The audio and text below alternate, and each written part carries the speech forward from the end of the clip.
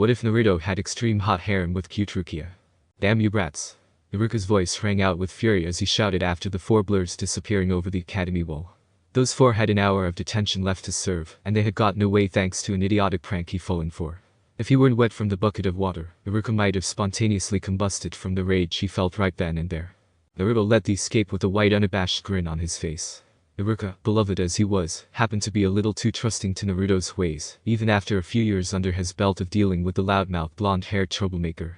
In the span of only 30 seconds, Naruto had set up a bucket of freezing cold water over the slightest crack in the door Rukia had exited from to see who had knocked. Rukia just wished Naruto could use his impressive mind and skills for something other than making others miserable with his childish behavior. The pranks were always something of a conversation starter in the village, but now it was just getting out of hand with how focused Naruto was on planning his next move, rather than studying for his next test or training for their next physical exam. If the blue-eyed boy could only put that sort of motivation behind becoming the impressive ninja he thought he was, then Rukia would have gladly been the first under the bucket for a good laugh. Right at Naruto's heels was Kiba. The boy ran for all he was worth with his dog Akamaru tucked safely into his jacket. Always a glutton for punishment that one, Rukia thought to himself with a shake of his head as his fury deflated. If there was something sneaky to happen, Kiba wouldn't be caught too far away if he were in on it. He liked to be a part of the gang. Or rather, a part of the pack as his clan of dog-oriented ninja would have put it. Running with Naruto was simply a bad choice, but one that Rukia could see Kiba making every time the choice was presented. Kiba was rough around the edges, incapable of being as calm as a normal ninja was supposed to be. So he got in where he fit in, and Naruto welcomed him with abrasively opened arms. Lagging behind the two balls of abundant energy were Choji and Shikamaru. Truer friends could not be asked for, nor could they be granted as Choji and Shikamaru were the apex. Choji was honest and true, a boy of strong integrity without even knowing it. Rukia had never seen a mean bone in the plump boy's body. Well, other than the anger he displayed whenever someone called him fat. And that anger only made him want to eat more. It was a vicious cycle, Rukia knew, but one that his clan and parents assured Rukia was not an actual problem within the context of their family. Choji was simply a peach to have around, always treating people, even Naruto, with great respect. Rukia admired the young Akamichi's approachableness, something even he as an academy teacher didn't have so cultivated yet despite trying. Choji simply was a gentle caring soul that everyone saw, but no one treaded upon. That was not to say he was unfit to become a ninja. In fact, Rukia believed they needed more ninja like Choji to foster openness and kindness with the civilian clientele that came to the village for missions. And bringing up the rear was the ever laid-back Shikamaru. Rukia would have shaken his head again if not for the fact that he knew Shikamaru had the aptitude for shinobi work. He might have been lazy, but the Nara child was startlingly sharp. His analytical skills were the highest among the class. Rukia had once given the boy an intelligence test under the guise of a puzzle. After finishing the puzzle in 5 minutes flat, a display of intellect that honestly scared Rukia, Shikamaru had grumbled about how troublesome it was for him to be tested with such weak material. The boy had known about the test, taken it, and made Rukia look idiotic with as little effort as he could muster, but was still dissatisfied with the whole affair, because he had to expend energy on something he didn't care about in the least. In fact, Shikamaru spent more time trying to avoid tests and spars than anyone else. He could usually talk his way out of them, or at least stall until time had run out. If it weren't such a good tactic for a shinobi to develop, Rukia was sure the boy would have flunked out of classes by now, as his grades were almost as abysmal as Naruto's own. If I ever get my hands on you, Rukia shook his fist out the window the 4 students had jumped out from, I'll be sure to give you brats a good thrashing. Naruto grinned to himself. He knew Rukia-sensei would never actually chase after them. He was a lot of things, but a strict disciplinarian the man was not. Rukia was kind and stern, but never overbearingly severe. It was one of the reasons Naruto even paid as much attention to Rukia as he did in the first place. He gave Rukia's words much more regard and attentiveness than anyone else's in the whole village, even more than the Hokage's speeches to him about shinobi ethnic or whatever. Rukia actually cared about him as a person, while the Hokage seemed to only care whenever Naruto became a problem. True, he was there whenever Naruto succeeded as well, but Rukia was always there, not just for the wins and losses. He wouldn't be catching us, Databeo. Naruto declared proudly, because if any of them knew Rukia best, it was him. We can stop running once we reach the market street. HMPH, Kiba huffed, not looking winded in the least, I can go on like this forever. Well, I don't want to, Shikamaru grouched from the back of the group. And Choji nodded his agreement, starting to get a little pink in the cheeks from the dead sprint they were running. Ah, you guys are no fun. Kiba threw back, but grinned as he saw Shikamaru roll his eyes. I bet we can find some tasty things in the market today. Choji lent his opinion to the conversation. Is all you think about only food, Choji? Naruto asked, despite knowing the answer he would get. I sometimes think about my schoolwork. Not exactly what Naruto thought he would say, but pretty close nonetheless. Speaking of schoolwork, Shikamaru was back to griping. Naruto kind of wished he had selective hearing at times like these. My mom's on my back about reading more books and getting familiar with Nara clan history. My mom is like that too, Kiba said, throwing his hands into the air while Akamaru yipped to show his own agreement. She wants my written scores to go up. Says that my penmanship looks like crap. I have a feeling your mom said a worse word than crap, Databeo. Naruto mumbled just loud enough for his friends to hear. They had reached the market district, and everywhere was crowded with vendors and people. Food, books, weapons, and tools were all on display for anyone to buy at costly prices. She did. Kiba rubbed the back of his neck sheepishly as he recalled the rather frank talking to he had received the other day, and a lot of other choice words I can't repeat on the street. My parents aren't up in arms about my grades, Choji contributed, eyeing a vendor who was selling exotic peppers, but they aren't exactly thrilled either. They say I can stand to do better. Ugh, yeah. Naruto ran a hand through his messy blonde hair, but with Ino and Sasuke and Sakura and Shino around, we'll never be top of the class. Shika here probably can, but he's just a lazy bum. True, Shikamaru didn't deny Naruto's words, because the blonde would make him put more effort into it than simply agreeing, but you can start by watching your grammar. Boy, my grammar is perfectly functional, Databeo. I just hope you don't write that verbal tick on your exams as well as all your wrong answers. Naruto's face contorted in agitation. He balled up his fists, ready for a tussle with his friend, even if he knew Shikamaru would find some way around the fighting aspect. It was his thing to avoid physical conflict while battering his enemies with verbal barbs. It kept him from wasting effort, and still allowed him to win in a way that mattered to most. Sad to say, but Naruto knew Shikamaru was too smart for him.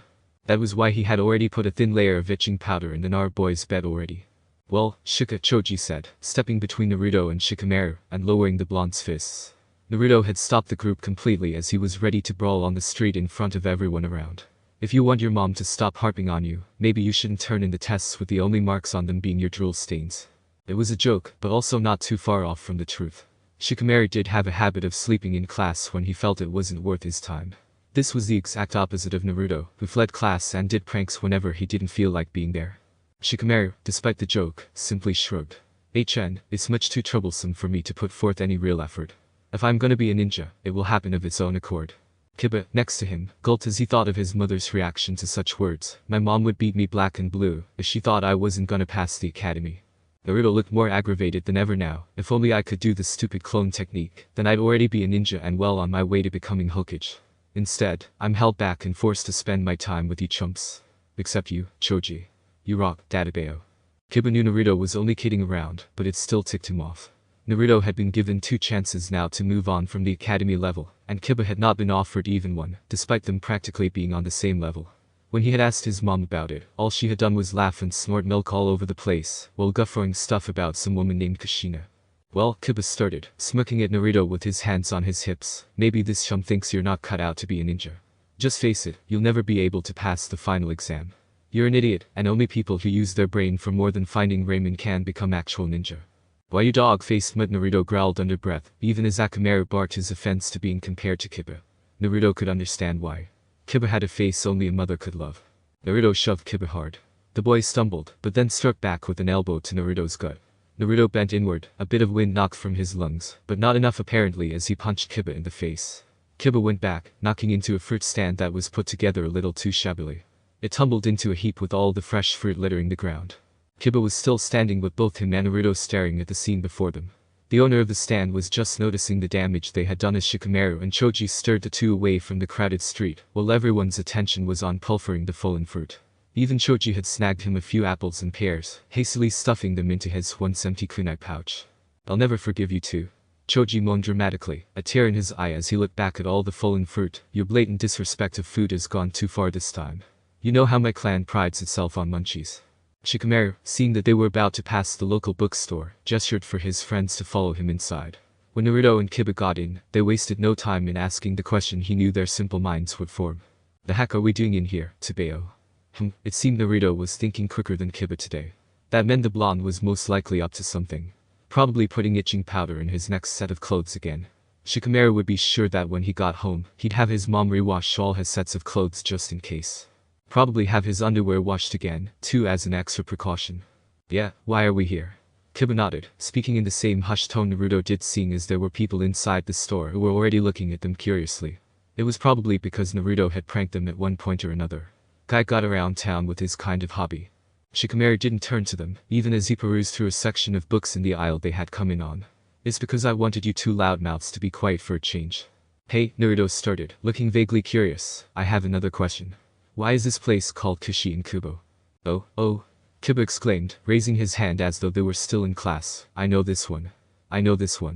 Shikamaru massaged his temples as he could swear Naruto and Kiba were doing things just to annoy him. Choji seemed to understand, placing a hand on Shikamaru's shoulder in a gesture of comfort. Troublesome friends, the two morons were, but Shikamaru simply couldn't picture life without them. This place is called Kishi in Kubo because the two men were very popular writers a long time ago. Kiba explained, sounding supremely smug about knowing something Naruto had no knowledge about. Years ago, the two writers wanted to share their love of books with the world, so they used their own wealth to build bookstores in every major village and trade town. Naruto looked skeptical of the idea. Then why didn't they just put their books in library, databao? Shikamaru and Choji turned back to help Kiba give Naruto the deadpan look such a question deserved. Naruto, don't be stupid. Shikamaru shook his head. You can't honestly believe that fantasy and fiction belong in a library. People go to the library for serious research and study, not to lounge around reading comic books all day. Kiba's grin threatened to split his face in two. Yeah, you dope. And have you ever been to a library? Kiba looked down his nose at Naruto, but since they were currently about the same height, it was incredibly hard. Or do you just get strange headaches walking past the one in the academy? Naruto felt the blood in his ears as his face contorted with rage. He knew he wasn't the sharpest kunai in the pouch, but he wasn't a complete idiot despite what others went around saying. He made furious moves toward Kiba, tackling the boy into the bookshelf behind them as he punched him across the face. Kiba would forgive him later, but for now Naruto was gonna get in his shots while he could. Kiba was also fighting back, his fists burying themselves in Naruto's stomach and chest, while Naruto himself went straight for the face. He and Kiba were good friends despite their almost constant bickering and brawling. It was just the way they were. They had no other outlets for their frustrations other than fighting. And who better to fight than someone you could go have ramen with the very next minute? Kiba's mom would be proud of any bruises and black eyes he went home with, seeing them as a sign of him not being a wimp who backed down from a fist fight. She'd clap him on the back and ask who he fought. He'd tell her it was Naruto, and then she'd boom her great laughter and ask if he got in any good shots. The two would bond over the ruffling of fur, and then they'd have dinner after getting Kiba cleaned up. No one would care about Naruto's injuries except maybe Rukia, who would chalk it up to Naruto's punk attitude. He'd give Naruto some first aid stuff, but Naruto would be sent to bandage his own wounds like a ninja was supposed to. The whole issue wouldn't even be talked about until they went for ramen some time later, where Rukia would talk about whatever bothered him throughout the week. Shikamaru sighed heavily as the bookshelf went tumbling over with a resounding crash. All eyes in the store were now on the two idiots who were rolling around on the floor, trying their damnedest to make Shikamaru's life as difficult as possible today. First a fruit stand, and now they were pulling this crap. Although, if Shikamaru were to be fair, Kiba had kind of pushed Naruto too far with that last comment. They all knew that one of Naruto's most sensitive buttons was how people perceived him, especially in regards to his intellect. Naruto was a lot smarter than most people thought, but he wanted them to see him the way he saw himself. His pranks and general disrespectful nature didn't help in any way, but Naruto was convinced that if people didn't see him as an awesome ninja, they would see him as an amazing prankster. Shikamaru didn't understand Naruto's obsession with garnering attention, but so long as his friend continued to go out of his way to do the outlandish, then no one would ask Shikamaru to do it himself. Hey, you brats. Cut that out. You're tearing apart my store. Shikamaru jumped and so did Choji, both so consumed with their friends throwing punches at each other, that they failed to pay attention to the manager sneaking up on them. The next moment saw the man move past Shikamaru and Choji, as he grabbed Naruto and Kiba by their collars, pulling them apart. He glared at one, then the other. They had destroyed the shelf with all the news comics on it, and it would take all day to get it put back together. His whole schedule would be thrown off track. Out. He shouted the one word, and without another thing said the man opened the door to his store. First he tossed Naruto out on the street before doing the same to Kiba, who landed squarely on Naruto. Shikamaru and Choji quickly followed, both indignant that they had been thrown on the street when they hadn't done anything at all. All of you little terrors are banned from this store. If I catch any of you brats snooping around here again, I'll tan your hides. How dare you, man? Kiba yelled in outrage. My name is Kiba Inuzuka, son of Tsume Inuzuka of the Inuzuka clan. You can't just treat me any kind of way. Yeah, Databao. Naruto agreed, and I'm Naruto Uzumaki, future Hokage of the village. Show some respect. I don't care if you're the king and queen of England. The store manager snapped back, drawing attention to himself and the scene in front his store. You come near here again, even the 5 great daimyo wouldn't be able to save you. People were now paying attention as whispers went out from person to person. They were all watching the scene unfold now, and a sudden smirk appeared on Naruto's face. After all, a real ninja knew when to use tact and cunning to turn a situation to their own advantage. Kiba must have caught on to the idea as well, as he saw Naruto's grin and gained one of his own. In unison they both reddened their faces and strained their eyes in order to make them produce fake tears. Naruto hiccuped once, mustering all the proper emotions he could while keeping his wits about him. This would be a great prank for the day, and he even had Kiba's help along with it. Naruto hiccuped again, the tears now spilling down onto his cheeks. The store manager seemed shocked at the act in front of him, and so did the crowd now gathered around the store to see what was going on. A great collective gasp went through the crowd as the two young ninja students cried out loud and began to wail like newborn babes. The store manager was left standing in front of his store, looking utterly confused. He was staring, apparently terrified, at the disapproving stares of the crowded adults that were now fully involved in the situation. "No, please don't ban us, sir," Naruto shrieked, his young body trembling like a starved calf. "No, please. We were only trying to read, sir. Please let us all read. Please, sir, please." Kiba wailed, thick tears falling from his face as he crawled forward, on his knees, to plead with the man. "This is the only bookstore in the village my mommy lets me visit with my friends. Please don't stop us from reading the book, sir. We'll do anything." "I can't believe what I'm seeing here." A high girlish voice came from the crowd, sounding horrified. Shikamaru and Choji looked at one another before they too put on their best crybaby faces. "I can't believe a store manager could be so incapable of showing kindness to children," another voice muttered aloud, and several folks in the crowd shook their heads. They were breaking stuff the storeman offered weakly, unnerved by the amount of attention he suddenly found himself and his actions under. They broke a bookcase. "We were only trying to reach the really nice books on the high shelf," Naruto cried, this time blubbering as though he were 5 again. "We didn't mean to break it. It was just so tall." Oh yeah, play on the fact that they weren't just kids, but short kids at that. True, he wasn't too short from what he was supposed to be at the age of 8, but it was still noticeable. "You can't do that to kids." That had to be a mother who howled at the back of the crowd, shoving her way forward to make herself known. By now all 4 of the boys were together, Shikamaru and Choji standing while Naruto and Kiba were still on the ground. All of them with tears streaming down their faces. The crowd watched as Naruto, the amazing actor that he was, sunk further onto the ground as he began sobbing uncontrollably into the dirt.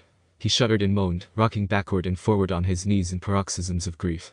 The mother from before had broken away from the spectators, marched straight up to the child, and after a moment's hesitation, held Naruto in her arms despite her expression of disgust. Instead she directed it to the store manager, who was looking as white as a ghost in that moment. The people hated him more than the fox brat right then. How could that even be? The mother patted Naruto firmly on his back while withdrawing a large handkerchief from within her robes. There, son, calm down, blow your nose on this, it's not as bad as you think." She made a disgusted sound in the back of her throat, as the crowd shared her glare on the man they now hated. "We can always find better stores for you boys to read in." This simply was not happening. He was gonna be fired. These brats were going to get him fired. "Yeah," another woman from the crowd agreed. If the kids want to better themselves by reading, especially the blonde brat, Naruto felt offended by that comment, but let it slide as the mother gripped him tightly. "Then who are you to stop them? They were only trying to read some comics from your crappy store. Shame on you, sir." The others in the crowd nodded and began voicing their agreement. This was bad. No, this was beyond bad. This was a nightmare. The storeman stepped backward looking to the crowd for any support, any witnesses to the boys breaking up his store. There were none. He looked around, completely lost. He staggered back into the door of his store, thoroughly bewildered by how the whole affair had shifted on him so suddenly and largely. There was only one way to save himself now. One moment, he muttered in a tiny voice, and in a moment, had disappeared into the store only to reappear with a large box which he promptly threw at the feet of Naruto and the mother holding him. The woman leapt to her feet as the box hit the ground, dropping Naruto, and making him fall back into the dirt. Seeing, however, that it was just a box, the woman collected herself and began brushing the dirt from her robes. "Perhaps I was a bit too hasty," the store manager admitted despite how much he didn't want to. "Please, boys, take this box of books as a token of my apology. And you're welcome to it. Free of charge, as well. Just be more careful in the store next time, please." With that taken care of, the store manager slipped back inside his business and changed his sign from open to close, faster than Naruto could have said, "Databeo." This left the crowd to attend to the 4 boys, all of whom were drying their tears and looking as though they had been consulted by the box in front of them. "What do you think is inside it?" one of the men at the front of the crowd asked, to which the man next to him shrugged with a hapless expression on his face. "I don't know, books, I guess." "Idiot," the first man roared, startling the crowd. "I know it's books, but what books? Boys, does it say anywhere on it of what might be inside?" Naruto inspected one side while his friends all took the other 3 faces of the box. "Nothing written on it, Gramps," Naruto said, making the man twitch in annoyance at the disrespect. "We'll need to open it." Kiba, who was already trying to pry the box apart with his bare hands, gave a stubborn look since it would not open for him. Fat chance of that happening. It's sealed pretty darn tight. Shikamaru turned and inspected the crowd. Anyone here got a box cutter? Oh, I have this. And with that Naruto produced a kunai knife. It was starting to rust, and the blade was chipped, but Naruto gave it a look of pride. I've had it since my first day in the academy, Databeo. Well, the mother who had held him snapped impatiently, tapping her foot with her hands on her hips. Don't just leave us in suspense, brat. Open the box. Now that the moment had passed, everyone remembered just who young Naruto was, and did not admonish the mother for the way she spoke to him. It was partly a taste of his own medicine. Naruto ignored her as he took his own sweet time working the kunai's sharp edge through the seal on the box. It was tougher than he expected, but he still managed to get it done. All the crowd inched that much closer as Choji and Shikamaru opened the box's top wide for their inspection. And all at once, the crowd's faces fell instantly as they saw what was inside. HMPH, a bunch of trash. That sneaky manager gave those poor boys such outdated reading material. How distasteful. Bunch of old garbage. Naruto looked around as the crowd started to thin. Apparently they were disappointed with the contents of the box, and saw no more reason to hang around. Everyone slowly went back to their daily lives almost as if nothing had happened. Why is everyone so upset now? Choji asked, scratching the back of his head as he pulled the first book from the box. It was entitled, The Deathberry, Volume 1. Hail to the Strawberry. On the cover was a ginger-haired boy with a stern heroic look as he wielded a massive sword in a black shihakushin. The caption underneath read, the moment the boy took the sword in his hand, everyday life announced its end. That junk in your hands is the Deathberry series made over 50 years ago by Kubo Tite, one of the adults answered in passing. It was his crowning achievement, but it was really dated for its time. The ending was just rushed, convoluted, and really unimpressive. The young lady also put forth her own 2 cents on the subject. Those books didn't even hold a candle to his grandson's series called Tajustu's Strongest Disciple. Now that was a great comic series that holds up. I'm gonna go home and read my collection again. Not one to be deterred, Naruto took the book gingerly from Choji and gave it consideration. It couldn't possibly be as bad as the people were making it out to be. Maybe it just needed a fresh perspective from their generation of young readers. Glancing up at his friends, who were now taking books from the crate and giving each cover tentative looks, Naruto reluctantly and nervously opened his mouth to speak. Hey, Tabeo, Naruto said, his smile wide and painted on his face. Do you maybe want to come over to my place to see if these are any good? It was a shot in the dark, but Naruto would feel bad the rest of the week if he didn't take the chance. Kiba, Shikamaru, and Choji were true pals. And more than that, they were Naruto's only friends of all. Half the time they didn't bother with him because he was always causing trouble, but on days like this, Naruto wanted to extend what time they had together. He had just never invited anyone, much less clan heirs, into his apartment before. The only people who had ever seen the inside of his place were Rukia and Old Man Hokage. Instead of looking at his friend's expression and waiting for their answers, Naruto riffled through the box until he picked up a random volume. This guy on the front cover of volume 30 kind of looked like him well, except for the black hair. But the carefree grin and casual pose were almost exact replicas of his own mannerisms. Yes sure, Shikamaru agreed lazily, putting volume 16 back where it belonged amongst the pile. It'll be a lot less troublesome if we bring this stuff to your place than any of ours. You've got a point there, Kiba said, even as he reluctantly put back volume 34 of the series. His mom would never let him hear the end of it if he showed up with books that had half-naked women on the front covers. She would tease him relentless about it until he found himself a wife. Choji agreed as well as he replaced volume 5 back into the box and closed it. That settles it. Let's go to Naruto's house. Naruto smiled, glad that his friends weren't making things awkward for him. I hope you have snacks.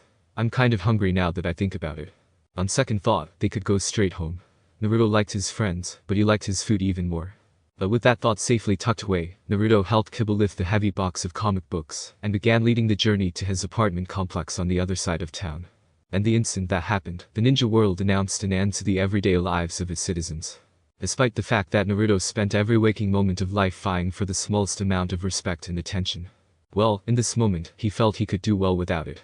The past few minutes had gone by with him hoping desperately that his friends would not make a big deal out of where he lived. But as they passed alleyways and stray cats while lugging the heavy box of comics they had gotten free from the local bookstore manager, Naruto felt distinctly awkward as they set off down another alleyway to get to his apartment complex the quickest. He had never had a proper conversation with his friends about where he lived, or even how he lived. They knew he lived alone, without parents, and that Rukia visited him on occasion, with the idea being that they went out to eat. Now they were simply filled with questions. How big is your apartment? Do they allow pets? Rough. How big is your fridge? Do you have a terrace? Are there any junkyard dogs around? My clan is looking for strays. Is it close to any grocery stores I might know? I know them all. Can you see the sky well, or even sunbathe if you wanted? Each question was more awkward than the last, and all Naruto wanted to do was curl up in a ball and disappear. Instead, he fumbled for answers to every question they threw his way, trying to recall this and that in order to stay on cue with their constant bombardment.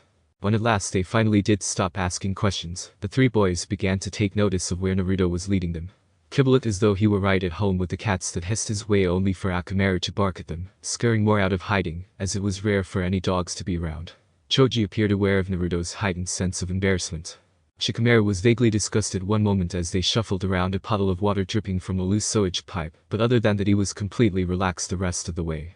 Geez, Naruto, Kiba said briskly, I hope your apartment is better than the alleys you keep leading us through. We are going to an apartment, right? Not the nest of the Rat King. Shut the hell up, Databeo. Naruto said, not bothering to watch his language as they were now on his turf, where people rarely visited unless they were a ninja or really desperate. My apartment kicks ass. Yeah, but you are leading us the right way, right? Shikamaru felt the need to ask, because Naruto was not known for his sense of direction. I know the way to my place like the back of my hand, Shika. Naruto said brightly, give me a little credit, why don't you? All we're saying is if there's an attack, Kiba began, his smirk showing he meant no offense, we as students of the academy have permission to kick ass. This is my turf, Naruto declared, shuffling the box in his hands as he wanted to point to the sky. No one is gonna mess with us here. Believe it, Databeo. Please stop, just please. When at last they arrived at Naruto's apartment, Kiba was sucking in great gulps of air, as he allowed his arms to go limp. The box dropped to the ground, Naruto jumping away from it so it wouldn't land on his feet. The progress had been slow due to the weight of the box, and Naruto having to lead the way, but now that they were there, Naruto was sure Shikamaru had already memorized the path they took to figure out where they were in retrospective to his own house from some other location. Now the boys stood in a deserted district square, in the center of which sat a vacant lot with a few benches off to the sides of where Naruto's apartment complex jutted out like an enormous obstruction to the eye. It appeared only moderately run down, as though the repairs to the building had been made hastily and with the least amount of effort. Naruto stood ready to continue, rubbing his reddened hands together, as though they had been left back at the bookstore. I think I might have preferred the alleys to this piece of crap. Kiba, too, it seemed had abandoned his language filter. Hey, my apartment is great. You haven't even been inside yet. Naruto was not bothering to control the volume of his voice either. That meant there was no one to be disturbed by his loud obnoxious vocals. Choji smiled as he drew closer to the apartment. We'll have to see the place then. Come on. He set off at a brisk pace, strolling past the empty courtyard with Shikamaru at his heels. Well wait, Databeo. Naruto said as he hustled with Kiba to get the box and make his way up to the apartment first. They were nearing the apartment building that housed Naruto. Climbing the shabby steps all the way to the top floor was a chore, but seeing the small, neat stone garden housed on the terrace of the penthouse apartment was just curious enough to make the whole trip worthwhile. At his friend's inquisitive looks, Naruto sheepishly smiled. What? I like gardening. I would have never guessed, Shikamaru commented, more to himself than any of them. It struck him that Naruto truly was more than met the eye, even more so than he himself had given the blonde credit for. Shikamaru was too busy digesting the idea of seeing Naruto taking care of fragile and fickle plants to have much attention left for anything else. Oh, crap. Kiba yelled in pain, grasping his foot as they reached the front door to what had to be Naruto's dwelling. He had probably kicked the door, and from the smug look on Naruto's face, the blonde had let him. What? Naruto asked as he saw the look on Shikamaru's face. It was annoyed and bored, something that told Naruto he was being entirely too childish. He threatened to kick the door down. I gave him a chance. It's not my fault he didn't know it's lined with metal, Databeo. Shikamaru continued to stare at him unabashed. Oh man, Choji said, concerned for Kiba, are you gonna be okay? Yeah, I'll be just fine.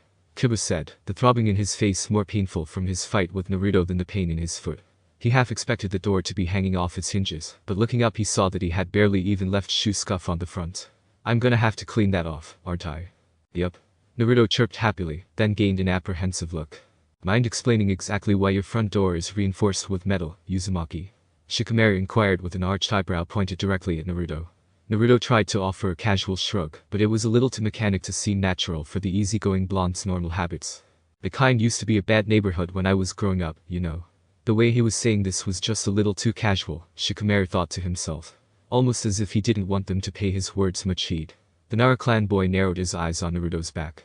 The blonde was fumbling for his house key, which was strange seeing as how when he finally got it out, it was the only key on the ring. Right, it appeared as though Kiba had noticed Naruto's glossing over facts as well, and by the worried look Choji was shooting Naruto's back, even he had taken notice too. It's a lot better now, Databeo. This sounded more like the natural Naruto they knew. Almost everyone else has moved away for good. Shikamaru glanced away, as did Kiba and Choji. They weren't touching that somber statement with a kunai knife if they could help it. They half knew Naruto lived on his own, but to be isolated in this area with only the occasional person and a little guard in his company was far more depressing than any of the children wanted to deal with at the moment. Arg. Come on, man. Kiba yelled, shoving Naruto to get him out of his present funk. Help with this damn box already. Geez, I think I got a frickin' splinter or something. I am helping, dirty mud. Naruto responded, and Shikamaru gave a sigh of long suffering.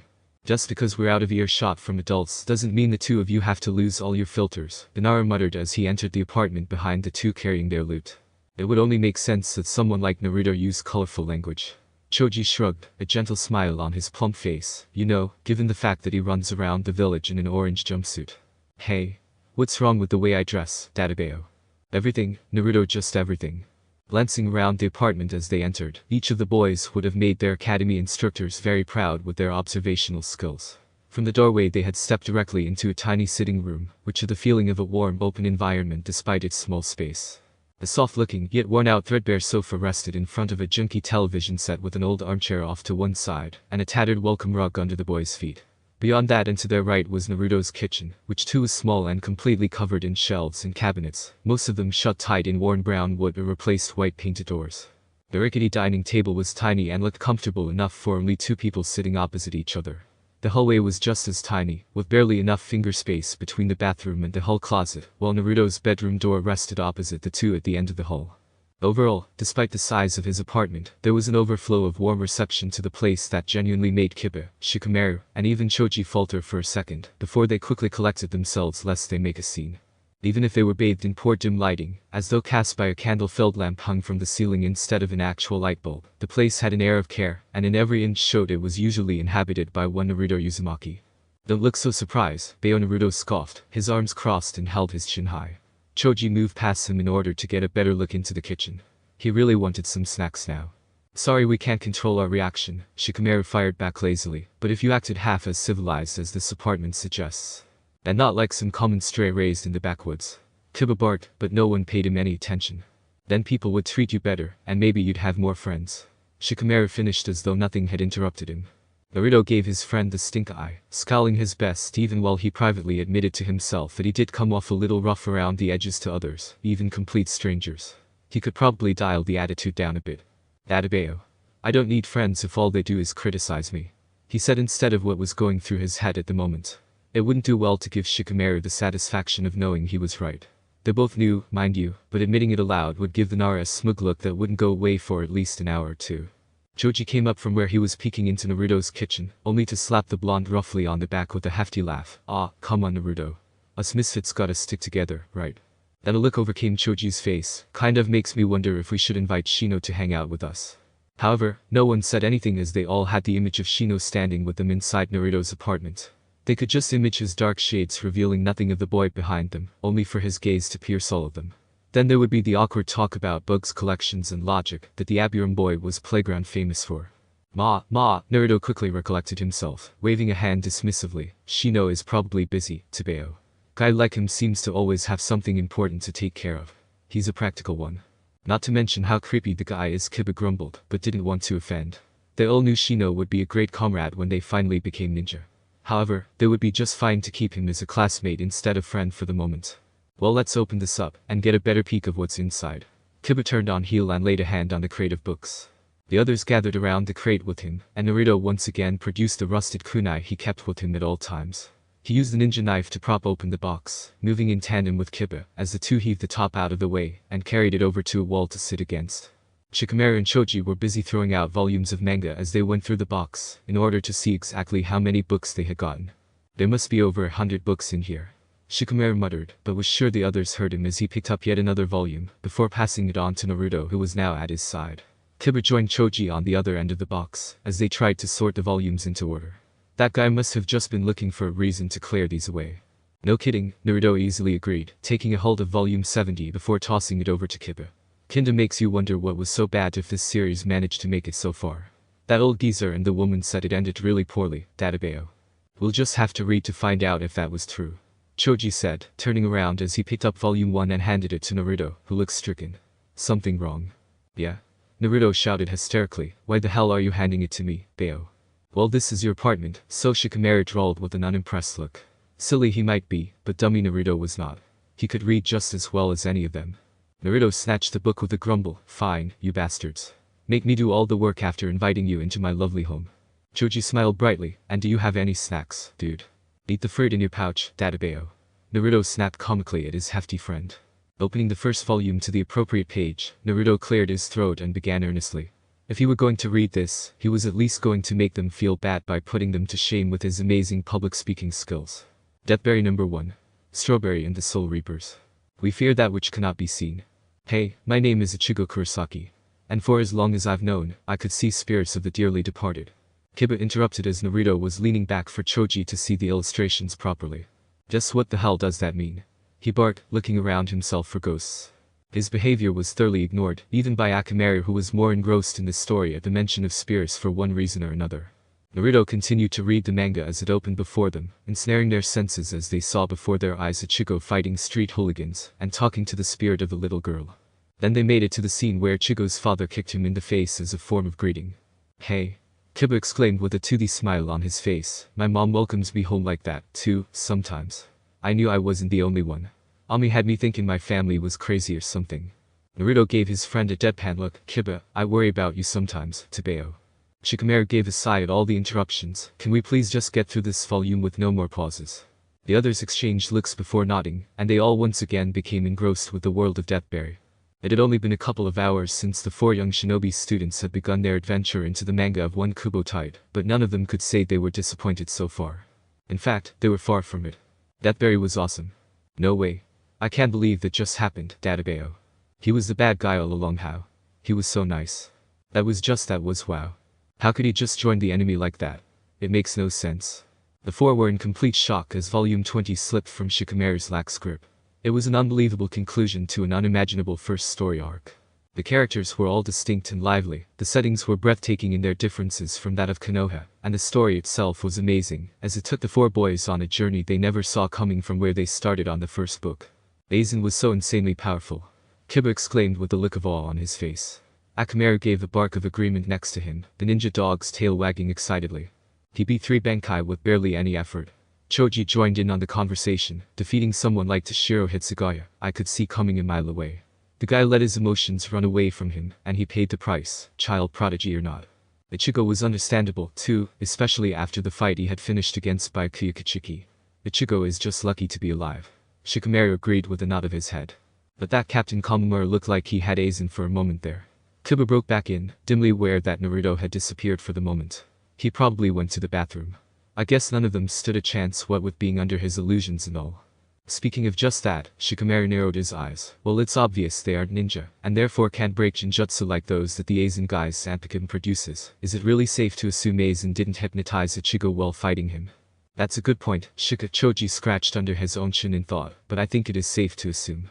Ichigo didn't witness any special flashes of light, or anything. The only time Aizen drew his sword against Ichigo was to try and cut him in half. Ichigo barely had time to be shocked that Aizen stopped him with a hand, no, with a finger. The strawberry just didn't have the time to be hypnotized, because Aizen took him out of the fight so quickly. That's true, Shikamaru sighed, rubbing his fingers through his hair and massaging his scalp. Naruto came back into the sitting room, drying his hands with a small towel as he looked beyond his friends to his front door. The others turned to him, but then had to turn back to the front door as a steady knock came to it. I'll get it, Naruto said when he saw Choji rise from the threadbare rug in the sitting room to be a good guess. However, Naruto wasn't stupid. There were only enough people to count on one hand that would show up to his door, even less that would have the manners to knock first. At the door stood Shikamaru's father, Shikakunar. No matter where Naruto saw Shikakunar around the village, the first thing he always noticed about the man were the 2 face scars he possessed on the right side of his face. They were deep and drew the eye even more easily than Naruto's own orange jumpsuit. There were times where Naruto believed scars like those would get people's attention, and even perhaps generate some respect for him. However, he knew in his heart that it would be useless without the years of shinobi career to bolster such respect. Just like his son, Shikaku had dark hair tied up into a spiky ponytail. His dark eyes flicked with interest as they landed on the books scattered around them and the open crate off to the side. Shikaku gave a sigh as he greeted Naruto neutrally and entered the apartment when Naruto invited him inside. Honestly, he had nothing against the kid, but also didn't want any headaches by having him around too often. Luckily it seems Shikamaru grew up to be just like him, and never invited the blonde over to their house much. Listening to his son explain himself, because they apparently hadn't even realized how the sun was setting, Shikaku began to stroke his goatee. With his earrings glinting in the dimly lit room, Shikaku thought about what to do with this new level of friendship between the four boys. Never before had he heard anything of Naruto inviting Shikamaru or the others into his apartment, and maybe that was a good thing. The people had only begun to simmer down in the past few years as Naruto grew older. This new level of trust was not unwelcome, but it did warrant curiosity. Further observation was required. He was well aware that they were all dead lasts in their year, but that didn't matter much to him. Each would grow into competent shinobi when under the tutelage of a jonin sensei for individualistic training. So for now Shikaku was content to let them play and be children. And that was why he decided to allow the boys to sleep over at Naruto's apartment. Well, that and because he was supposed to be bringing them all to his house, but didn't want the headache of 4 prepubescent boys running around or talking loud in his home.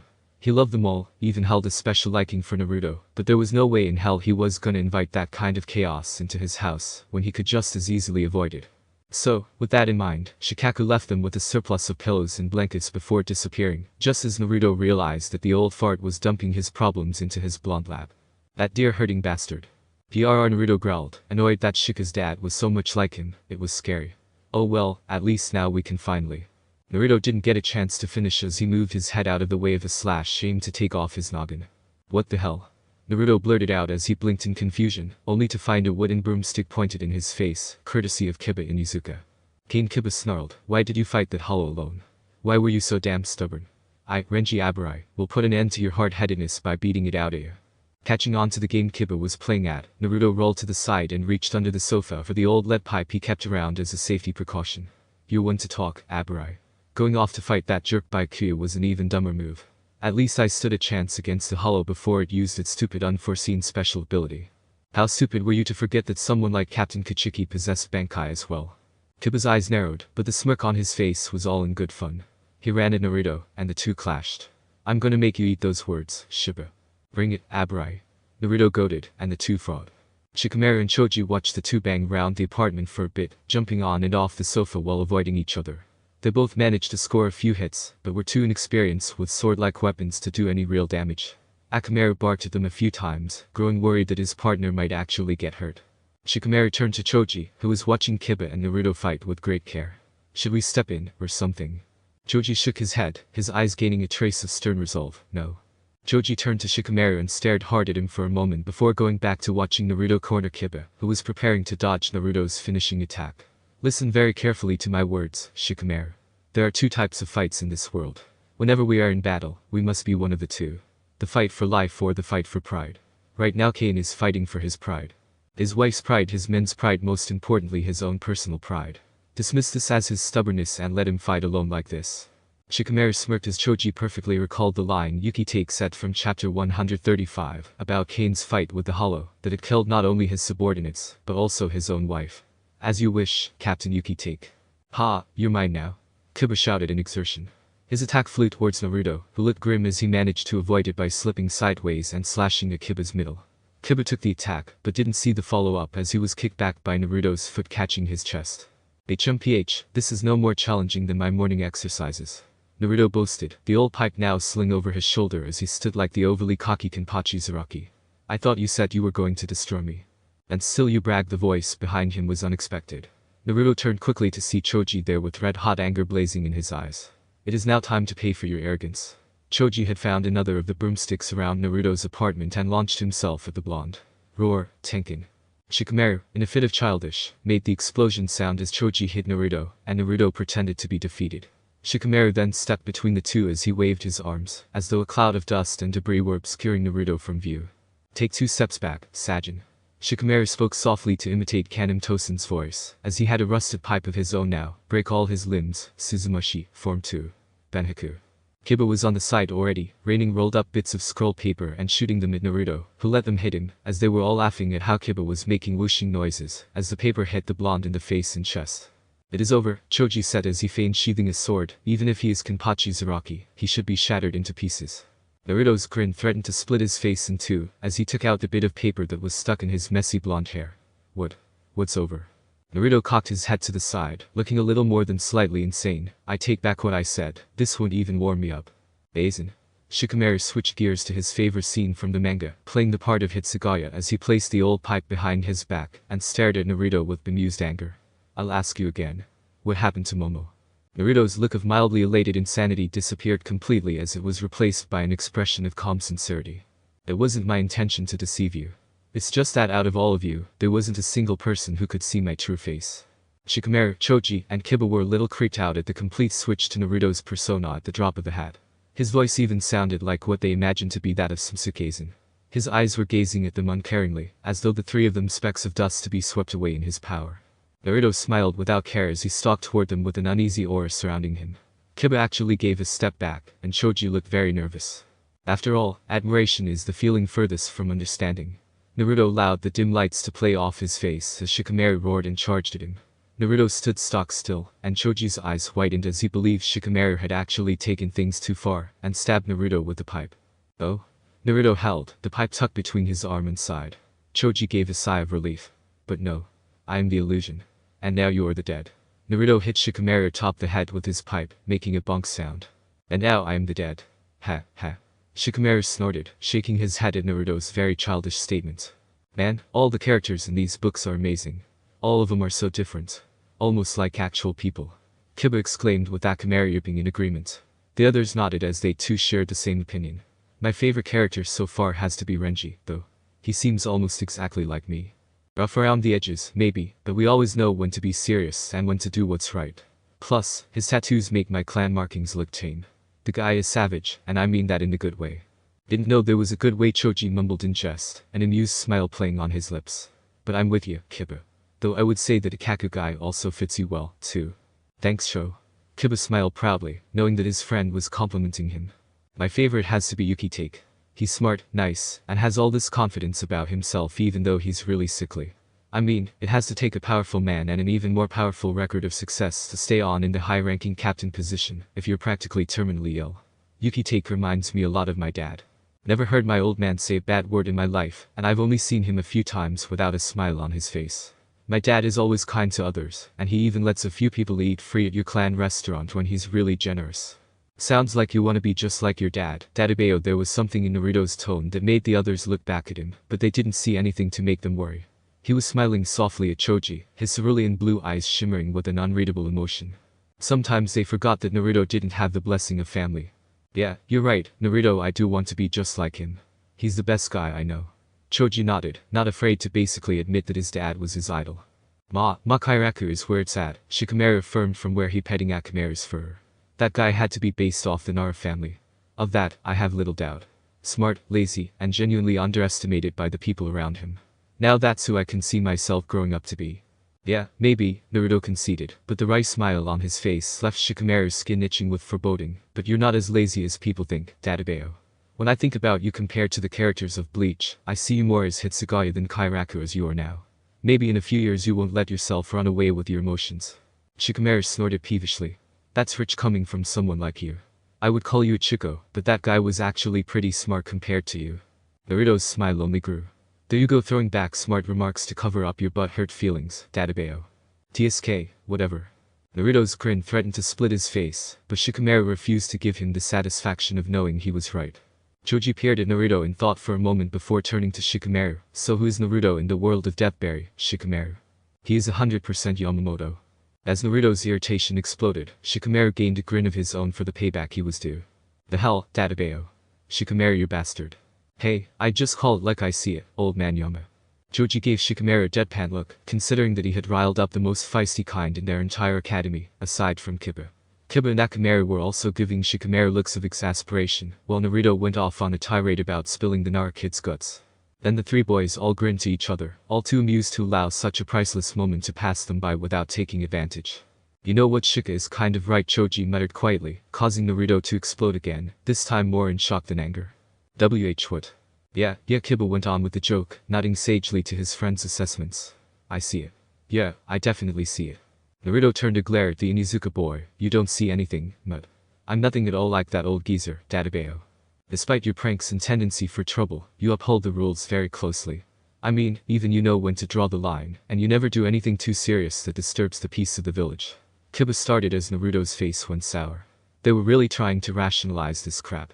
Plus you are the one that tries to help others by showing off in class. Granted, it usually turns out badly for you, but you're actually the one everyone in class looks to when they need to see how things are done versus being told what to do. We take practical examples from you, and theory from Rukia-sensei. Choji confessed, and afterward gained a strange look on his face. So did Shikamaru, but not Kiba, who was still smoking up a storm. And you are the oldest of us all, remember? Taking and failing those 2 exams must have been quite the task, but if anyone should have passed them at our age, it would be our elder. I'm only a few months older than you brats. Exactly. Shikamaru then took over, now appearing more thoughtful than entertained.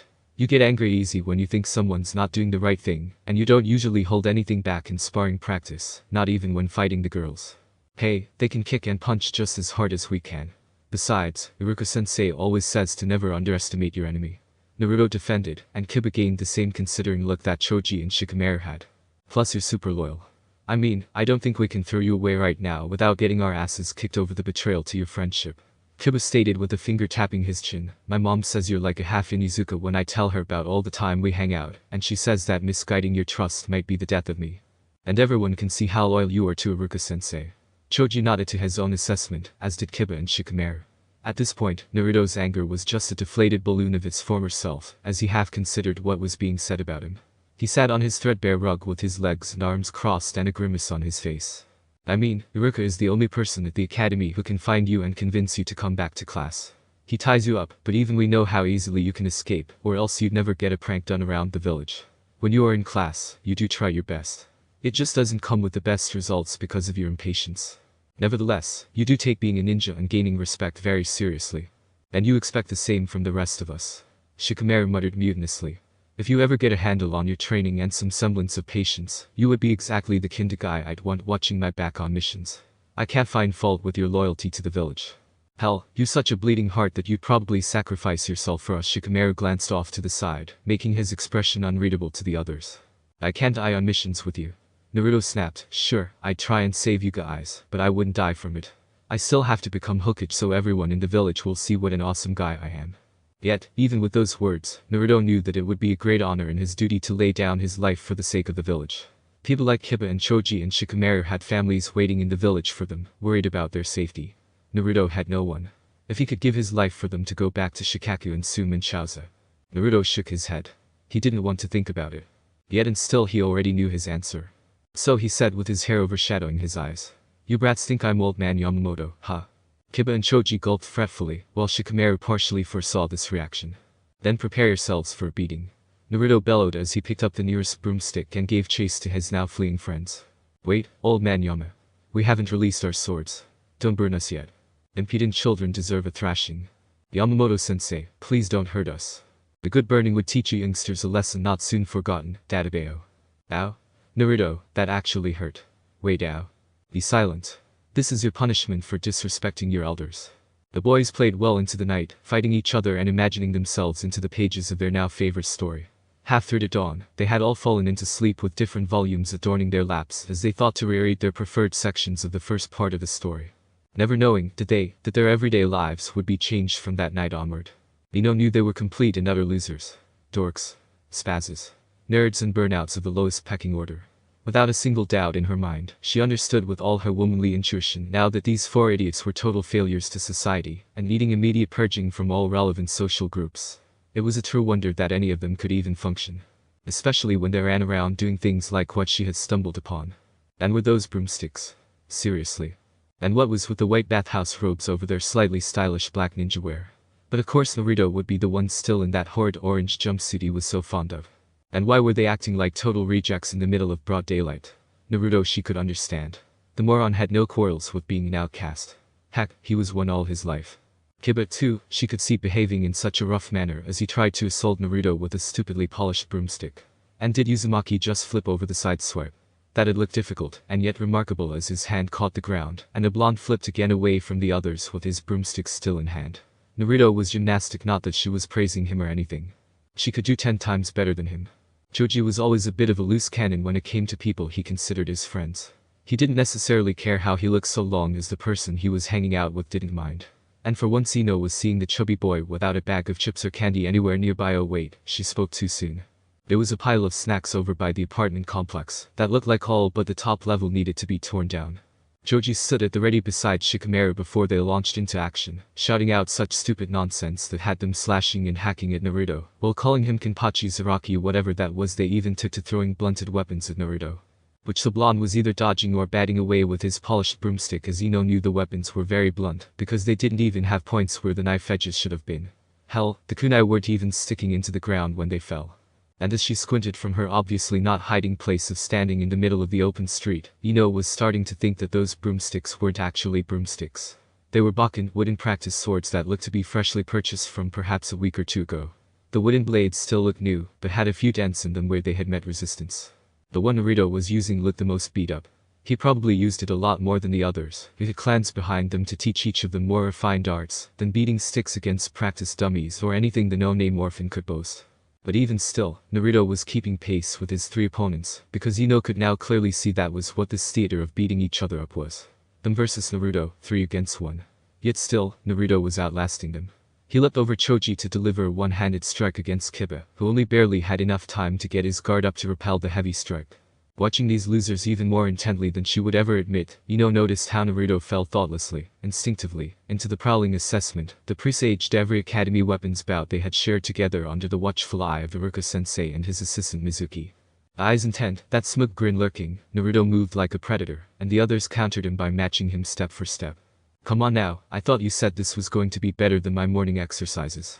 Naruto's voice sounded weird to Ino's ears. She had heard his loud-mouthed nonsense more than she ever cared to, so she knew his voice as good as anyone. Whereas normally he sounded whiny and bratty, like a child who didn't get mommy and daddy's attention, here he sounded gruff and ill-tempered, like a swordsman itching for a good battle. And maybe that was right. Naruto certainly didn't look winded, but Choji and Shikamaru were already breathing hard. Kiba appeared slightly warmed up, but Naruto was as cool as if he hadn't yet stepped on the field of their bout. Ready? Kiba asked his teammates in this match. Choji and Shikamaru nodded, tensing themselves as they stood. Shikamaru held his Bakken in an open stance, as tense as he was relaxed, even despite the rapid rise and fall of his chest. Choji was the same, but he had a two-handed grip of his sword in front of him, whereas Shikamaru was one-handed and held his sword up at his side like an open challenge. Kiba crouched low and held his Bakken above his head, angling down until the point was almost at his knee.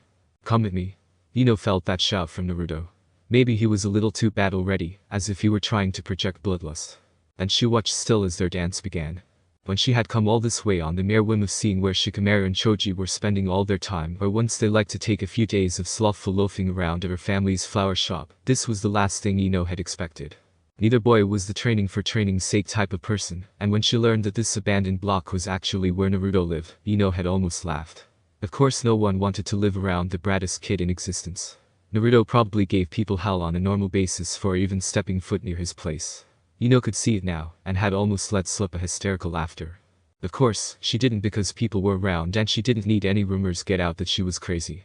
People already thought her family were a bunch of nutjobs because of the mental ninja arts they practiced, so she wasn't going to be adding fuel to that fire.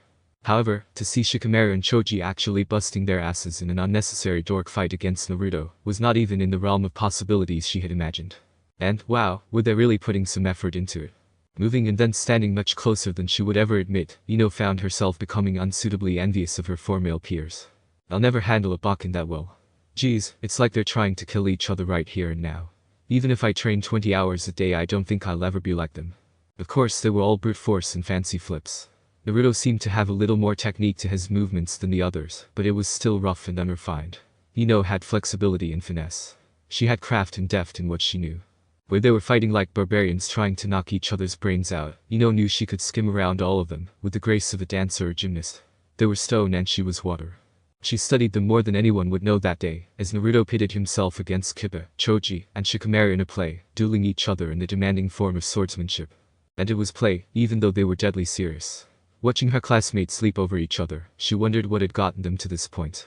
She had never seen or heard any of them take an active interest in their training as future shinobi. Had never heard of them inquiring about swords or samurai. And when did they have the time to get so good? And who had shown them these techniques and moves? Because she could clearly see they were copying someone with the sloppiness of their specific attacks against each other, whereas they could have just continued to slash and hack at one another until a side fell exhausted. Ino frowned on the inside, where none of them would see if they suddenly took notice of her, but she doubted they would. And that made her angry, too. This was their training session, and she was an unwanted spectator to it. This was Naruto Uzumaki, Kiba Inuzuka, Choji Akimichi, and Shikamaru Nara dancing with their toy swords for their own amusement and improvement. It wasn't for her. She was the one butting in, being nosy where they probably wanted no eyes upon them. And that wasn't fair, she felt. An unworthy thought, she knew, and she thought it anyway just for a moment. Because she should be included, if only to mock them and their hard work. Choji was a fattest, as white as he was caring and gentle. And Shikamaru was a loser, as smart as he was lazy and unmotivated. They were her friends, even if she had never called them such to their faces. She was the one who was supposed to get them off their asses and off to the races. Not Naruto. Not Kiba. And those two ugh. Kiba was a mutt in every sense of the word. He looked scruffy, he sounded boorish, and he carried himself with a pride that hardly seemed acceptable for his station in the social order of their classroom. More often than not, Ino wanted to tear him a new asshole because of the cocky grins and self-assured words he threw around. And Naruto Uzumaki was a dozen times worse. At least Kiba had a clan name behind him and some basic manners to fall back on. Hell, Kiba even had some good grades every now and then, along with the training his family put him through, that made him redeemable. Naruto had nothing redeemable about him. He was a loser in every sense of the word, and Ino would stand by that verdict as long as she lived. Naruto was a no-name orphan. He was a troublemaker.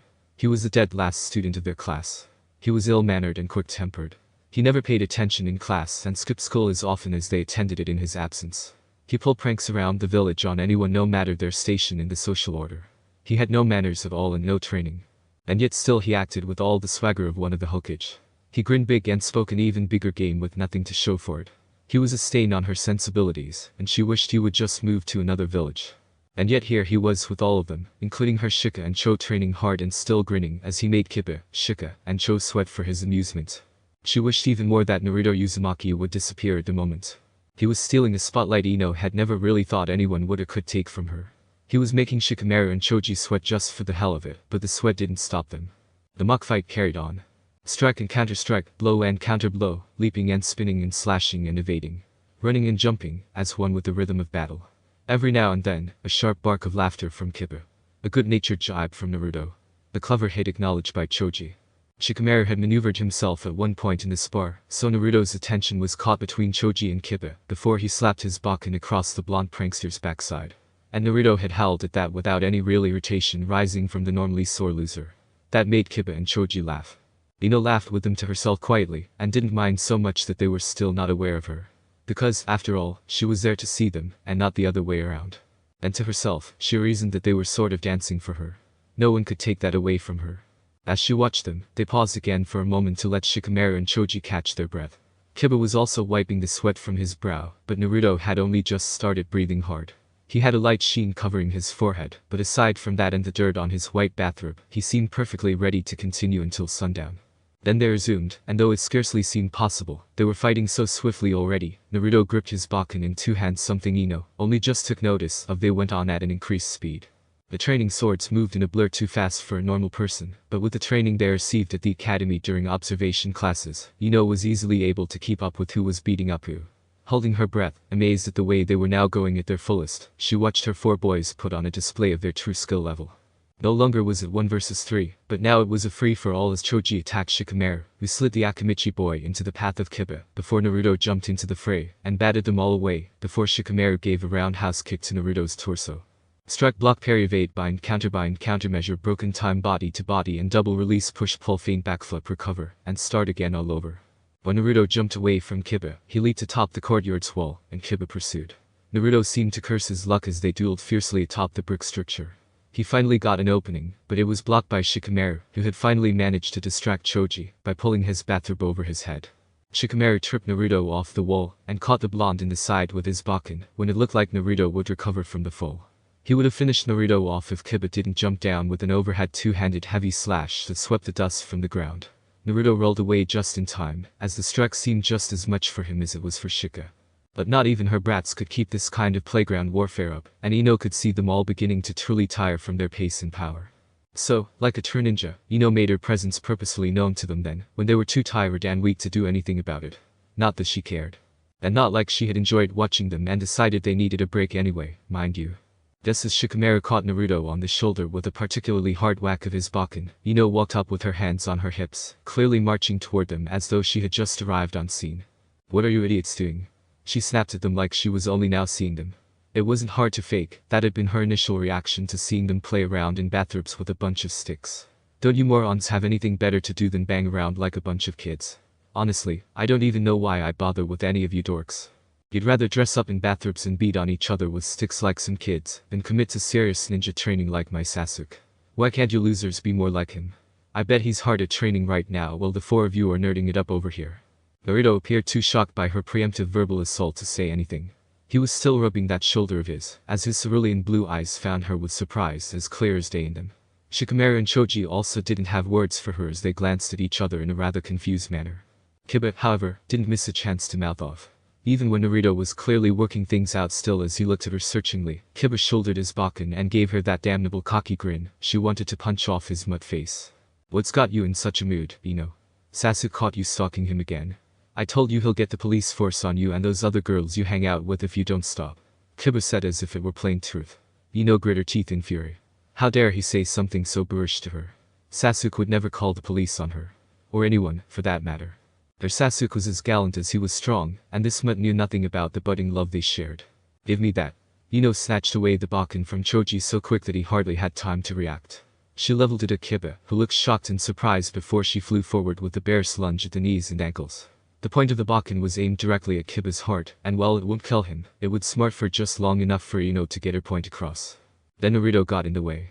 He still looked shocked that she was even there, even as he stopped her with his bare hands grabbing the Bakken, before she could reach Kiba with her fencer-like stab. After all, they had only had a handful of encounters outside of the academy their entire lives. Ino could count on hand the number of conversations they had without anyone forcing them into talking to one another. All of them but two had left Ino annoyed, and with a sour taste in her mouth as Naruto grated nerves, she wasn't even aware she had at those times. The two that weren't bad were still equally annoying as they involved Ino learning things about herself and her fellow blonde that she hadn't cared to know at the time. Emotional things. Ugh. Ino? What are you doing? Naruto asked, as he stupidly would.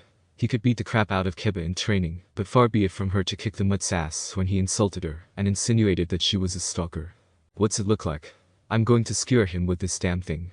That was probably a little too crude for the proper lady she should be, but she knew they wouldn't care. Heck, she had probably just earned some points with Naruto for her course in graphic language. Kiba too, though she didn't care what either of their opinions of her was. We can't let you do that, Naruto said, looking at Shikamaru and Choji with a strange look. We cannot let you hurt Rukia. Wait, what? Naruto threw her back by shoving hard at the Bakken in her hands.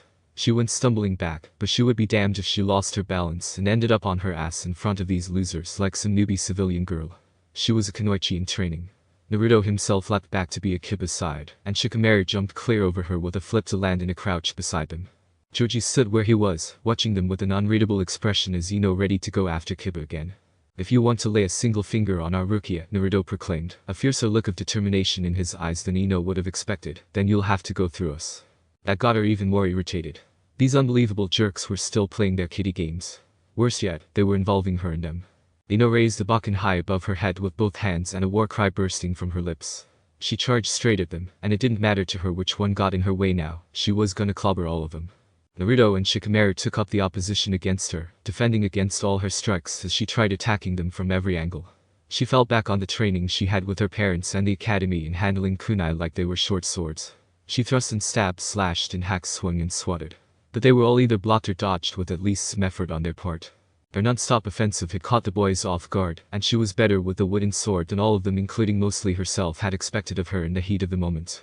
The boys were indeed tired, and Shikamaru was the first to get hit as she struck his hand when he tried to block her. If asked, Ino would proudly lie about how it was done on purpose because she liked Shikamaru more than the others. She left him with that as she twisted gracefully past him in order to catch Kiba, who was still being protected by Naruto, as he barely managed to stop her attack in time. The fight between the two of them was more controlled, more theater than actual brawl. Ino kept attacking, giving no quarter, but Naruto was making his own where she gave none. Every now and then he would stop defending Kiba in order to probe at her defenses, but Ino wouldn't let him press the advantage of strength and experience. She had speed and grace over him, as well as her own practiced flexibility. Whenever her fellow blonde knocked her sword off course and tried to press forward with a quick stab or upward slash, Ino would bend out of the way, or kick him in the chin with a graceful backward heel touch, as she flipped back onto her hands, before executing at least 3 more flips to get a safe distance.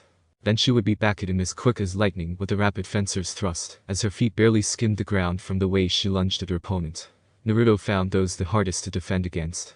He had to get himself and Kiba out of the way the first few times, but afterward he managed to barely start redirecting the angle of her stab by whirling his Bakken either up or down, at just the right moment in her attack to throw her off balance. If he tried to follow up with a sidelong swipe of his Bakken, Ino would bend back, limber in her limbo to safely dodge the strike against her, before bringing her own Bakken to play. She slashed it just over or under his wooden sword, to try and catch his hands with a speedy sleight. Naruto never fell for those, skidding back from them or skimming his sword against hers, so she would be the first to back off, since ruining her nails was the last thing she wanted to do while playing around with them. And that was exactly what she was doing, playing with the boys. She was actually taking part in their stupid childish games. But not only that, Ino would only admit to herself that she was actually enjoying it. She felt her heart racing and her blood pumping in her veins. This was a different excitement from finding the perfect dress to blend in with the night, or convincing her mother to take her to the hair salon with her. Or even getting the perfect pair of shoes to go with the new shurikens that her father bought. This was even better than hearing the latest gossip from her group of gal pals. This was a rush. Ino couldn't remember the last time she had liked something that involved making her sweat. She hated exercise with her mom, lectures on clan jutsu from her dad, and even going for special training with her cousins in the interrogation department. But this was different for some reason. Ino didn't know why, but it was. It made her feel free. Wailing on these idiots was like taking a refreshing step back from everything else in her life. And maybe that was it. It had nothing to do with jutsu, clan secrets, or even the fact that they were exercising. It was just a game to these dorks. A game they seemed to take very seriously, but at the same time not serious at all. As the sweat trickled down from her forehead to her chin, Ino could feel herself grinning as she finally got Naruto with a clever feint. She slipped past him when he thought she was going to attack his right leg. This was nothing. Nothing important. Nothing she would need in the future. She would be just fine in her life, even better in her social life. In fact, if she just dropped the Bakken right then and there before calling them all losers, walking away never to return. She would be. She knew it. They knew it. The universe knew it. This whole thing was as irrelevant as it was exhilarating. It was as stupid as it was fun. It was as much a potential stain to her popularity as it was a blossoming freedom to her stress-filled life.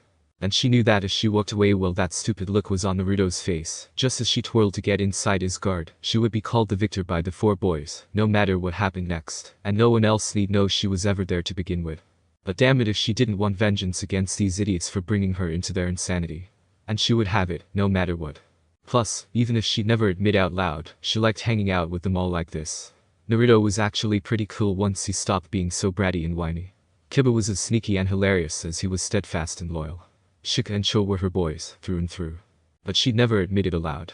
Seeing that dumb look on Naruto's face, that Bakken of his was redirected so fast that it ripped a hole straight through his bathrobe, which, this close-up looked less like an actual bathrobe, and more like a colorless haori, which she realized it was and thrust right at her collarbone. Naruto, even caught unawares, was still in the fight, and aiming to indirectly make Ino drop her Bakken, or be forced to do it from the pain it would bring her, swinging the much heavier than it looked sword around for another few clashes against him. He already sent shockwaves through her arms every time she met him head-on, and she had stopped it a while ago. Ino wasn't sure what she could do at that moment. She refused to give up and have them know they had her beat. And she certainly wasn't about to be defeated by the dead last of their class, when she was the cream of the crop in their year. So, Ino did what any self-respecting shinobi would have done then. It was only natural. After all, it was the oldest trick in the book, and no one would fault her for it in the end, because it was so obvious a method that they seldom had to rely on it. She cheated. Oh, did she cheat?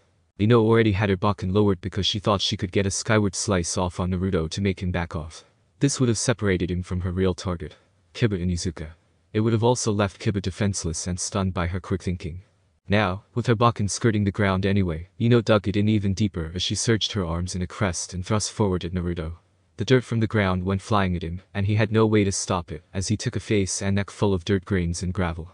Naruto sputtered uncontrollably as some got in his mouth and eyes, stumbling back from Ino, even as she felt a little sorry for the cheap tactic. Then he started swinging wildly round at everything, blinded by her stunt, and she was annoyed all over again. Didn't he know how to just give up and rub the dirt from his eyes? Geez, he was as thick-headed as he was determined, and equally irritating in the fact that he refused to simply let her win. She had never been so agitated in a fight before. She had also never been pit against him like she was against Ami or Hinata. Naruto was always sparring Kiba or Sasuke when they practiced any fighting skills. Even when they mixed things up, she would always get someone like Shino or Hayden, while Naruto fought Ami or Naoko. Now that he was disoriented, Ino had no trouble taking Naruto out in less than a few moves. She kicked up even more dirt just to be sure the blonde idiot wasn't getting back in the game anytime soon. And for added measure she hit his sword hand his left one and then caught him in the side before delivering the finishing blow, as when he doubled over in pain, she brought a wooden sword down from over her head, with all her might on his exposed back. Naruto went down like a ton of bricks, and Ino was left disgustingly sweaty, dirty from her own cheap stunt, and so out of breath that her throat was dry. But damn if she didn't feel good about every last bit of it. Now Ino was struck surprised by just how hoarse her voice was to her own ears, and horrified by how her hair had come undone from her perfect ponytail to fall around her face as she bent over with a hand on her knee. Yet still, she didn't lower the bakken any more than necessary, as she pointed it threateningly at Naruto's sprawled body. "Stay down, you blonde dimwit, or else I'll knock you back into the dirt." Naruto groaned, rubbing at his back, but Ino had the feeling that he was just being overdramatic, despite how hard she had hit him. Naruto always gave her that feeling. Like anything he did was either way more or way less than he let on. I'm down. But you blonde yourself, Ino. Isn't it the pot calling the kettle black, Dadabeo?" She couldn't help it. Couldn't help herself. She kicked him. Repeatedly. He just got under her skin so easy. Easier than Shikamaru. Easier than Sakura. Easier even than Kiba. Naruto just somehow knew how to needle her nerves with the smallest of effort. She was sure he wasn't aware of the ability, but damn it if she cared. He was always like this, and if he was never going to change, then neither was she. And she refused to believe what her mother said about the annoying ones being the perfect ones. As she started having feelings for this blonde jackass, Ino was sure she'd take a kunai to the neck immediately afterward by choice. She realized that she was now kicking him so hard and so much that dust was starting to fly. So she kicked more dirt at him for good measure. Not at his face or anything, she wasn't trying to be insulting or anything, she just wanted to get her message across not to piss her off again today. The dirt flew over him and dispersed into the air around them. Choji and Shikamaru were standing off to the side watching her and Naruto with mixed expressions. Choji looked sad for Naruto's plight, but reluctant to come to his aid and earn her wrath. That big fat chicken. Shikamaru looked vaguely annoyed by both of them, as though they were taking too long to have a lover's spat or something. When she glared at him though it wiped the look from his face as he raised his hands in surrender. The wimp. And she came to the realization that she had completely lost track of Kiba, the true target of her initial assault. He was nowhere to be found, and had left poor Naruto as the punching bag first chance he got. That total coward. At least Naruto took his lumps without running away and had on. He barely even complained about things afterward. His three friends, however, were more mice than ninja as they left him to suffer alone. The wusses. As the dust began to settle around them, there was still bits and pieces swirling through the air. Choji fanned some of it away from himself and Shikamaru. Well, that sure was something flashy. Never expected Ino to get the better of Naruto like that. Especially after the last few weeks we've been at this. But I wonder what should I do? Choji asked the air, but it was a voice behind him that gave the answer. You shouldn't even move, came Kiba's voice behind him as Choji and Shikamaru's eyes widened in surprise and shock. They had completely forgotten about Kiba when they began seeing Ino beat the everlasting crap out of Naruto in a show of rage. The bakken slipped skillfully to his neck was a great touch as well. Kiba had gotten better at subtlety, it seemed. Ino, seeing Kiba reemerge from behind the whiter Akimichi boy, was again seething in rage. How had he even gotten over there? And when? Ugh, these dorks were actually making her think they might turn out as good ninja, because that kind of stealth and tact took at least half a brain to execute. Ugh. What game are you dolls playing at here? Ino yelled, startling the prone Naruto at her feet. He scrambled away and to his feet a few meters from Ino, before he started babbling about some books or something like she hadn't just thoroughly beaten him to the ground. Kami, how resilient was he? He often brushed off rough sparring matches at the academy, but Ino knew that in her fury, she had pulled no punches or kicks as it were. As he went on and on and on about bleacher cleansing or something about a deathberry, Ino was too worked up to listen anymore to him blabber like he was. She cocked him on the head so fast he had no chance to do anything but drop to the ground and whine about it, rolling around as he cursed her with every colorful word he knew. And apparently he knew plenty. Far more than she did. She'd have to use a few of those sometime. Shikamaru was walking up to them now, a book in his hand instead of a wooden sword as he approached. His expression was back to that lazy unenthusiastic look he gave everything when he felt too bothered to do anything about anything. Slowly but surely the excitement drained from Ino too, as it must have from Shika. She became more aware of the dirt on her clothes and in her hair, as well as the matted condition of both. Here, Shikamaru said with a long-suffering sigh as he handed her the book, see for yourself. This is the reason we're out here. Ino snatched the book away and threw the bakken back at Choji, who caught it with a little difficulty. Flipping through the pages, Ino was initially disgusted that they were reading manga like a bunch of street urchins. Then she remembered Naruto was a street urchin, and figured it was his bad habits rubbing off on them. However, she cared very little at this point who was rubbing off on who. All she cared about was the fact that she noticed one thing. Naruto was finally off the ground, and got a book to the face as Ino threw it away over her shoulder in utter disgust. Atabeo. Ow, ow, ouch. He was back on the ground with an injured face. Ino had her hands on her hips, lips set in a thin scowl. What is this trash? No wonder you're all a bunch of losers reading and acting out garbage like this. There aren't any strong female leads in there. It's just a bunch of sweaty hairy guys hacking each other to pieces with swords. Where are the women? Where is the art? Where is the romance? Shikamaru appeared to be at the end of his rope. I can't say much for romance, because there is none in the series as far as we've read. However, there's a cast of female personalities in the books. Not in the volume 1 just gave you, but we have plenty with different women showcased in them. If you want strong women, then you're looking for Yuruchi Shimin and Suifeng of the Stealth Force. Choji came rushing over with another volume for her to look at. She went through this one more carefully as it displayed a woman who looked to be from Komagakure. She liked the woman's character in this story, easygoing and casual as she fought against another woman who looked like an older form of her friend Aoko. Ino had to read the next volume in order to find out what happened in the actual fight itself. This volume covered displaying the petite woman, Suifeng, in a fierce and deadly pose, unlike her dark-skinned counterpart, who had been on display in a beefy and flexible position of a sprawled low cat crouch. It wasn't until chapter 157 that Ino finally was able to read the fight between the Tsuruchi and Suifeng characters. And it was epic. The women threw around their martial skill and power like it was no one's business. Ino was honestly impressed that female characters were handled so well in such a clearly man-majority manga series. I like it, Ino declared, tossing the book at Shikamaru, who caught it before it could impact with his face. They're strong, but also beautiful. Tough, yet elegant. They're clearly the Hokage of the series. That old man was strong in his showing against his 2 students, but the 2 women are clearly just as strong. I mean, they even run the ninja from what I read. She knew she was probably way off base with her assumptions, but she didn't care. It was obvious the 2 ladies of the Deathberry series manga were top-tier fighters. Captain and commanders they had been called. She hoped she'd get to that kind of authority one day. Or at least be able to retire without missing an arm, or having some ugly scars on her face or something. Naruto was off the ground again by this time, having brushed the dirt off his clothes and from his eyes. His cerulean blue eyes weren't even red from the dirt.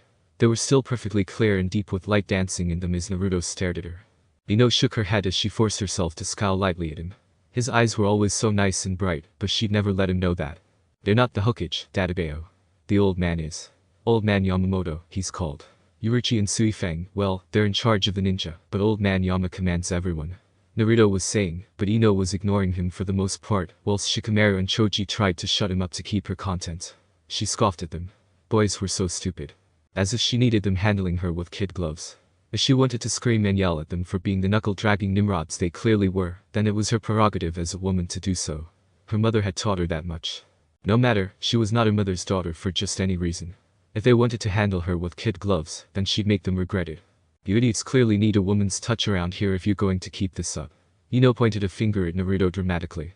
She shoved her way in between the 3 boys, as Kiba was preoccupied with feeding Akamaru before getting in Naruto's face, elbowing Choji and Shikamaru away from him. Poking her fellow blonde in the chest, Ino continued on with her tirade. You dopes are all brawn and no finesse. Those women were clearly on par if not stronger than the men in those books. And I just showed you that I can take any of you on any day of the week. Clearly you need me to help mold you hulking bricks into fine specimens of fashion in battle. The only guy I saw worth my attention in those books looked prettier than me, damn it. You mean Yumichika? Naruto asked before Ino once again got in his personal space. She poked his chest again before grabbing a hold of his white haori. She felt the material between her fingers. It was thin and scratchy. Ugh, they needed so much work. And what the hell is this? Cotton? No, I don't want to know. It's all wrong. And why is it only the one layer with no internal fabric of color? This piece of crap is bland and tasteless. You men have no sense of style or even dress. It's a wonder you 4 can dress yourselves each morning. Ino shot a look of loathing at all of them before turning back to Naruto, the clear ringleader of their merry band of misfits. You, Naruto Uzumaki, are going to show me where you morons bought these travesties before I vomit. Then I'm going to smack the tailor who had the audacity to not only let you leave their store with this, but to actually charge you money for this poor-ass bedsheet design. I could have made you at my own kitchen table in less than 30 minutes. Naruto gulped in fear as she glared daggers up at him. Was he actually taller than her now? When had that happened? The last time she was this close to him, he had barely been able to meet eye to eye with her. Geez, her irk was rising higher and higher with everything today. And for my expert eye and help in transforming you rejects into decent-appearing members of society, you Naruto Uzumaki are going to buy me a very specific tailor-made exact replica of Yuruchi Shimin's outfit from that book. I could not take my eye off it. What? Naruto yelped, but Ino was ignoring him. No, that's wrong of me. Ino decided, waving a hand dismissively. I want my outfit with a purple top instead of orange. Orange is just no. Purple suits me much better. Ino said with a shake of her head, even as she cast a nauseated look at Naruto's orange jumpsuit under his sheath-in white haori. What the? Hey. What's wrong with orange, Databeo? Is that really him? It can't be. He's changed so much, we just saw him a few weeks ago. Hey, he's not wearing a lot of orange today, I mean, it's on the inside of that white robe, and that sash is orange, but still. And what's with the black and white bathrobes? The bathrobes. I'm more worried about the Bakken he's carting around like some kinda gangster. Naruto stepped through the academy building entrance with an air of nonchalant ignorance. The courtyard, along with the hallways, were quite crowded with students and instructors. His freshly pressed stark white haori gently billowing in his wake. The Bakken he carried around these days rested at his right hip, safely tucked away into the orange obi sash. Although, despite some things about him changing, Naruto's hair was still unkempt as he self-consciously scratched at the back of his head. He was used to the stares and whispers of people talking behind his back. However, the way they were talking was now totally different than a few weeks ago. It was no longer with an air of disgust and annoyance, but now folks were regarding him with interest and curiosity, things Naruto had never garnered from his peers ever before. Is it the same Uzumaki? Yeah, he doesn't look violent. Nor like the brat that used to run through the halls. And is he quite? Yeah, never seen him like this before. Maybe he's not so bad after all. Hey Uzumaki. Good morning. Good morning, Marino. Naruto greeted the older kid back, being sure to wave and smile, so all the others could see him. The others looked at this curiously, thrown for a loop by less juvenile Naruto Uzumaki. Ino would be so proud once she heard about his progress. Ha! I always knew he could be cool. He just needed to calm down a bit. Well, better you than me for finding out. Naruto continued to smile and greet others who dared to welcome him for the day. He could hear many of the students whispering amongst themselves. This was quite a shock to him, and he found it odd to endure murmurs that ranged from neutral to even positive about him. Normally it was brat this and orange nuisance that. However, his personality never did not allow him to simply grow depressed about what they said. It had only ever made him more determined to prove them all wrong. And now he was finally doing just that. Reaching the door to his prospective classroom, Naruto stopped just short of entering as he took a deep breath to steady himself. Today would change everything about how people saw him and how Naruto saw himself. No longer would Naruto Uzumaki be known as the orange brat of Konoha, but instead as something new. Something greater. Throwing open the classroom door, Naruto stood proud and tall in the doorway as he made his dramatic entrance. He could tell that he had caught them all unawares, all eyes caught sharply toward his way, and silence became deafening to the room. Naruto grinned as he marched forward a few steps, placing himself decidedly in the room, and where everyone inside could gaze upon his new appearance. He hadn't wanted to return until he was completely sure, after all. Now, after only a month, he was without a single doubt. His resolve was stronger than steel. And now, right then and there, everyone would know it. After seeing that everyone had settled a little bit from his sudden appearance, Naruto spoke. I would like to introduce myself to my classmates. I am Naruto Uzumaki, rank of captain and leader of the 5th division. You may not have seen me over the course of the last few weeks to a month, and that is understandable. While you all have been getting your education, I had to look inside myself for a little learning. I learned who I was and what I wanted to do from this point onward. So, you can all just call me Captain Naruto from now on, Databeo. Naruto gave them all a casual salute with his pointer and middle finger. His cheeky grin was obvious to all as it displayed just enough of his white teeth to be seen as charming. All of the students gathered in the classroom were deadly silent for a few moments before they began murmuring at the sudden affirmation of the rumor. Some of them had thought Uzumaki had moved away to another village. Others had thought he was taken by a rival ninja populace. And even still a few had believed Naruto had disappeared to gain wisdom from a sage. Those last few were right, well, kind of right, at any rate. Captain Naruto, huh? Well, Uzumaki sure went and got full of himself. Maybe so yet, look at him, Oshiro. He's dressed different, and even seems to carry himself differently. Captain Naruto might have become stronger in his weeks away from the academy. Well, Uzumaki sure knows how to make a return to school. Never seen anyone come back from a whole month away looking so different. This will need further observation. Black shades reflected light as they focused in on Naruto still standing easily and casually at the front of the classroom. Captain Naruto, sir. Good morning to you. Kiba greeted Naruto with a cheeky grin of his own and a proper salute. Ha. Captain Uzumaki. Over here. Choji joined in on the antics. Good morning, sir. Yup. Good morning, Kiba. Choji. Naruto chuckled effortlessly, never thinking that he'd cause such a stir so early. A few words and some new clothes were doing more than he could have ever thought. You can all just call me Captain Naruto, or Captain Uzumaki from now on. Ha. Whichever one you feel more comfortable with addressing to me. Ugh Naruto, why are you so troublesome? Shikamaru muttered, but smirked as he saw a few others daring to welcome Naruto back to the classroom. Namely folks like Hinata waving meekly and Marino Yutani just saying hello. It was then that Naruto's alert senses warned him of an incoming danger. His eyes darted upward.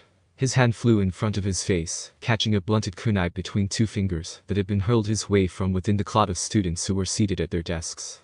Standing within the rows of students was a fair-skinned beauty.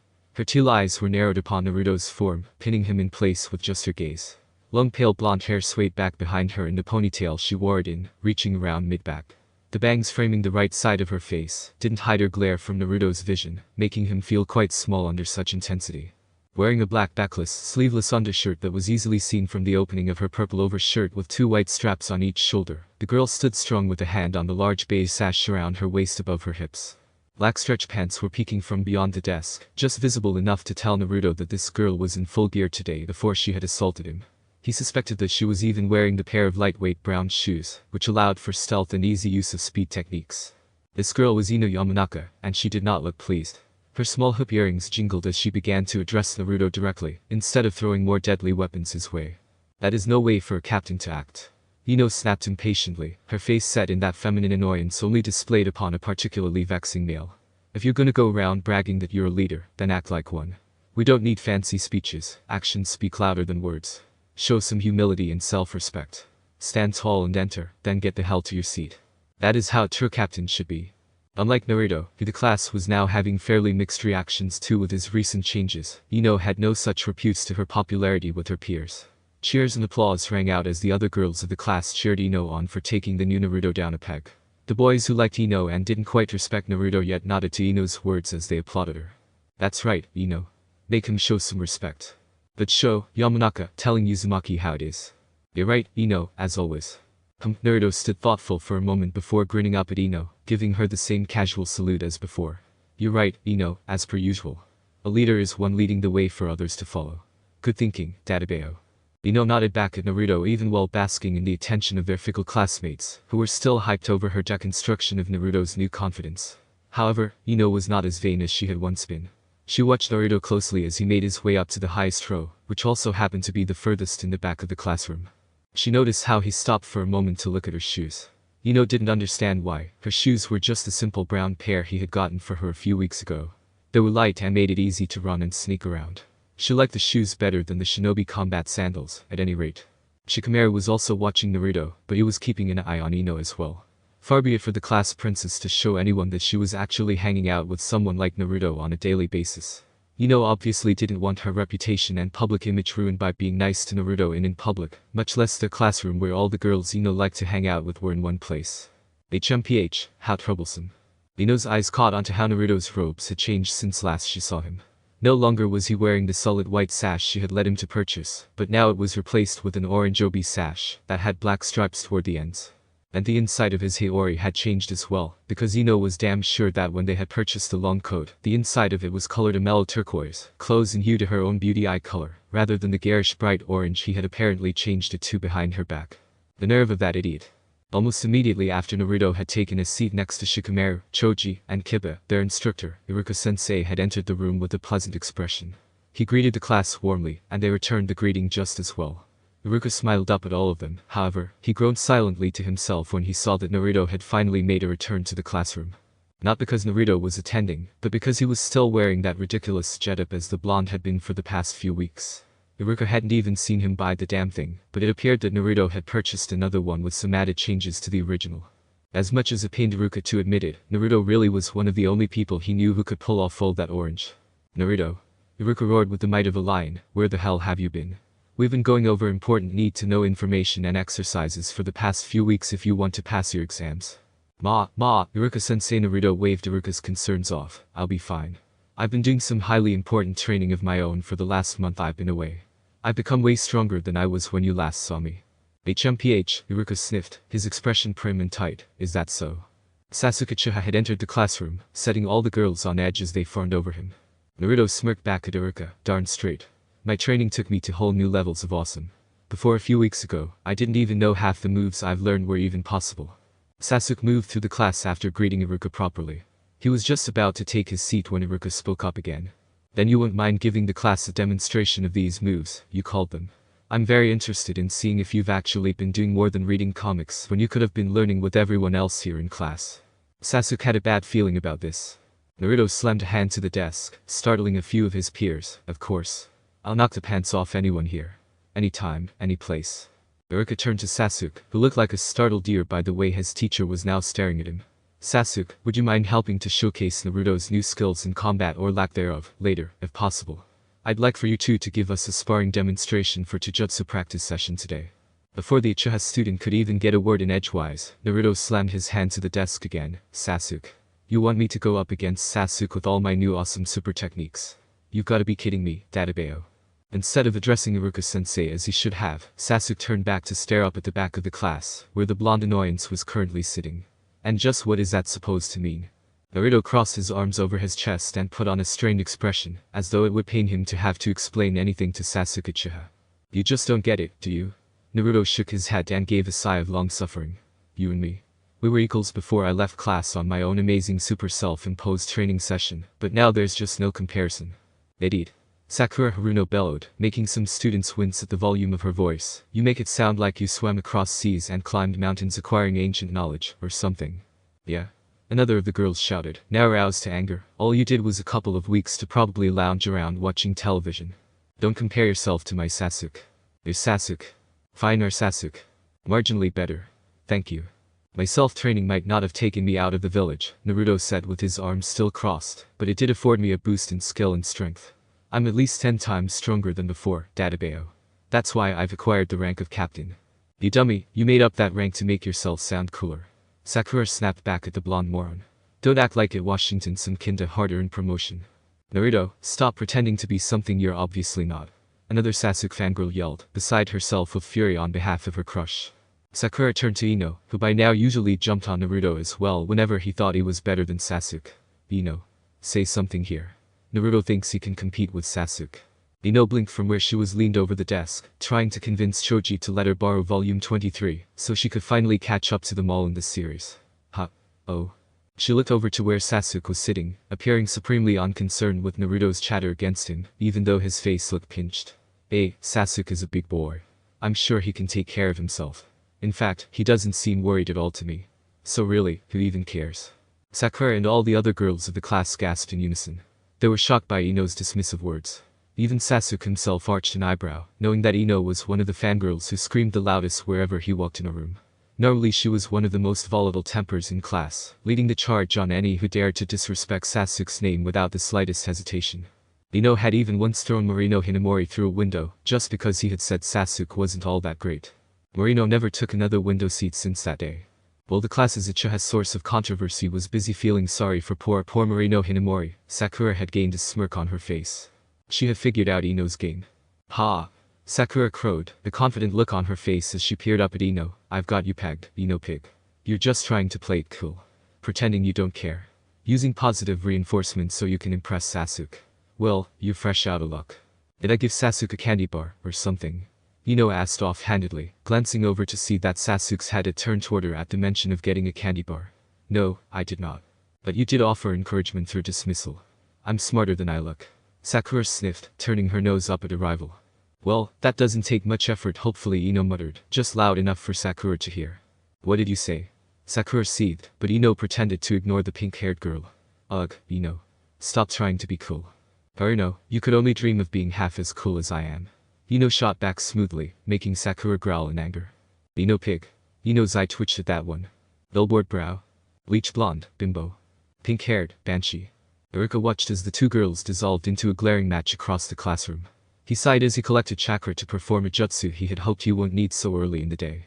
But of course, with Naruto finally back in class and all. Shut up, all of you. Ruka's head grew to the size of a beast, his voice amplified to the extreme as it shook the room. Take your seats, and get your books out. Learning starts now, and if you cause any more trouble I'll kick your asses. And just like that, class had begun for the young prospective shinobi of Konoha's Ninja Academy. The lesson was nothing new, as the academy had been teaching about the infrastructure of ninja villages for as long as Rukia could remember. He lectured them on how the ninja system worked, how it was created, and how the squads were organized based on each ninja's talents displayed in the very academy his students were now sitting inside. Rukia-sensei. Ruka pinched the bridge of his nose before even turning to the voice. No, Naruto, you may not be excused for a bathroom break. You'll just end up heckling Yukina-sensei for her lazy eye, or something. No, that's not it. Naruto shook his head, looking a bit confused. He hadn't made fun of Yukina-sensei's eye thing for a long time. At least a few months. I wanted to know about the squads. How many are there? Ruka raised an eyebrow at the question, but was happy nonetheless. Naruto rarely paid any lecture its due attention. Maybe he really has changed. Ruka thought about it for a second. As of right now, I believe that only 3 squads are active. Why only 3? Shouldn't we have at least I don't know, somewhere around 13 active squads of all time? The blonde inquired, looking deeply perplexed. Ruka smiled at Naruto's newly inquisitive nature. Better that the blue-eyed troublemaker has his questions instead of running around the village like a delinquent. No, Naruto, I'm afraid that is not the case here. You see, the village has maybe 10 active squads at any given time, but those squads are made up from Genin level ninja working together. 3 Genin ninja to a team with a Jonin sensei to guide them. Once a Genin of the squad is promoted, they acquire the rank of Chunin. Normally it is then that the squad is broken up, so the new Chunin can be assigned to patrols, village organizations, more dangerous missions, or even to lead Genin ninja into missions on their own merit. The other Genin of the team would then go to where their abilities would best serve the village. However, in rare cases, the squad stayed together with the Chunin leading their teammates on missions regularly. Does that make sense to you, Naruto?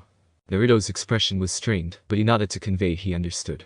Yeah, I get it. We go from academy students, or division members to Genin level ninja, or active seated members, if you will. Yes, that's right. Though they're squads, not divisions. Squads usually consists of any number between 3 and 12 shinobi. A division of the village's ninja could be a lot higher.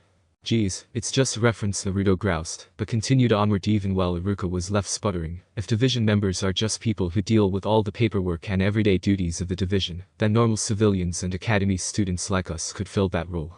Cleaning the building, organizing paperwork, overseeing recruitment, training under-seated members, I mean, Genin shinobi, yeah, so we can totally do all that. Naruto, you getting off track. Naruto ignored his sensei, nodding to himself. And seated members take on missions. They do all the real work by completing missions before they get promoted through the ranks to something like 5th, 4th, or even 3rd seat of their division. There are no seated positions in the shinobi system. Ruka corrected, looking a little uneasy. Naruto was running with naive ideals. You move up from Genin to Chunin if you've proven yourself ready for the extra responsibility through an exam. Yeah, but my way of thinking makes more sense. Naruto nodded to himself again, caught up in his own little world. It allows more room for error, without welcoming a higher level of danger than the person can properly take on. Databeo. Chunin should be ranked between 5th and 3rd seat. No, Naruto. That's not how it goes. The ranks are as follows. Civilian, Academy Student, Genin, Chunin, Special Jonin, Anbu Black Ops, and Hokage. Ruka frowned a bit more than he wanted. People smarter than me and you created this system for shinobi to follow. Well, it's pretty dumb to me. Naruto waved a hand dismissively. Just because a bunch of wrinkled old prunes sat down and made something didn't make it good or meant it withstood the test of time. If there are special Jonin, then why not special Chunin, or special Genin? And why do the Anbu rank higher than Jonin? You should be splitting hairs at the lower levels of foundation, not near the top. You can't tell me that the Anbu do something that a Jonin can't do, or that a special Jonin is so much stronger than a Chunin, that they deserve their own rank just like that. Naruto Sakura groaned as she banged her head to the desk.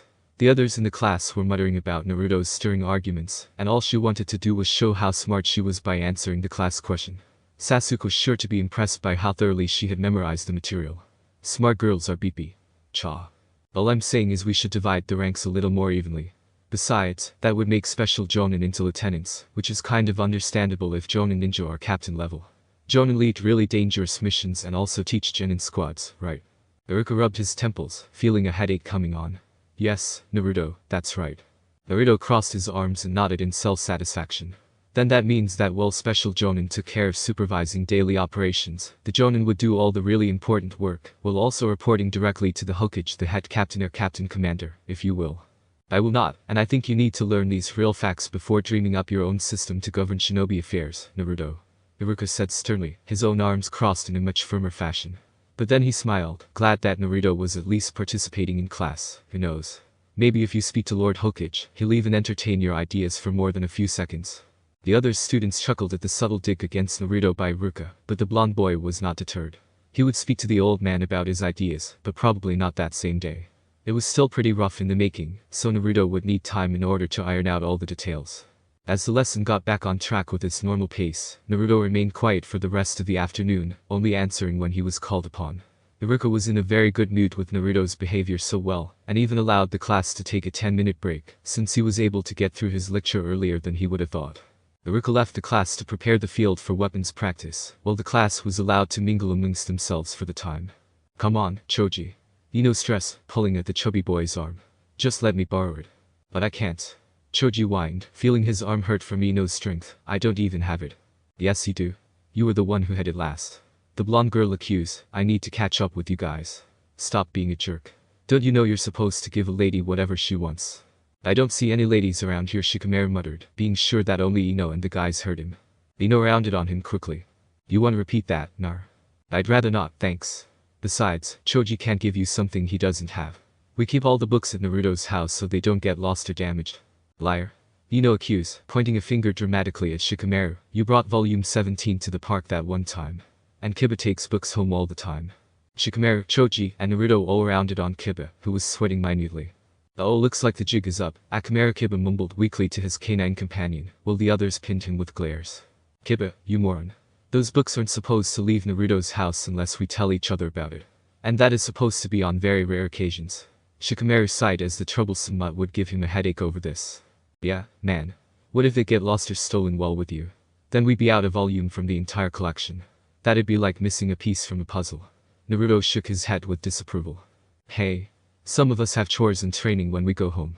I need to take the books home if I want to keep ahead of Ino. We all know she's a gossipy shrew. When it comes to lording over the likes of us, Kiba defended himself, right up until Ino grabbed him by his fur collar. Akamaru whimpered in fright as Ino got in Kiba's face. What did you say, you housebroken mutt? Ino snarled as Kiba wouldn't back down from her. I call you a shrew, you nosy gossip. All you do is talk about every detail after you've read it. And then you like to talk about who's dating who in the comic. It's not about that, or the way they dress. It's an action manga, so why do you feel the need to tell us about how good a wife Rukia will make Renji? Because Renji and Rukia obviously love each other very much, you tasteless swine. Ino snapped back at Kiba, making Akamaru cower in the boy's jacket. Says the girl called Ino Pig. Geez, why don't you just give it a rest arc? Ugh. Ino was strangling Kiba, throttling him without mercy, as Choji and Naruto quickly jumped into the mix, in order to ensure Ino didn't commit murder. Rukia had returned, and seeing Kiba's pale face with his soul slowly ascending to the afterlife, he was fairly disturbed. Ino was still choking his limp body, with Naruto and Choji off in the corner, clutching each other in fear with many bruises and Naruto having a quickly healing black eye each. Shikamaru had his head down, snoring coming from where he was obviously taking a nap to avoid the situation. The rest of the class was giving the furious Ino wide berth as they watched in fear. Sasuke had Akamaru in his arms, gently petting the dog's fur as he stared at Ino with apprehension. Rukia could only sigh at the scene in front of him. It would seem that despite his thoughts earlier, it was indeed going to be a long day now that Naruto was back in class. Kiba stared ahead of himself at the target dummies that were randomly scattered across the schoolyard for them to practice on. He hated weapons practices. The kunai and shuriken the academy gave them were always a different weight and balance. Each and every time they were dragged out for this torture, Rukia expected them to learn how to pick up a throwing star or knife, and instantly feel for its weight and balance before using the ninja tools. Ugh, what Kiba wouldn't give to just be in taijutsu practice already. Alright. I've got the field all ready for you guys and girls to begin. Mizuki said with a smile on his face. His shoulder-length white hair always gave Kiba the idea he was trying to dye it, mostly because of the light blue hue it had when it caught light. And the guy's smile never reached his green eyes, which were dull and cold. Kiba supposed that came with being a ninja, but didn't like to think about it too often. He didn't want to ponder how the happiness and warmth would one day leave his own eyes. Kiba Inuzuka.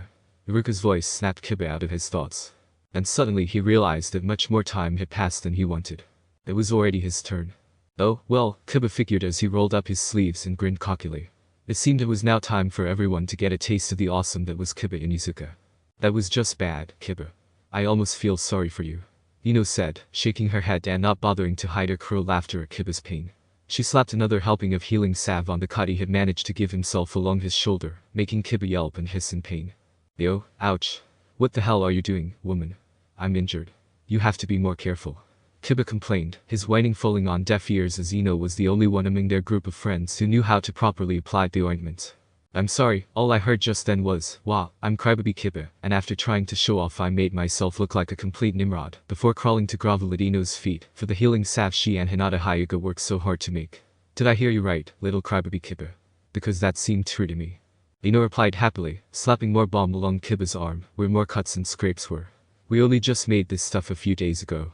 We were supposed to show it to my parents to see if it could be sold in the shop, but I guess me and Hinata will just have to use you as our test dummy, like all the ones you didn't hit in practice. Kiba winced when Ino gave unnecessary pats to the paste, in order to ensure it was properly setting into his wounds. I hit one. No, Choji threw that one after it flung back at him from where you let it fly. Naruto and Shikamaru threw more when the shuriken clattered at their feet, but Iruka-sensei saw them throw those. He didn't see Choji because he was too busy ducking under the one you flung his way. Ino rolled her eyes. I thought I had it under control this time. They were all so heavy, Kiba said, more to himself than Ino. Ino, however, commented anyway. That's because they were all real this time. If you paid attention in class, you'd remember that Iruka-sensei and Mizuki-sensei told us yesterday that today's practice would be with untampered standard kunai and shuriken. Because we're now halfway into the year, and the exams are coming up, damn it, how could I forget? Kiba would have hit himself if you weren't already in such pain. Maybe because you've been spending too much time trying to act cool instead of training. You've fallen behind even Shikamaru, and he doesn't even do anything. Instead of getting better, you've actually allowed yourself to get worse by attempting to look great instead of being great. Kiba could only give a sigh of deep suffering. And stop that, you dolt. You need to focus. You're too annoying to end up not being good at anything. I mean geez, just look at Naruto for a prime example. He's 10 times more aggravating than you, and he's the best out of our 5. Ino wiped her hands on a towel she had at her side. Then again, the others are nearly just as useless as you, even Naruto. Ino clicked her tongue in annoyance. Shikamaru is too lazy to do any exercise. Choji only wants to eat his weight in junk food and make nice with everyone. You can't hit the side of a building with all your showboating, and Naruto still can only make clones that look like they've died of an asthma attack. Ugh, why are all you boys so damn useless? You all lack focus, and if I had a bamboo stick right about now, I would shove it. Kiba was kind of glad Ino hadn't finished her rant. She could be really graphic when it came to punishing them for what she perceived as damage against her reputation. The reason she didn't get to finish is because both he and Ino spied Naruto have an animated conversation with the third Hokage. Whatever the two were talking about had the leader of their village smiling and Naruto making a lot of over-the-top hand gestures. PSSH, Kiba, Ino whispered under her breath, can you hear them? What are they saying? Kiba gave her the skunk eye. I'm not an actual dog, you know. Despite what people like to say about my family, we are not part animal or dogs given human form. Idiot, Ino whacked him over the head. I asked because you do have impressive hearing, part mud or not. I can read lips, but Naruto is always talking too fast or mixing up his words. Now tell me what they're saying. Alright geez, you're such a pain, Kiba sighed as he focused intently on Naruto and the third Hokage. He steadied his mind on them and them alone. And you'll have to limit yourself so as not to hurt others. You have a good foundation of skills now, and with any luck you'll pass the exams with the rest of your year. The third Hokage's voice was aged and wise, like that of a grandfather who loved all his grandchildren equally. That's no fun. Naruto whined, a pitiful look on his face. Head captain, you're punishing me for no reason. It's not my fault if I'm more awesome than everyone around me. Be that as it may, the Hokage's voice brokered no argument. You will be at the Hokage building after school today, Naruto. If you are truly to become a captain upon your graduation, then you'll follow my orders to the letter. And if not, you will receive nothing but a sound thrashing. Naruto's face paled, and he quivered before the stern look on the elder ninja's face. Okay. I'll be there. Please don't roast me alive. The Hokage tipped his hat to hide his smile as he turned toward the exit. Good, then I'll see you there. You'll have dinner with my family today, so save your appetite. Naruto watched the Hokage's exit with a moody look on his face. He crossed his arms over his white coat. HMPH, making me hold back to a fourth of my own awesomeness after today. I can't believe that old fart. The temperature rose noticeably, and Naruto flinched in panic as he offered up apologizes to a Hokage that was no longer there. The room returned to normal, making the blonde breathe a sigh of relief. Ino, behind Kiba, only shook her head. Well, that sure was weird. You're telling me? I never knew Naruto was so close to the Hokage. Just when you think you know a guy. Not that, you dolt. I was talking about their conversation. Ino snapped, but Kiba seemed to be ignoring her. Then again, the Hokage didn't even seem to notice that Naruto was referring to him as head captain. Not that it matters really. The position of Hokage is pretty much the same as that of the head captain. And what about Naruto's training? Ino questioned, resting her hands atop Kiba's head. It was supposed to help him perform the clone jutsu, but it failed. He still can't use it to make passable clones. So why would the third Hokage want Naruto to limit himself? Did he really get that strong over such a short amount of time? Definitely a lot more questions than answers, that's for sure. Kiba got to his feet and stretched, feeling the cuts and scrapes from earlier twitch with barely noticeable pain. He then took a second to stare at Ino. I'm kinda surprised you knew about Naruto's training, though. He didn't even tell me. It must be the fact that he brought you that outfit. To think Naruto's losing his mind to a girl already ka. Ino had punched him in the stomach, her face bright red, as her eyes blazed with an embarrassed fury the likes of which Kiba had never seen before today. The other hand was trying to her clothes, purple top and all. Naruto had gifted her with the set at a request more like demand before leaving for his training. If not for her attitude and fickle nature, Ino would have been a perfect woman. She was already a fair-skinned beauty with teal eyes and long platinum blonde hair she kept in a ponytail that reached just down past her shoulder blades. The bangs framing the right side of her face didn't hide her beauty or the glare she was now pinning Kiba under to make him feel small and stupid. She wore a black backless, sleeveless undershirt that was easily seen from the opening of her purple overshirt with 2 white straps on each shoulder. Ino stopped trying to cover herself in order to stand up straight and appear unaffected and strong. She placed a hand on the large beige sash around her waist above her hips. Black stretch pants were tied against Ino's legs, trailing down to disappear under a pair of beige leg warmers and simple brown shoes. In this attire, Ino looked every bit the part of Uruchi Shimin, ex-commander of the Stealth Force and captain of the 2nd Division. In fact, that was exactly what Ino had specified when she throttled Naruto and made him purchase her outfit. Of course, when Ino's parents had found out about the whole thing, they told Ino had gotten herself a boyfriend. That had been quite the distraction from their training. Unfortunately, it ended with Ino beating them all to pulp for even being there to witness her parents come to the conclusion that Naruto and she were now dating. Lucky for Naruto, he had already left on his own self-imposed training, and so did not incur Ino's wrath, which lasted a few days before she cooled off and they as her friends stopped making jokes about 2 blondes sitting in a tree, making a dozen blonde babies. That had gotten them a sound beating that took 3 days to recover from. Naruto told us about his trip before he left. You simply forgot, moron. And if you ever bring that incident with these clothes up again I'll kill you. Was all she said before she turned on heel and walked away with an aura of fury surrounding her. Kids made quick to clear a path of her wrath. Kiba sighed. He would be walking on eggshells for a week now. You should stop antagonizing her. Otherwise, she'll be the death of you.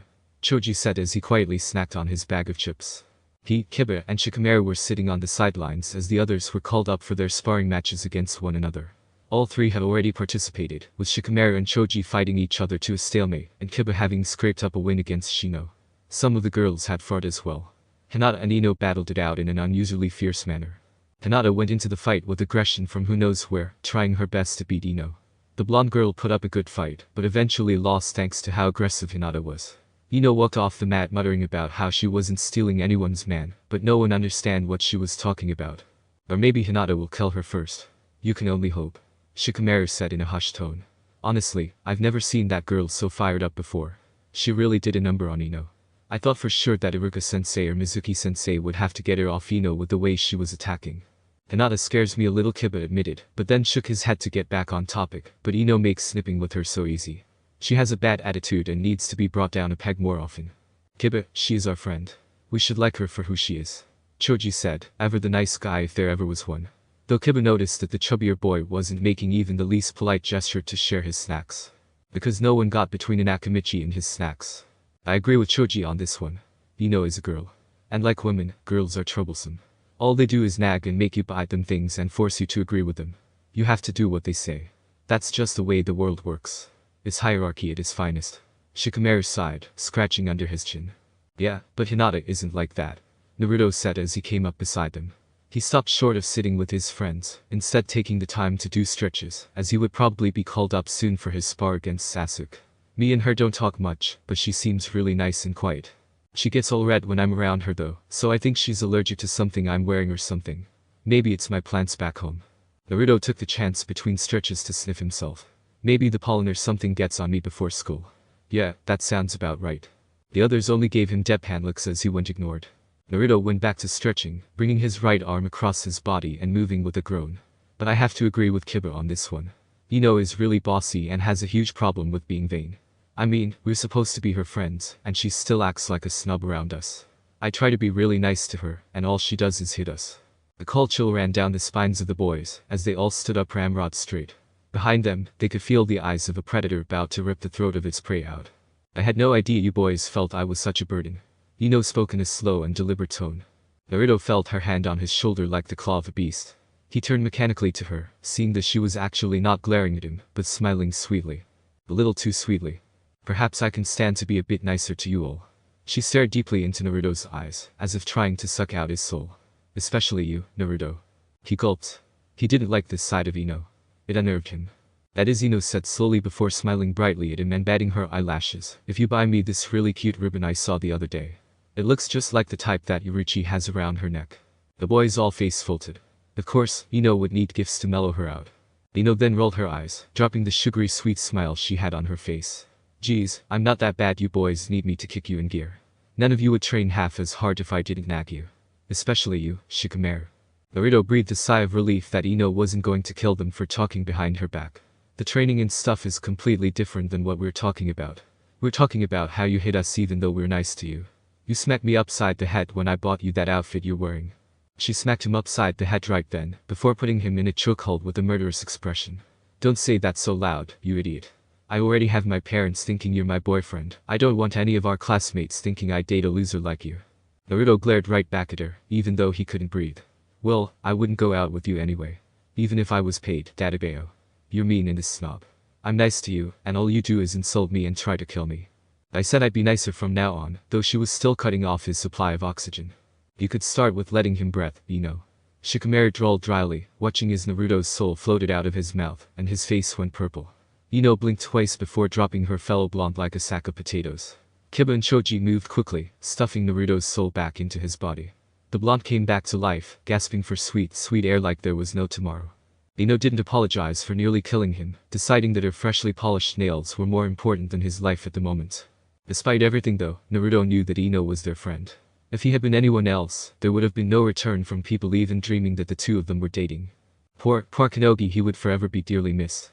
Let's have Naruto Uzumaki face off against Sasuke Uchiha for the final sparring session. Naruto, here goes your chance to prove yourself. From the crowd, Naruto and Sasuke took to the center of the training hall, both stepping onto the sparring mat from opposite ends. Sasuke looked at Naruto standing there with a smile on his face. After all the boasting the dope had done earlier that day, Sasuke wanted nothing more than to wipe that smile off his loser face. The blue-eyed captain watched as Sasuke approached the center of the mat. The two made dramatic eye contact with each other, and Naruto saw the Uchiha smirk at him, as if to say that he couldn't be beaten. Naruto only smiled back as he walked over to Sasuke. As he moved toward the last of the Uchiha, the blonde discarded his captain's Hiyori, throwing it to Hinata. His face went crimson red upon clumsily catching it. She dimly noticed that the Hiyori was exceptionally long for what was common about them. Normally the thin and coat-like attire would go no further than the knees, but from what she saw of Naruto's Hiyori showed that it stopped around the ankles. Hinata also took note of the bottom hem of the garment, where there was an alternating pattern of back circles and diamonds. In the center of the Hiyori was a black rhombus with the kanji for the number 5. Hinata looked up to where Naruto and Sasuke were settling into fighting stances to begin their sparring match. She was curious to what the 5 meant on the jacket. But that was when she got her first look at Naruto's new attire without the Hiyori obstructing her view. It made her gasp in shock.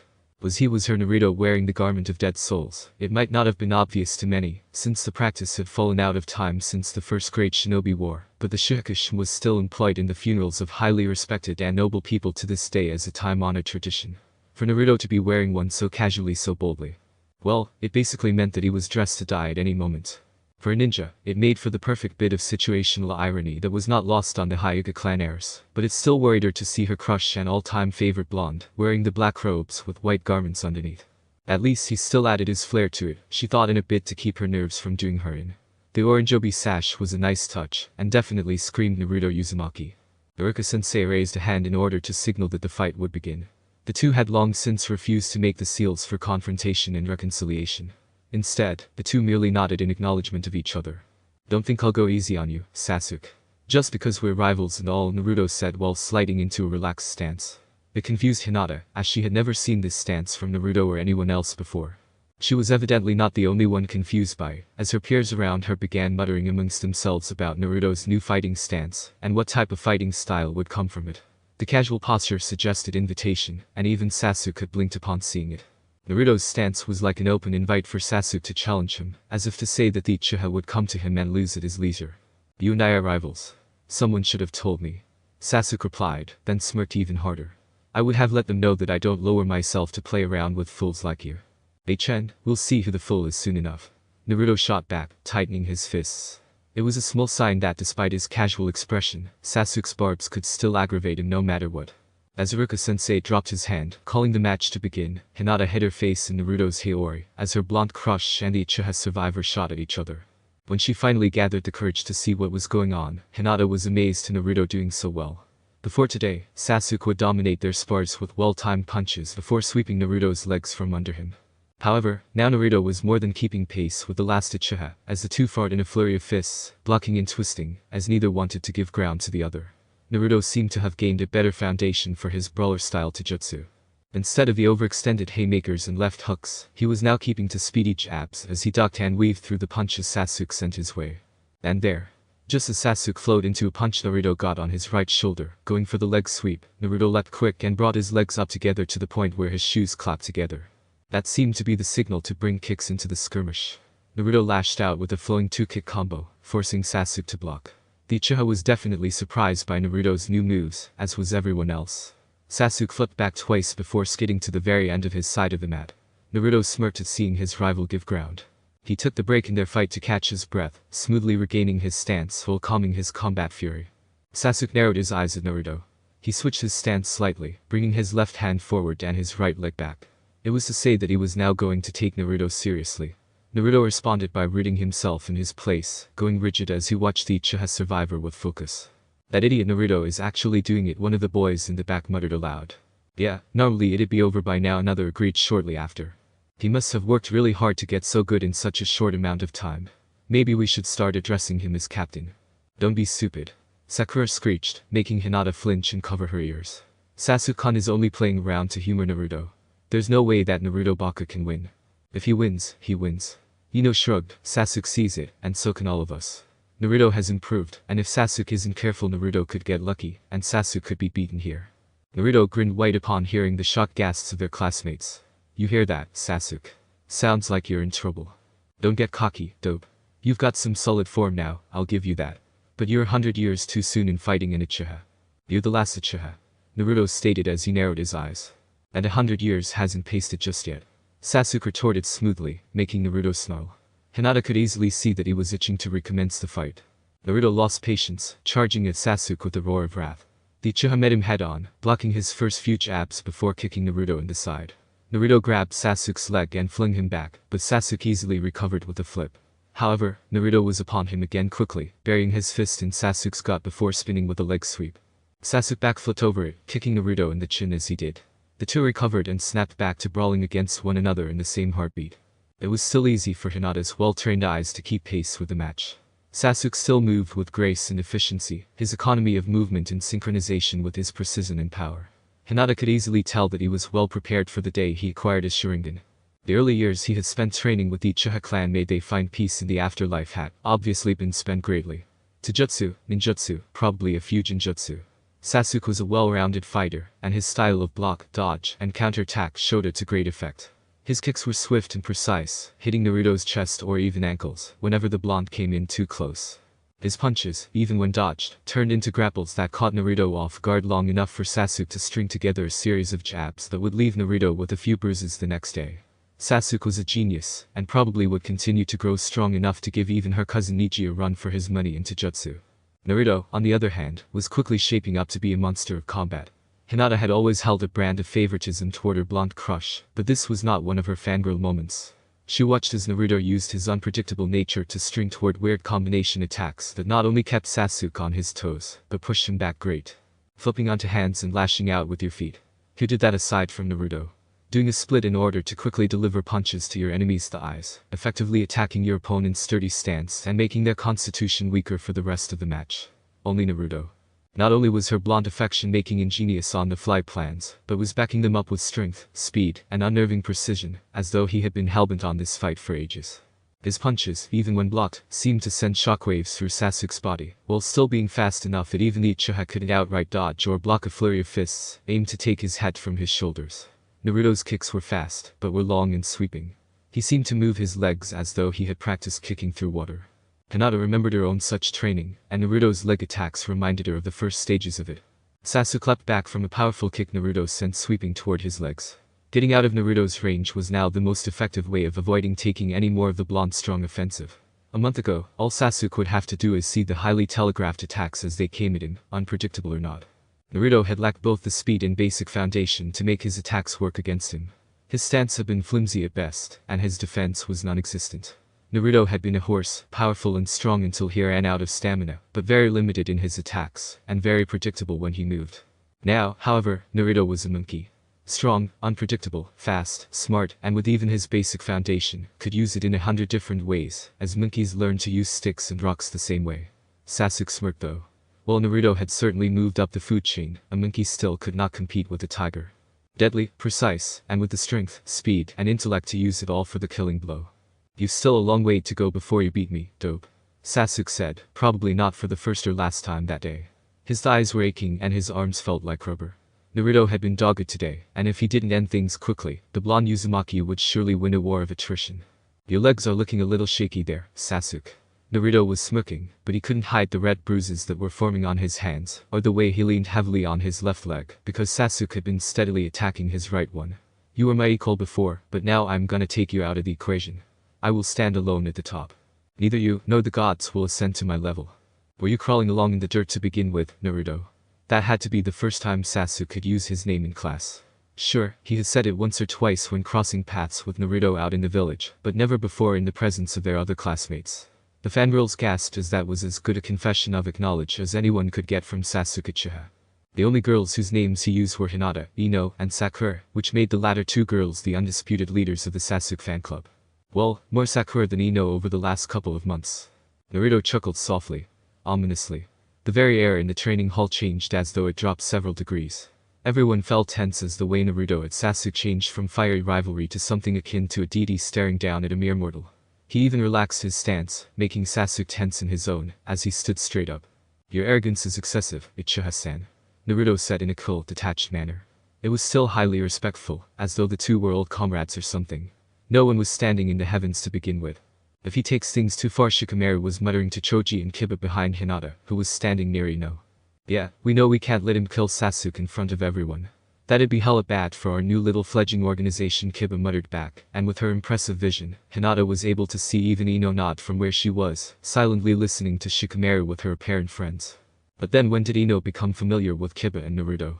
And why would Naruto kill Sasuke? Regardless, Hinata prepared herself to assist in any way possible. Naruto would get in trouble for attempted murder. Oh, and she didn't want Sasuke to die either. Not particularly, at least. Not you. Nor myself.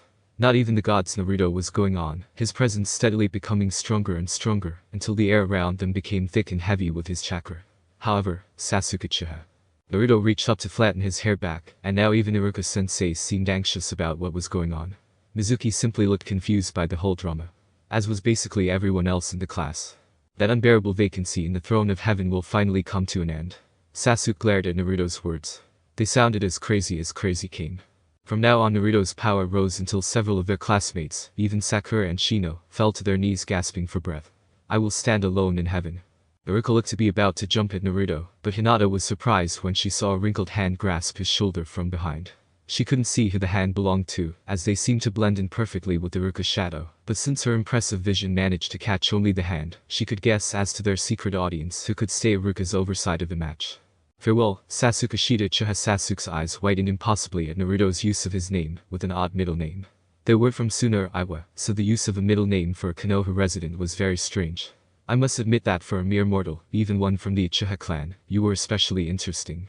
Sasuke's teeth gritted in either rage or confusion. Naruto turned his back on Sasuke, who looked absolutely livid at that moment. But then, Naruto seemed to disappear and reappear right in front of him. Naruto had even placed his hand on Sasuke's shoulder. Bah! Naruto had reared back and headbutted Sasuke. The Uchiha went down hard and fast, screaming in agony as Naruto merely stood over him with his forehead bleeding. Then the blonde walked off as though Sasuke were not worth the effort. Yet and still, Hinata's keen eyesight did not fail her. She saw that when Naruto flashed across the mat to appear in front of the lone Uchiha, he had left something behind in his wake. They looked like chokers, or even wristbands. However, they were leaving heavy impressions in the thick safety mat. Weights. Naruto has been wearing weights. But when did he get them, and how long had he been wearing them? Hinata thought in shock as she saw Naruto pick them up and keep his back toward everyone, so no one could see him and his weights. They had to be heavy enough to make up the difference in speed, but Hinata had more than once glimpsed the ankle weights that Sasuke wore, so she knew that they too were more than likely still in the same league of speed at the moment. When Naruto finally turned back, adjusting his Shihakushin from wherever he had hidden his weights on his person, the rest of the class had finally snapped out of their stupor. Mizuki ran over to Sasuke to see that the boy's forehead was bleeding and was already forming a painful-looking knot right in the center. Geez, that fox brat really did a number on him. The Uchiha brat is gonna look like a long-lost unicorn for a few days if he doesn't get that checked out quickly. Mizuki's respect for Naruto went up a bit for him taking the last of the arrogant Uchiha clan down a peg or two, but not enough for him not to kill the fox demon in his sleep if he had the chance to get away with it. Naruto Uzumaki is the winner, Mizuki announced, raising his hand, while the other hand went to help Sasuke to his feet. Sasuke smacked the hand away before glaring at the floor as he swiftly rose up under his own strength. Sasuke's fists were clenched tight at his sides, but he didn't look up at Naruto at all.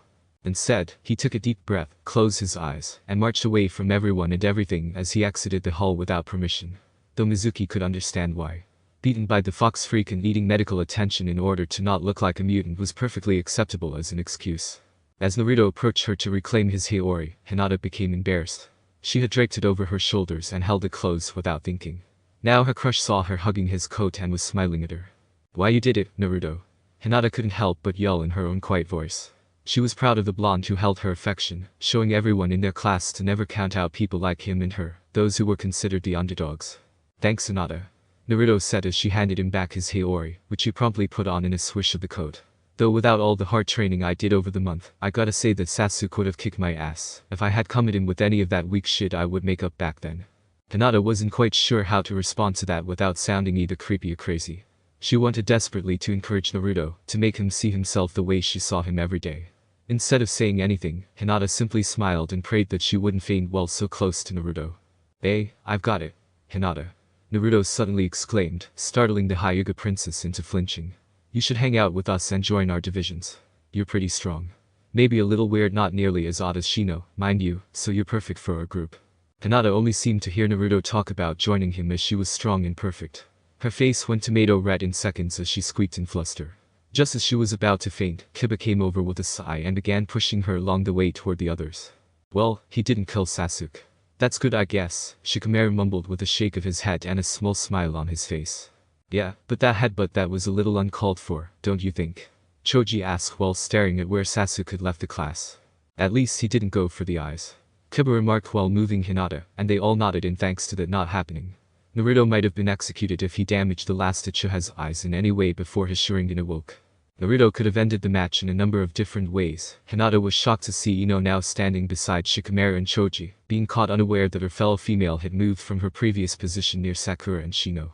He should have used something less dramatic, but at least he didn't show off this time in a spar. He's finally learning that we should be hiding what we can really do, rather than showing anyone who simply asks us for a demonstration. "Ino is so mean to me I can never catch a break," Naruto said with a simple smile as he reached the group. Ino only scoffed at him, but she was smiling all the same.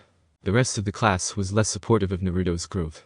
Sasuke wasn't even trying, cha. Plus, anyone would be caught blindsided by that stupid dribble Naruto was saying. Leave it to Naruto to win by beating his enemy with pure idiocy. "Naruto, you absolute moron." Sakura raged as she looked ready to beat Naruto into the dirt below the training mat and floorboards.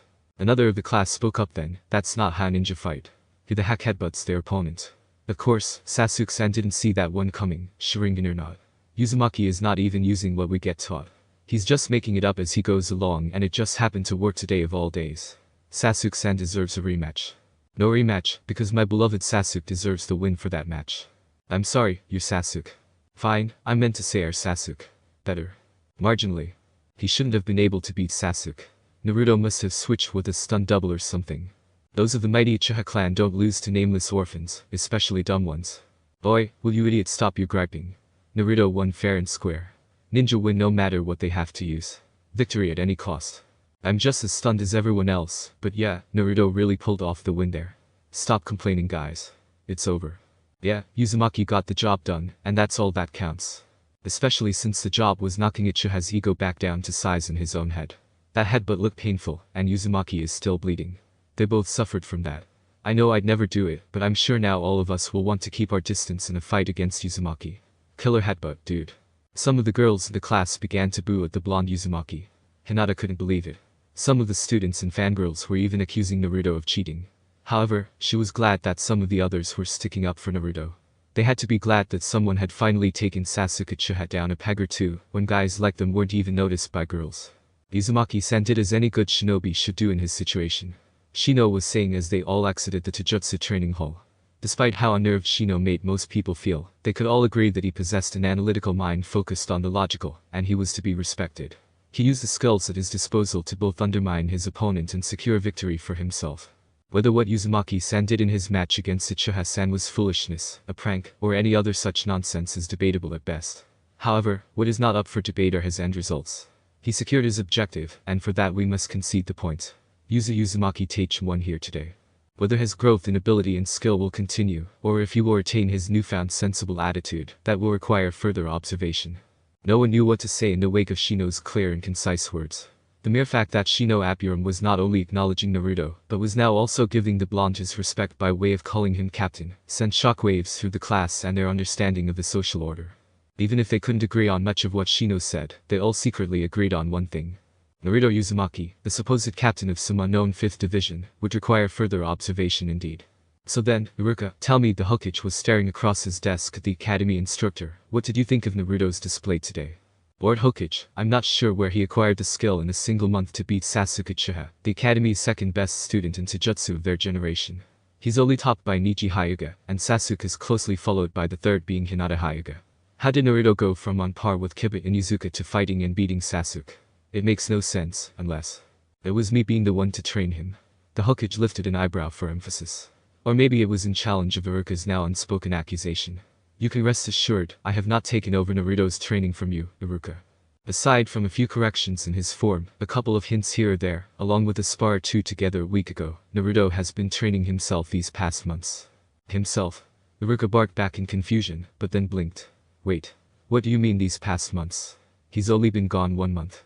Naruto dedicated himself exclusively to his own training this past month, focusing inward and drawing upon the latent potential we've all seen within him. However, he has been practicing and training with his new group of friends for at least the last 4 months, that have passed maybe even the last half year, if my guess is correct. They have gotten quite far in their little time. I'd even say they passed their exams to become Genin level ninja at the moment, if Naruto could make a decent enough clone right now. What happened? I thought I was keeping track of him, Rukia muttered, looking a little hopeless. Naruto was already hard enough for most people to keep under thumb, but Rukia had always believed himself the best of keeping tabs and eyes on Naruto at all times. He and his little friends from your class have come together to form a cute little organization. The third Hokage put his elbows on his desk with his hands together to cover his mouth from view. He didn't want Rukia to see the small smile on his face, which would give proof to his favoritism of Naruto. The boy was something special, so determined and resilient. They call themselves the divisions, and are training to one day make the name stick. Or at least, Naruto is reaching for that goal from what he tells me. But then, where did he go? He couldn't have left the village. Rukia put forth. And that he did not. Hiruzen Sarutobi moved from his chair in order to stare out his office window, overlooking the village with his stern gaze. Naruto approached me with a request for a place to train away from others. He said that his apartment's courtyard didn't provide the right atmosphere, and so I granted him access to my personal grounds. He trained himself into the ground, from dawn to dusk as hard as possible, before going home to eat properly, bath, and rest for the next day of training.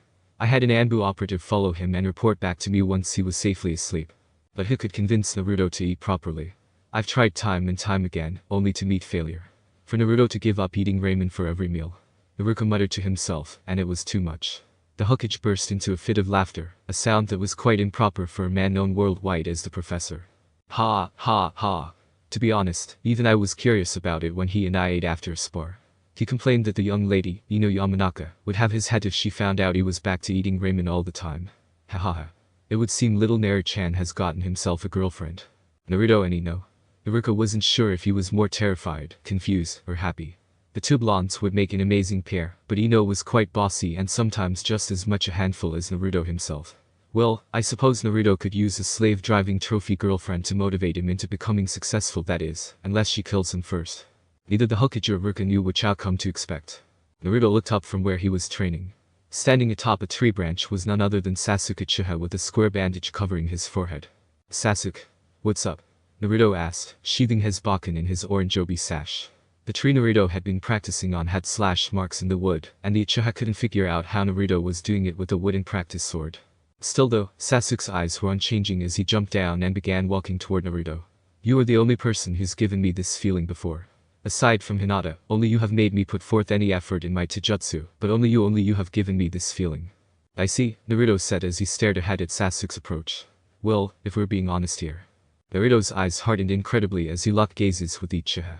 I've seen eyes like yours before. All around the village. But those eyes were always aimed at me, and for one reason or another they were filled with hatred and anger. You, however, you're not looking at me. So, who is it? Who are your eyes glaring at when you see past me? It drives me insane. For once, someone's eyes are not directed at me, so I've just gotta know. Tell me. Who are you looking at? Sasuke felt himself twitch. He hesitated for a second, coming in front of Naruto with a hard breath. We didn't make the sign of reconciliation before I left, Sasuke said instead, staring at Naruto, who could see that Sasuke was now in the present moment. Naruto's head tilted to the side a bit. His hand rested casually on the hilt of his Bakken. You're right, we didn't make the sign for peace, or whatever. Sasuke was the first to extend his hand, putting it into the sign of confrontation, then held it out to Naruto, giving him a cautious look. Naruto's eyes dropped to Sasuke's hand for a second before he smiled, forming the seal of confrontation himself. He hooked his fingers with Sasuke's own into the seal of reconciliation. Now then, before I tell you about the one I hope to surpass, you need to tell me something. Sasuke said with a smirk, getting a bemused look out of Naruto, as they let go of each other's hand quickly. Eh? What could I possibly have to tell you? You're the one who came here to me. You need to tell me. Sasuke was now glaring at Naruto. How in the hell you knew my middle name? Eh? Oh, well, I actually said that name by mistake. Ha, Naruto rubbed at the back of his neck in slight embarrassment. It's actually a pretty fun story. See, me and the gang have been reading this manga series, and it has a character named Uryushida in it. He's kinda like you in a way, but I see you as more of a Byakuya Kichiki to my Kenpachi Zaraki or something, you know. Anyways, Uryushida is a Quincy, and they're like this noble yet nearly extinct race of human archers that were killed off by the Soul Reapers for one reason or another. I don't know, asked Shikamaru, or you know more about it. So, back to Byakuya Kichiki, who's the guy I really think you match up with. He's pretty badass, but he's gotta stick up his ass a mile long. He does all these messed up things in the beginning because he's caught between his family's honor and upholding the law within Soul Society. I mean, the dude takes his own sister prisoner and fights to see her executed. That is beyond crazy, right? Right. Like I was saying, Byakuya has this massive stick up his ass. Sasuke blinked twice. He had not expected all of that. Naruto continued on in tangent that way as Sasuke listened to him with an annoyed expression, slowly morphing into one of bewildered curiosity, while Naruto went on and on about the comic series called Deathberry. Hinata sat on Naruto's couch, overwhelmed with how suddenly things had changed in the course of the last couple of years. In her lap lounged a platinum blonde cat, lazily flicking its tail left and right as her hand gently pat its fur. As someone had told her 2 years ago, she would be in a close-knit group with the blonde boy of her dreams, chatting and laughing with him nearly every day, and spending quality time with individuals she could actually call friends. Well, she might have fainted from the mere thought. She had gone so quickly from wishing that Naruto would just notice her, to being surprised every day when she was one of the first people he immediately latched onto for conversation and plans for that day. It made her knees weak. Her, Hinata Hyuga, cohorts and chums with the unbridled ball of energetic determination that was Naruto Uzumaki. Naruto would rush right up to her, going on and on about the newest volume of Deathberry he and the others had gotten into. She didn't read it much, except when Naruto read it with her. Then he would take her by the hand and practically drag her to class where the others would be waiting. Kiba would be the first to brag about the new volume, saying how awesome this move was, or how the clash between two characters had been epic. That would get the discussion going. Kiba had a very good memory for the characters' names and their importance to the plot of the story. He always seemed to focus more on them as people than as warriors. Ino Choji would next elaborate on pages in detail, their setting and the characters' abilities in contrast to each other. Ino could perfectly recall any and every outfit worn by the individuals in the manga. She would often go off in tangent about the materials and fabrics that would be best for the different environments the characters traveled through, going from the human world to Soul Society and all. Choji was better at the powers of the people, scaling them in comparison to one another with great accuracy. Then it was Shikamaru's turn to direct conversation. He would analyze and break down the techniques in use by the Deathberry cast, in contrast to ninja arts from various books he and Naruto were studying up on. The third Hokage had given Naruto permission to have shinobi texts and scrolls for him to study, in order to become a better ninja. Whatever Naruto requested would be delivered to him by a member of the Anbu Black Ops, normally by a brown-haired man in a Tor mask or silver-haired guy in an Inu mask. From the scrolls and books Naruto got, he and Shikamaru were more than able to define what kinjutsu styles were used in the manga, and what level of ninjutsu the characters used against each other called Kido. Their new friends amazed her with the simplicity of their scientific method.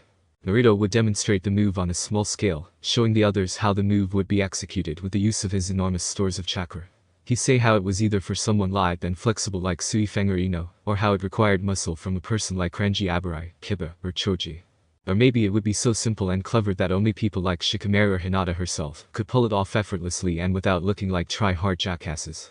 Naruto used vulgar language sometimes, but Hinata didn't mind. He never used it in front of their teachers or directed it at her. She wasn't sure how she would feel if he did. From there they would practice the move a couple of times, but they always waited until after their lessons at the academy before they tried anything with the use of chakra. Sasuke Uchiha would join them then. The third Hokage continued to lend Naruto the use of a private training ground and extended that privilege to the rest of them. Your little band of friends are always welcome here. The third Hokage had offered with a smile. Hinata had been speechless to receive such honor from their village's leader and most powerful shinobi. Thankfully, Ino had not been rendered to such a state. The blonde girl had grabbed Naruto by the neck, forcing him to respectfully bow and thank Lord Hokage for his unbelievable generosity. Sometimes, Hinata wished she had Ino's outgoing and vibrant attitude. Hey, Earth to Hinata. The Hyuga girl jumped with a squeak as she was startled. The blonde cat in her lap hissed before jumping off her, running away. Naruto was moving in front of her, waving a hand in her face. You still alive in there, Miss Hyuga? Why yes, Naruto-kun. Hinata had gotten a little better at keeping the stutter out of her voice. But with the source of her affection so close, she couldn't help the blush that covered her face or the trembling in her voice. I'm as sorry I must have gotten lost in thought. Hey, it's okay, so long as you ain't dead. Naruto shrugged casually. I once heard that people can die just sitting there like zombies, or something. It sounds really weird, but Ami from class says that's how her folks found her grandfather. Just sitting in the chair like he was thinking, but he was actually dead.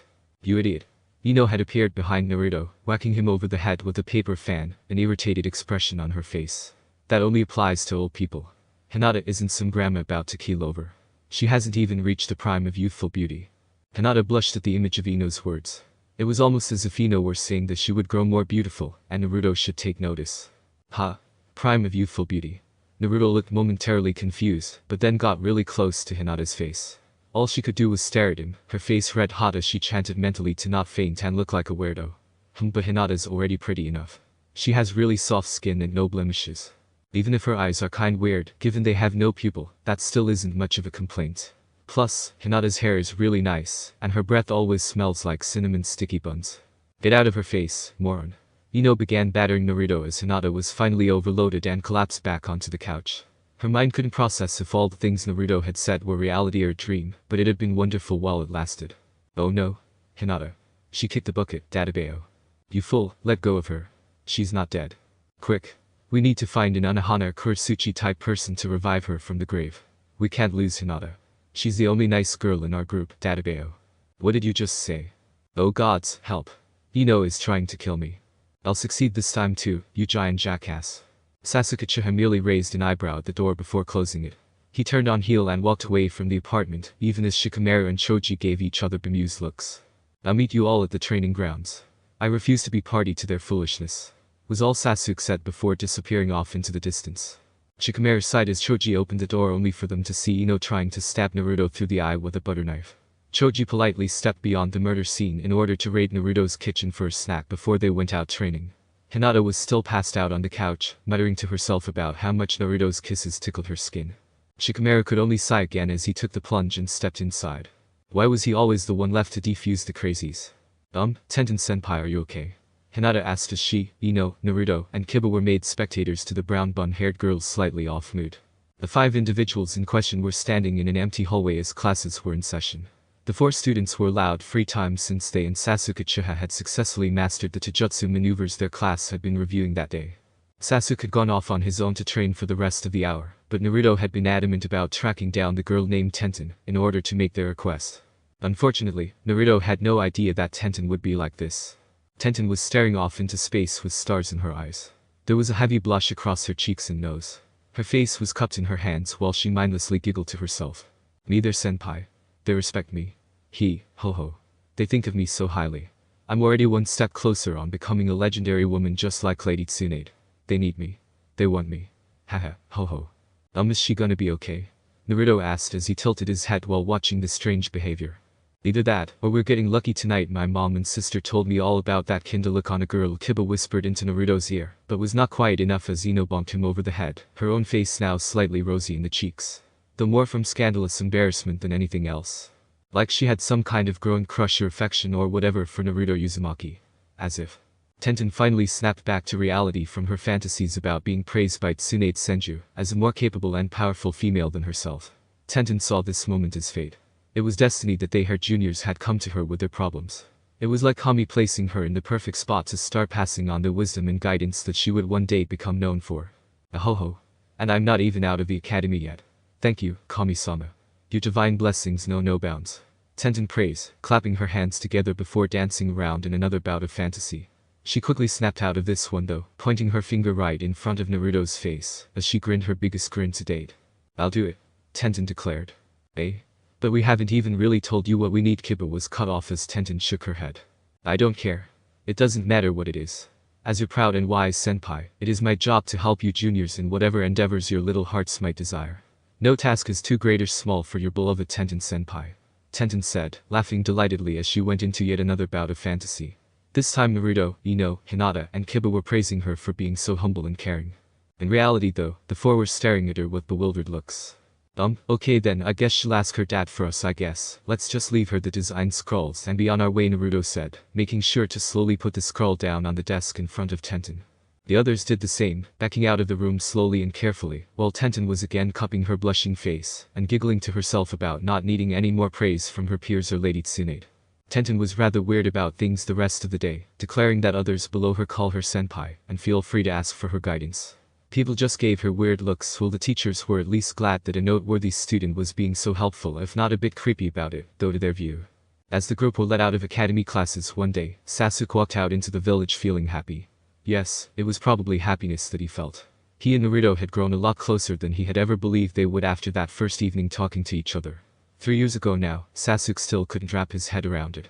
Naruto had headbutted himself into Sasuke's friendship, and it still didn't quite make sense to anyone, least of all the people of the village. Naruto simply had this presence about him that made it easy for him to be around people, even if they were irritated by him to no end. Not to mention how he annoyingly clung to people like an infectious virus. Naruto didn't let his friends go if he could help it, they had to pride themselves free of the blonde. Nonetheless, Sasuke found that as he made his way through the village and listened to the whispers of people talking about his new appearance, as though he were a fashion model, he still felt happy. It had now been 3 years since they sparred that fateful day, and Sasuke had found something more to live for. When his clan was killed by that man, he had thought that everyone he cared for in the world had disappeared. All he had seen in front of him was him, and his desire to kill the man. Now, however, he realized that the third Hokage was right when he prattled on and on about the bonds between those who lived in Konoha. The entire village could be his new family, in the vaguest sense of the word. He would never forget the Uchiha clan, as his real family would always be very dear to his heart. He would miss them for all eternity, but that would not stop others from becoming precious to him. Granted, he could count his precious people, as Naruto put it, on his 2 hands, but it was a good start nonetheless. Also, his clan could be revived. That was something he vowed to himself a night after training himself into the ground with the others. That responsibility rested on his shoulders. If he wanted to bring the clan back to greatness, then he would have to become a man worth the attention of respectable women. Not fangirls. That would be a last resort, something he was too ashamed to admit. Therefore, he focused some of his attention on becoming a dignified man, someone that could immediately be seen as the head of an honorable family. Taking up the character of Byakuya Kichiki made that endeavor slightly easier. After all, if he focused all his attention on getting strong enough to kill Itachi, then he might die in the destined battle, then the Uchiha clan would be forever gone from Konoha. Another last resort was giving the quest to restore the Uchiha clan to Naruto. He would never admit it until his dying breath, but he wasn't ashamed of it either. Just to be safe though, he did write it in a copy of his last will and testament, given to the third Hokage if he should die before killing the slayer of his clan, and becoming a Jonin-level ninja. Nonetheless, Sasuke vowed to himself that he would take charge of his destiny, and defend the honor of the Uchiha, just as Byakuya defended the honor of the noble Kichiki household. With that in mind, Sasuke stopped in front of the library where Naruto, Ino, Hinata, Choji and Shikamaru were already waiting for him. Kiba would swing by in a few hours after training with his mother and sister in his clan arts. From what Sasuke understood, Kiba needed to become fast and strong enough to use his clan arts effectively. This was unlike Ino, Shikamaru, and Choji, who only needed the proper chakra control and a few practice lessons every week. Shaking his head of the distracting thoughts, Sasuke stepped forward. This was part of getting good enough to protect that honor. He and Naruto had decided to take matters into their own hands by actively searching out the information they would need. The texts and scrolls they received from their head captain, the third Hokage, were well enough, but without supplementary information and a foundation of theory, any further experimentation into making their goals a reality would end in critical failure. Sasuke was also secretly proud that he was the only one among his friends that took the time out every other night for an hour to study a dictionary. Using big words against Naruto was just too easy to pass up. It was a way of humbling the blonde, and too darn funny for Sasuke not to take advantage. The Uchiha watched as the librarian threw Naruto a dirty look before greeting the rest of them with only the highest of respect. If the man had been anyone of note, then he would have recognized that Naruto was one of the last members of the Uzumaki clan in the entire world. They had discovered that last week, but Naruto didn't seem to really care. He must have cried about it though as he came to school the next day with a raw nose and puffy eyes. Nonetheless, Naruto ignored the man at the front desk, and simply continued on as though it didn't bother him. Sasuke knew that it did because Naruto would inevitably complain about it to them later that same day. So now, they were looking through scroll after scroll, researching ninja and chakra as much as possible. Naruto would grouch about it to Hinata, the only one among them either too weak or simply too kind to turn a deaf ear to the annoying blonde. Halfway into the 5th hour, Naruto wanted to spend the rest of the day at Ichiraku Ramen, but Ino finally had enough as she smacked him with a book and told him to shut up and read it before she stuffed it down his throat. Sasuke had to admit, it was a bit harsh, but that seemed to be the only way to get through to Naruto. The only other time he shut up and read was when Hinata had asked politely for him to talk softly, as she had lost her place in the scroll on the theory of medical ninjutsu. Naruto had clamped his mouth shut then, but been back at it an hour later. Now he was grumbling quietly to himself as he read through a text on the basic aspects of Sensor Ninja. Aw man, there's so many to choose from, how do we know which one will fit into the divisions? I mean, we've been here for 6 hours already. Sensor Ninja, Medic Ninja, Offensive Ninjutsu, Defensive Ninjutsu, Jinjutsu Specialist, Taijutsu Specialist, Shinobi Theorist, Naruto muttered, looking thoroughly overwhelmed as he put down his 7th scroll that day. The others were well into their 20th, but there was no need to bring that up to the blonde. Aside from Kenjutsu with a bit of elemental chakra manipulation, I've got no idea what we need. Then maybe you should put more energy into studying rather than griping about things. Sasuke spat, having enough of Naruto's childish antics. The blonde was much smarter than he let on, but book knowledge was not his forte. The least he could do was let them all study in peace if he was not going to contribute. Sasuke is right. You need to build your theoretical knowledge if you ever want to help us achieve what we're planning. Shikamaru said as he put down a book on chakra natures. You're the only one among us that has enough chakra to make multiple attempts at these techniques in a single day. Without your blunders on the training field as we help you get through the trial and error process, we'd be set back by years instead of months. We have only another year left before the next graduation exams are held at the academy. In that time, we still have much to master before our personal time is cut drastically short by our responsibilities as shinobi to the village. We've held ourselves back enough already. There can be no more excuses as to why we don't graduate. Everyone is questioning why we have held ourselves back the past 3 years. We must graduate on time since we did not exit the academy program with an early graduation. And I will say again, I will not bring shame to the noble name of Uchiha. Sasuke said with his closed eyes, looking a little furious. Not to mention the fact that we still don't have a devoted healer in our group, even after 3 years.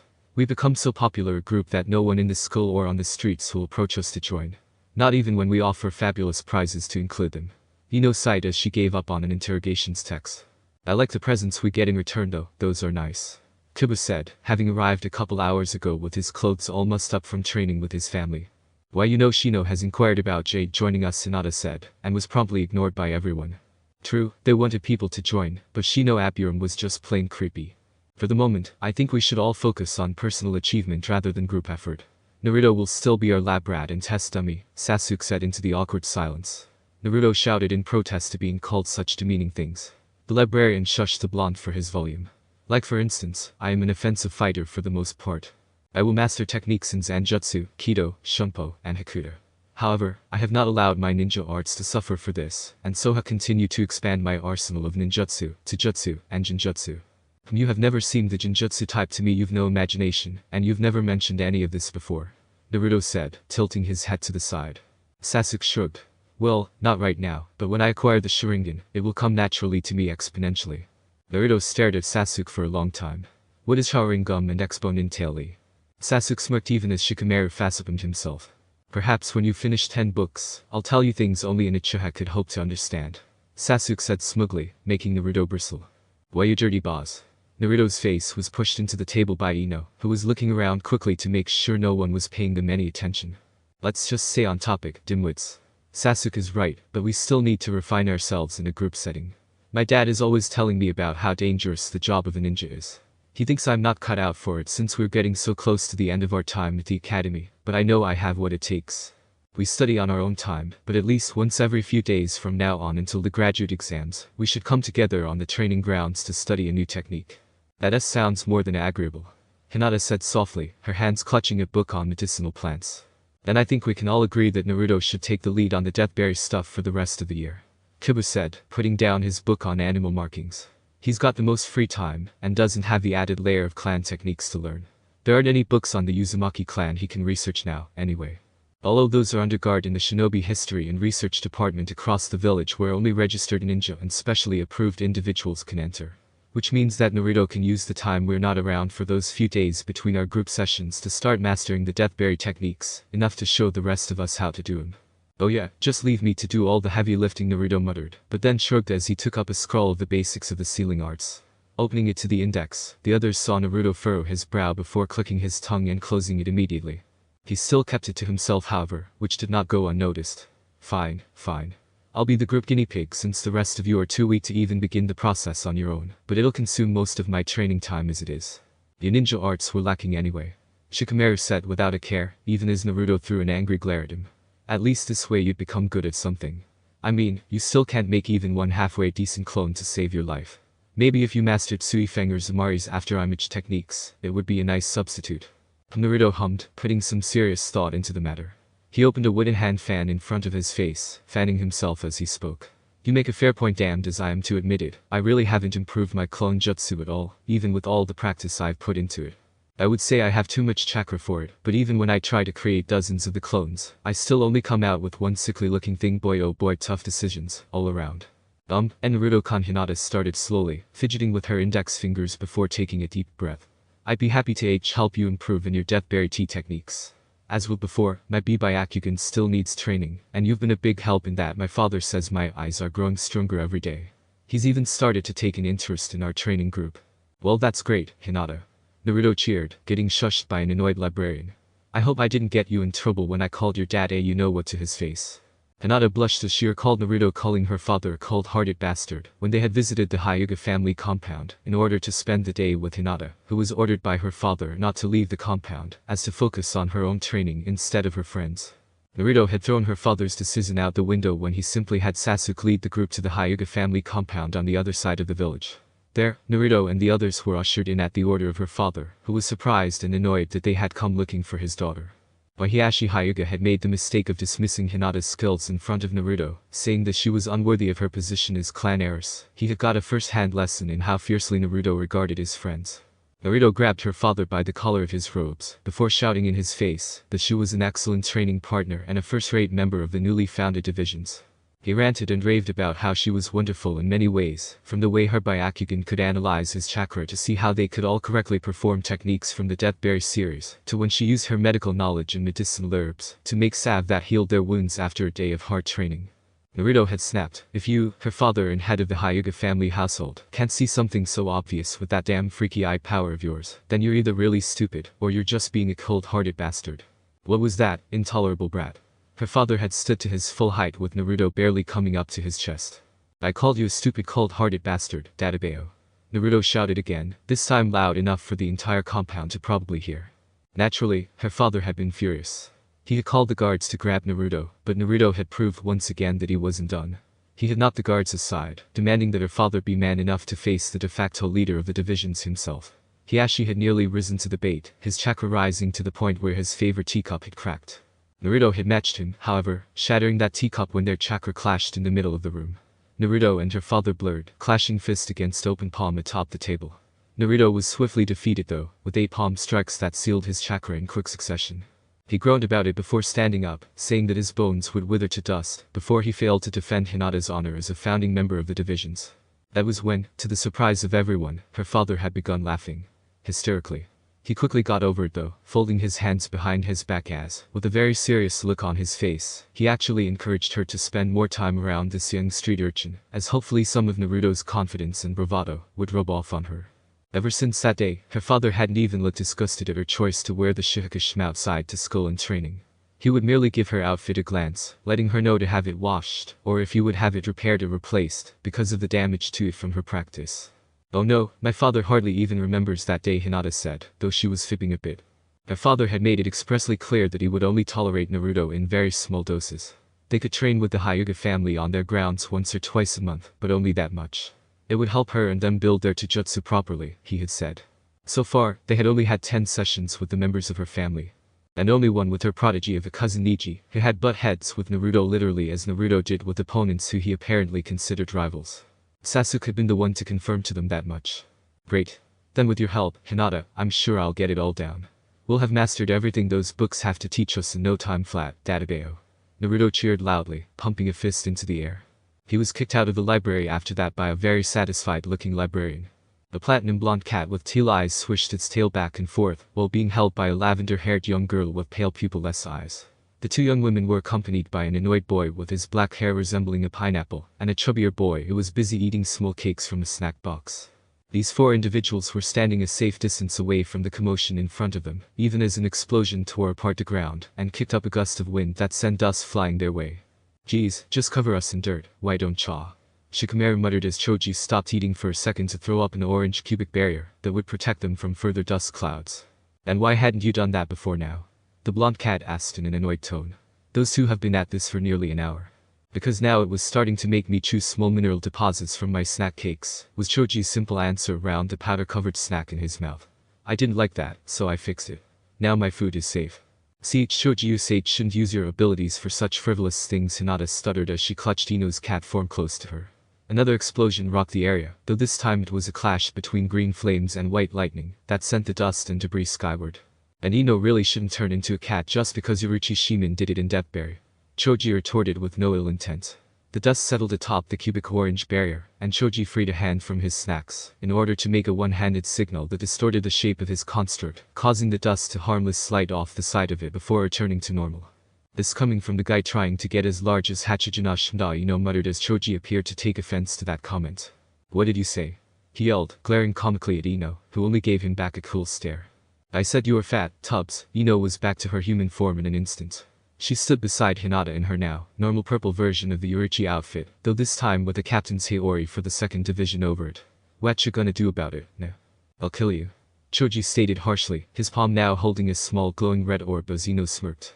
She lashed backward with a kick, easily shattering Choji's barrier and disappearing just as Choji cried out, Heido number 31. Shakum. The explosion that followed was escaped by Hinata and Shikamaru, both whose division clothes were now dirty from the close-range attack that sent dirt flying everywhere near them. Hey. The hell is going on over there? Naruto's voice called out from the distance. That was his mistake as he was screaming the next second as yellow lightning descended upon him. You should focus on your own survival. Sasuke stated while preparing another Kido attack. Choji and I are working on his anger management. Now I've got you. Choji suddenly exclaimed. Ino would have laughed more if she didn't feel her stomach impact with a bar of light. This was just before 5 more bars pinned her to the spot by slamming into her from all horizontal directions. And you're gonna pay for calling me fat. I'm big-boned, damn it. Heido number 33. Smkatsui. Ino saw the wave of blue flames engulf every blade of grass on their way toward her. She sighed. This was gonna really mess up her clothes and hair. Nakuto number 81. Thank you. Came the shout from Shikamaru, and a transparent shield came to life in front of Ino, only to crack and buckle under the pressure of the blue flames. Luckily for the purple-clad girl, the shield held fast until the bitter end, where after the torrent of blue hell fizzled out of existence. The protective spell shattered into non-existence a moment later, leaving only the heat from the attack it defended to make Ino sweat. She quickly shattered the shafts of light binding her in place, and appeared in a swift blur in front of Choji, who was looking all too satisfied with himself. You brain-dead jackass. You could have seriously killed me with that attack. It was way too overpowered. Huh? Choji blinked in surprise, then tilted his head. You're still alive. Damn. You were seriously trying to murder me, Ino was outraged. Well, you had no right to call me fat. Fair is fair. The Akimichi chirped happily with a shrug of his shoulders, the black sleeves of his robes falling to his elbows. You should have made sure I was dead, fatso. Ino seethed, and Choji was back to murder as well as they got in each other's faces. Because now I'm gonna reduce your size to tiny chunks of lard. Ino drew the bakken sheathed horizontally behind her lower back. It seemed to steam with grey energy, growling like an alley cat cornered. You just bring it, you blonde bimbo. Choji snapped back, his hands crackling with intense blue energy that arched and shuddered like lightning. HMPH, to think that this is how the divisions would act disgraceful. Sasuke Uchiha had arrived on the scene, his eyes closed and his white Haori for the 6th division billowing behind him. In his long black hair was an intricate bone-white Kensuken headpiece. Around his neck was a silver-white scarf that looked expensive. He finally opened his eyes, leveling his division's comrades with his cool onyx gaze. I find myself ashamed to call either of you boorish peons my colleagues, he stated plainly, which turned both Ino and Choji's ire toward him as their new target. What was that, Uchiha? I didn't quite catch it. Ino hissed, her entire body now engulfed in flowing gray power. I think he meant to insult us, Ino. Choji growled, his form shrouded in crackling blue lightning. But that couldn't be true, not unless you had a death wish. As if the likes of you could even touch one such as me, Sasuke said in cool confidence, his hand resting comfortably on the hilt of his bakken. I wouldn't even need to dirt my blade with paupers such as you. Just as Ino and Choji inched closer to the Uchiha, and he narrowed his eyes in challenge to them, every last one of them, even Hinata and Shikamaru, were slammed with the overwhelming pressure of Naruto's chakra as he entered the clearing. He looked none too concerned with whatever battle was about to occur between the three, but did seem to take issue with something. This is no way for the divisions to act. Founders fighting amongst themselves over petty insults. Disgraceful. Naruto said, his bakken being used like a walking cane as he approached the gathering of his friends like an old man. He was hunched over, his other hand folded behind his back as he narrowed his eyes like an elderly man at them. And to think you would sully your uniforms over this. Those Hiyori and Shihakishla are expensive. What do you think therefore? They make excellent and convenient napkins. Choji happily supplied his answer in the face of Naruto's wrath. They're stylish and match well with my outfits. Ino chirped while a vein appeared to throb in Naruto's forehead. They're cheap and easily replaceable, Sasuke muttered with a look of disinterest on his face, even as Naruto exploded in anger. Idiots. Tenten sweetie, are you sure you don't want daddy's help in there? Her father questioned nervously as his daughter heated the furnace again to their smith site. No, Dad. I can do this. My juniors are depending on me. Tenten shouted over the roaring flames and sounds of hammer striking metal anvil. She paused only for a second to wipe the sweat from her brow and heave a deep breath. No task is too great or small for their beloved Tenten senpai. No task whatsoever. Do you hear me? None. Okay sweetheart, just be careful, daddy loves you, he said, watching fretfully as his adopted daughter finally took an interest in his ironworks and weapon expertise. Later found Sasuke watching Naruto as the blonde led their group to the very top of the Hokage monument. It was his first time ever coming up there, having had no interest in visiting a local landmark before he befriended Naruto and the others. Naruto, however, seemed to come there very often. At least once every few days. Rukia had once told him that if he ever wanted a bit of peace and quiet away from his fangirls who had increased since he started to wear his clothes, similar to the character of Byakuya Kichiki around the village in the recent year, that this was the place to go. Rukia had also said that the suggestion had come from one of his students. Now Sasuke knew exactly who that student was. Sasuke had to admit, the last few years of being close to Naruto and the others had made him happy.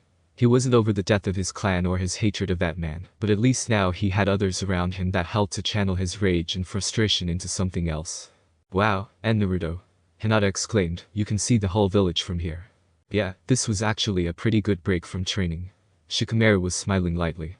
Almost certainly worth the walk. You can see so much from up there. Choji muttered in awe, and beside him was Kiba, who had finally finished his day's training with his mother in the Inuzuka clan's secret arts. Whatever it was that he had been training in had been tough, leaving him covered in scraps and cuts, some even on his face. They were all now covered in salve, courtesy of Hinata and Ino's healing paste. Kinda makes a guy feel small, you know, like we're all just tiny parts of something much bigger than ourselves, Kiba said, and Sasuke saw Ino nod her head in agreement. Even he had to agree. The village was vast, and it did make him feel tiny in comparison, as though he and they were mere raindrops in an ever-falling storm, or ants a part of a colony. One in the many. And the needs of one never outweighed those of the many. This is what we must protect, Naruto said solemnly, and Sasuke could see the very serious look on his face.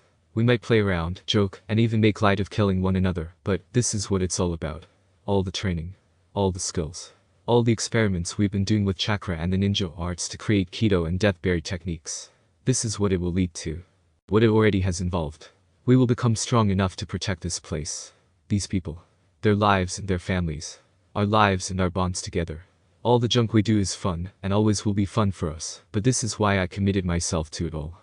Naruto Ino whispered in shock of his determination. Naruto's fists clenched so hard that they could all hear the knuckles crack. I come up here, and despite how most of them may treat me, regardless of the way they all look at me, I look down on it all, and I feel the desire rise in me. One that demands I protect them with every fiber of my being. Every man, woman, and child. Until we grow strong, Sasuke found himself saying, those words are nothing but hollow declarations. You're right. Naruto turned to Sasuke, his eyes burning with an intensity the Uchiha had rarely seen in him before. It was beyond a simple will to grow stronger or be noticed. It was something else entirely. Those are merely words right now. But they are the foundation of the divisions. We will build on them. And if I die before I become strong enough, then you all must rise from my ashes and carry on. Make the goal of the divisions possible. You talk like you're dead already, Kiba muttered, but his grin was in good nature. What is it that old man Yama says? Place everything you have on the line, and crush the enemy where they stand. Even if they should tear your flesh from your bones, make every last fragment of those bones an iron wall. They must not be permitted to set a single foot within the village of Konoha. All 7 members of the fledgling divisions jumped in surprise, turning their heads to see none other than the elderly third Hokage walking toward them, his expression stern and ruthless. All 7 stood aside and bowed at the waist to hear Zenjinrikisai Sarutobi, the third Hokage, their head captain. It would seem that your little group has indeed grown strong and smart. Though you all might not see eye to eye on everything, you share a bond only you can understand. It is invaluable that this bond grows and matures until the divisions is a family. Sarutobi said, hands behind his back in a firm manner as he gazed over the village. Life is much too short. Every warrior born of this village lives with many scars, but we are all a family here. And the family will always protect the home. What is the head captain even talking about now? Kiba asked in a mutter to Ino, who bonked him on the head comically. It didn't even hurt that time. Shut up, will ya? He's so cool right now. Ino hissed before turning back to stare at the third Hokage in awe. Unfortunately, he had fallen asleep in that time, standing before the village as he snored lightly with his head leaning to one side. Everyone can just shut up and enjoy the view, Naruto said with a pleasant sigh. Kiba took a moment to scoff, but turned his gaze onto the village as asked. The group stayed in silence after that, bathing in the sunlight of the midday sun. Far off to the side, where the path up to the top of the Hokage monument led downward into a small bridge, a pink-haired girl observed the group with an unreadable expression. When and how had they all become such good friends? The pink-haired girl vowed that she would get to the bottom of this mystery. Naruto was peacefully snoozing in his bed, dreaming of scantily clad girls serving his every need as he lounged in a pool. Wake up, you dumbass blonde. What the oh? Naruto cried out as 2 tiny feet slammed into his back. Konohamaru ugh, Naruto could only wish it was a nightmare. The boy had joined in on the divisions because his grandfather thought it would do him some good. His grandfather being their head captain and the cage of their village had everything to do with it. Oi, Konohamaru. Would you go and do that? I was having this really nice dream about the hot spring maidens, and Naruto was again kicked, this time in the face by the tiny boy who was dressed in black robes with a small wooden toy dagger in his white sash. I don't care about your pervert dreams, Blondie. We've been knocking on your door and calling your name for the past 10 minutes. The hell is wrong with you? Konohamaru jabbed an accusatory finger in Naruto's face. What do you mean we? Who else is here? Naruto said nasally as he had to hold his bleeding nose shut. Just then, Rukia came into view with a sigh and a shake of his head. I told Konohamaru to take it easy when waking you up. Rukia slammed his fist down onto Konohamaru's noggin, making the boy roll around on the floor while clutching the top of his head. Seems none of you brats will make my life any easier. Hey there, Rukia-sensei. What can I do for you? Naruto asked, hiding his nose and lower half of his face behind his small paper fan. He still couldn't hide the nasally sound of his voice, however, as his nose was still being pinched shut. I came to give you more chakra control exercises to practice in your training. The third Hokage himself has seen fit for these to go to you. You should feel lucky he's taken such an interest in your training, Rukia said, placing a few scrolls down on Naruto's nightstand. Naruto's eyes lost the mischievous glint that had been sparkling in them before. Well, now that sounds like a lot of hard work ahead of me. What to do, Naruto fanned himself lightly. If one takes life too seriously, they can become an Uchiha or Kachiki. However, the same trap exists if one takes life too casually, as they can become a Nara or Kairaku. What to do? Rukia stared at Naruto for a while before rolling his eyes. Regardless of your philosophical opinion, you will be studying these exercises. The third Hokage has placed a lot of faith in you. Take your exams seriously, as they are now only half a year away. Naruto gave a jovial laugh as he fanned himself. In that case, I'm sure I can scrape together a passing grade. However, if I should fail in some spectacular fashion, then please refrain from beating me. After all, I'm only a poor and humble ramen-loving candy shop owner. Aha, ha ha ha. Ugh. Shut up. Konohamaru jumped up and kicked Naruto in the face again, tearing apart the paper fan in the process. Your voice is so annoying. Wait, Konohamaru. Stop. Ow. Not there, not there. Naruto cried in horror as Rukia watched the blonde be pummeled by an 8-year-old. After it was over, Rukia decided to finally speak up. Now Konohamaru, why would go and beat up on your senior like that? Konohamaru, breathing harshly, crossed his arms in defiance. I didn't like the way his face looked, Rukia-sensei. So, I rearranged it for him. Rukia hummed in thought before walking away. Very well. You two have fun with your little comic book games. I have to attend a meeting for all teachers at the academy. I'll meet you two for ramen later in the evening. With that, he waved a dismissive hand over his back and began exiting the apartment. Raymond. The two boys cried happily behind him. Naruto was up again, this time without a single injury on him. Rukia knew Naruto would be fine playing with Konohamaru. Konohamaru, wait. No, not the face. But from the wails of pain behind him a moment later, he doubted if Naruto could fake injury well enough to keep Konohamaru from seriously hurting something this time. He sighed. Boys would be boys. Aha. Finally caught you all red-handed. A voice cut through the scene like a hot knife in butter. When all eyes turned to the intruder, they pinned their unexpected guest with the weight of their presence. What made this even more significant was the fact that this trespasser was, in fact, Sakura Haruno. Oh my, Hinata gasped, covering her mouth delicately. What the hell? Kiba asked in equal parts shock and surprise. Haruno Shikamaru grumbled while scratching his head in confusion. Choji tilted his head, pausing only for a moment and eating his powdered donuts. Sasuke and Ino said nothing as they merely glared at Sakura, then each other, while gritting their teeth in annoyance. Finally, Naruto locked eyes with Sakura, and she collapsed to her knees. What is this heavy feeling? I can't breathe, I can't move, all I feel is his stare on me, it's crushing me, it feels like I'm drowning in iron, and all he's doing is licking him. This was a bad idea, I feel like I'm going to die. Before she could think any further, a veil of white cloth covered her vision, and she found herself able to gulp up air into her lungs. She could breathe. She could think. Get a hold of yourself there, forehead, Ino said, but without her usual edge toward the pink-haired girl. She was kneeling in front her former best friend, shielding her from the gaze of Naruto and the others. Ino gave a small sad smile as she smoothed down Sakura's hair and comforted the girl. You're making women everywhere look bad if you can't handle even this small amount of spiritual power. Sakura Haruno, this is a very grave transgression you have committed, Naruto spoke, and Sakura didn't even recognize his voice. It was gruff and old, like a veteran elder. Tell me, how do you play? Thus earlier the same day, if you had asked Sakura about willingly stepping foot in Naruto's apartment, she would have laughed in your face before insulting your intelligence. Naruto was the lamest kid in their entire school. Her parents always told her to stay away from him because he was raised without parents and possessed no manners to speak of. When she began attending the academy, she witnessed Naruto's punk attitude and hooligan nature firsthand. He was rude, crude, and lewd. More so than any boy their age should be. He was loud in the academy, he used bad words when he was in a mood, and he ate like a wild animal. His clothes were shabby, and his overt casualness with everyone around him chaffed her polite upbringing. The blonde boy ran around like he owned the place, and talked a big game without ever having anything to show for it. It was maddening. Sakura simply didn't understand it. How could the blonde be so prideful, and yet so stupid? And to make matters worse, Ino was obviously hanging out with the moron. Oh, come on, Ino. Sakura groaned, her expression pained as Ino sat coolly atop a desk. I know you've been getting friendly with those losers. How can you sit there, and be so nonchalant about it? Ino hummed as she went through a magazine on civilian fashions. What I don't get is how ladies can wear such big hats without feeling silly, all those fake flowers and frills on them, too. It's just ridiculous. And these strange dresses with so many layers of fabric, it makes my stomach turn just looking. Ino tossed the magazine over her shoulder, hitting Kiba atop the head.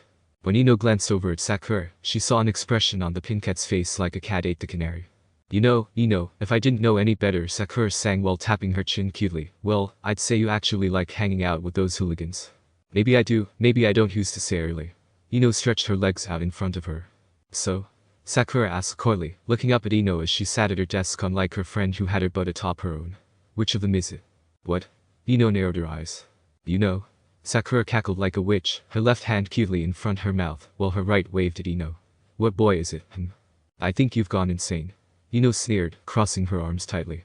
Choji is the nicest, Sakura started, her smile sickly sweet. He may be a little podgy, but he's kind-hearted and polite. Though if you two went on a date, he'd probably eat enough for both of you, thanks to his clan's ninjutsu. Ino raised an eyebrow, surprised that Sakura knew anything at all about a clan's techniques. Then again, the Akimichi clan wasn't much for secrets in their ninjutsu, as only someone with Akimichi genes could stomach eating 5 times their weight in fatty foods to build the stored energy for size adjustment. Kiba is just ugh, I can't even. Sakura pulled a face. He's almost as bad as Naruto. In fact, he's worse. He had to be taught manners and proper etiquette, and still acts like a street mutt with no home training. Hey!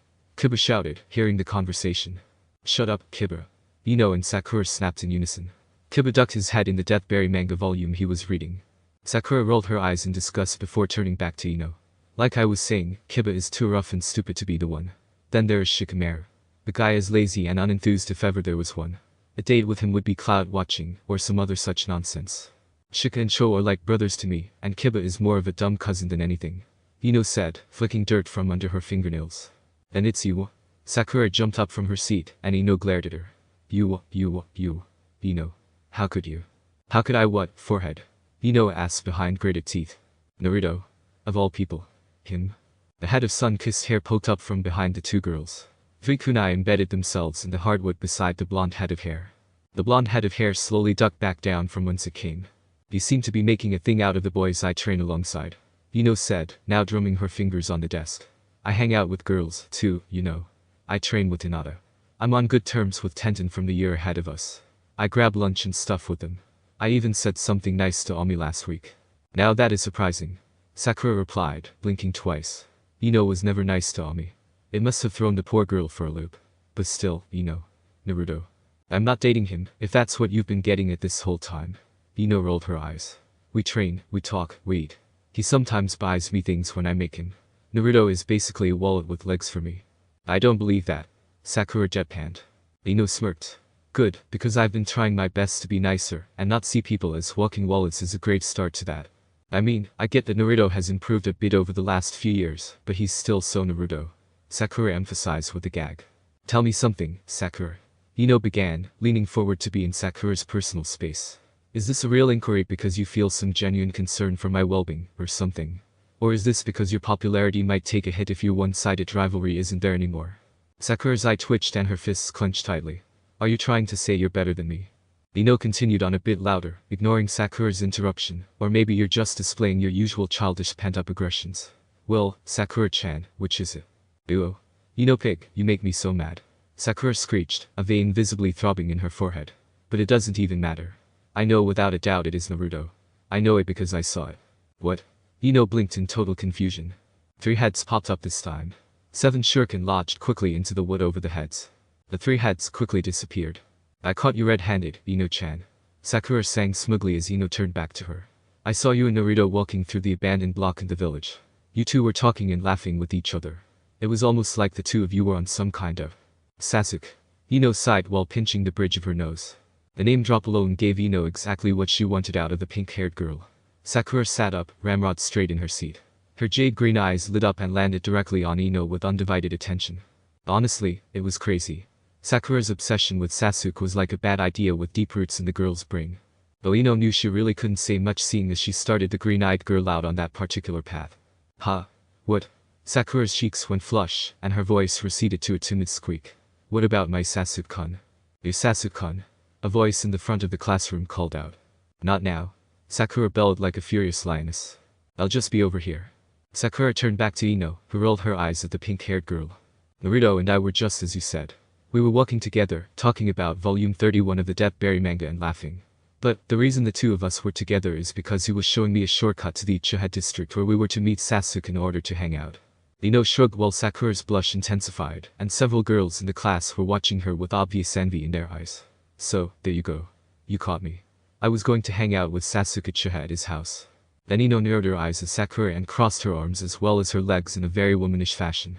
"But then again, none of that is really any of your business. Now is it?" "Ayuba," Sakura sputtered while looking around. Sasuke had already disappeared from the classroom. He never stuck around long unless Naruto, Kiba, or Shikamaru asked him. No one hangs out with Sasuke. Especially not at his house.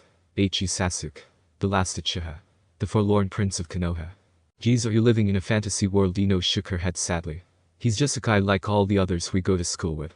True, he's more skilled and certainly more focused than most of the others, but he's still a person." Even Ino had to blink after her own words. A few years ago, no one in their right mind could have rationalized something like that to her. Sasuke was the closest thing to Prince she had ever thought possible. He had seemed so perfect and untouchable. But now she knew who he really was, how he had become so cool and aloof. She didn't wish that process on the village's worst enemies. But he's still Sasuke." Sakura exclaimed, seeming to be at the end of her rope. "Yeah, he is." Ino agreed easily enough. "He has a nice house and makes my mother envious of how tidy he keeps the place. Even your parents have been there." Sakura looked ready to faint. In her mind, Ino was practically married to Sasuke with all this new knowledge of how close they were. She knew that Sasuke acknowledged Ino and the others in the Nonsense Division's gang at school, but she would have never believed in her wildest dreams that he hung out with them outside of it. "But no, that's wrong," Sakura thought to herself as she sank further and further into her shock. "They were up at the Hokage monument that one time, and they disappear after classes. How could I have never connected this before?" When did they get so friendly? How could I have let my beloved Sasuke slip through my fingers without even a fight? Sakura let her head hit the desk. It was over. Her life was over. Sasuke was beyond her now. There was no hope. I'm not trying to brag, Ino sighed as she jumped off the desk and stretched lightly. We train using his family's practice grounds, and sometimes he likes to show us new things he's come up with, or something he's been practicing from his family's scrolls. Sasuke is actually pretty approachable, Sakura. Well, once you get past that enormous stick up his ass. I didn't realize I was spoken of in such disrespect behind my back by one such as you, came the sudden drawl of a cool and collected voice behind a pair of young women. Sakura scrambled out of her seat with a yelp. One would think you'd have better manners, Yamanaka. Sasuke Uchiha had appeared behind the two without warning. Sakura's heart was racing, and not because it was the center of her affection. In the name of Kami. When and how did he get there? Sakura placed a hand over her heart and hoped to collect herself before she embarrassed herself in front of Sasuke. Ino didn't even look surprised. In fact, she looked bored with Sasuke appearing out of thin air. Almost as if she saw him do it. Anything I have to say, Uchiha, I can and will do so to your face. I think I've made that pretty clear over these last couple of years. Sasuke glanced over at Sakura for a split second, then returned his full attention to Ino. Indeed, you have proven yourself one without shame or common decency. Just look at the company you keep. Ino narrowed her eyes, but then blinked in confusion. She glanced around the class, and gave a small curse for having missed something. When she returned to glaring at Sasuke, he had just turned away from her and Sakura in the same moment. The girls who were still hanging around the classroom began to whisper and mutter amongst themselves. Nevertheless, your presence is required. The meeting will commence shortly. The last Uchiha said while walking away. Tardiness is next to poverty, I've been told so. The question is, should I wait to escort you there in a timely fashion? Or maybe I should just go and report to the others that you'll be running late. Ino had a smile that was like a razor's edge. Oh my, look who thinks himself such a big shot. If memory serves me correctly, our last racing score was tied at 7 apiece. Sakura looked between Ino and Sasuke, trying to figure out what they were playing at. A race. Why would they need to race? And what meeting? And with what people? So many questions were buzzing through her head. Sasuke looked at the blonde girl over his shoulder, onyx-colored eyes narrowing in challenge. Shall we break the tie with my victory? You're naive if you think I'll let you win. Ino snorted, but walked up beside the Uchiha. The two were now staring at the open window in front of them. Your opinion and charity matter not, Yamanaka. Sasuke retorted coolly. Only facts remain. I have surpassed you ages ago. Prepare to lose. I'll let you call it then, since you'll need the second long head start. Ino smiled, and Sasuke seethed. I will make you eat those words in training later. Sasuke gritted out, but Ino did not flinch. That's fine, because you're about to eat a nice helping of my dust, little Uchiha. Ino grinned. The two flashed away in a blur of purple and blue that disappeared in a sudden gust of displaced air. Sakura was left windswept and gaping at their speed. They didn't even move from their standing position. What the hell kind chakra-enhanced speed was that? She thought in absolute shock and awe. When did Ino become so fast? I hardly saw them disappear, let alone move out the window. I didn't even hear a single footstep, never mind the fact that they're actually running off somewhere. Ooh. But I can't give up. Sakura shouted to herself out loud, gripping her long pink hair in frustration. I won't lose to Ino pig like this. They may be fast, but I can still catch up to them. I'll follow their tracks, and pick up the trail. Cha. Love will conquer anything. With her mind made up, Sakura bolted from the classroom as fast as her legs would carry her. Though she hesitated for a second, she leapt out the window and began looking for any sign at all of Ino and Sasuke's quick departure. She found it without much looking. The tree right outside had a branch snapped unnaturally hard. Climbing up to it, Sakura found a footprint stamped hard as if someone had jumped from the branch. This is obviously Sasuke's footprint. It's too wide to be Ino, plus Ino has been wearing a different type of shoe for the past few years. This print is a shinobi sandal, not a shoe, so it has to be Sasuke. Sakura analyzed for a second. Given the direction of the footprint, and the heft of it, I say they're racing on a direct course to where they're going. And they'll probably want to avoid the streets, if they don't want to slow down in their weird race, so they must have taken the rooftops. Which means that if I find footprints on the rooftops going in that direction, I'll be able to tell where they went in the village, by narrowing the places I know Ino visits on a regular basis. Cha. Smart girls rule. Sakura ran across the street to the nearest building, climbing up the side with almost cat-like ease as she landed nimbly on the roof. There she found two sets of footprints at one end of the roof, and the same set at the opposite edge. So, this time Ino was hitting the ground hard, too, which means that their race really picked up as soon as they cleared the academy. Though Ino's prints are much lighter than the ones left by Sasuke, which means she was lighter on her feet than him. That either means she was going faster, or he's not as skilled in the high-speed movement as Ino apparently him. So deep was she in her investigation that she didn't even realize what she just said could have been taken as a slight against her precious Sasuke. Nonetheless, they are still heading in the same direction from the academy. Which means they have plenty of buildings until short of the abandoned district where Naruto hangs out. Oh. They've gone to hang out with Naruto and their little group. Cha. I've cracked the case. Sakura pumped a fist into the air and gave herself a pat on the back for using her intellect to figure it all out in under 10 minutes. She dashed across the rooftops cautiously, being sure to be safe unlike Ino and Sasuke, whose shoe prints were sometimes at the very edges of the roofs. Half the time, it looked almost as if the racing pair propelled themselves forward off the edges, where they could have fallen and broken their necks. Sakura couldn't imagine why.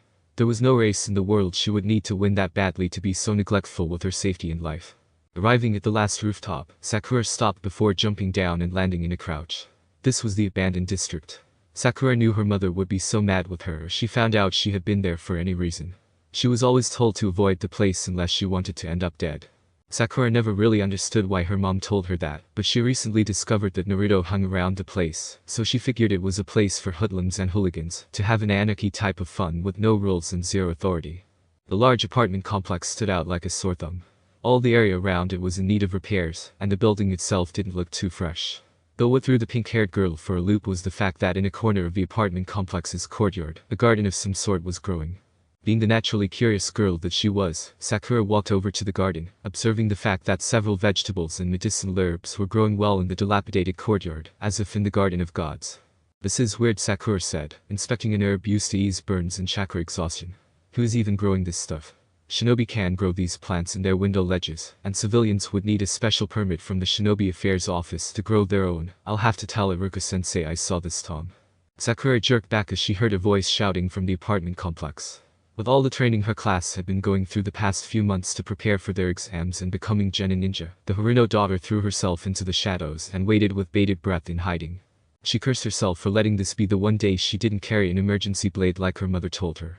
Oh, how her mother would cry if she discovered her daughter dead at the hands of some street thug, or worse.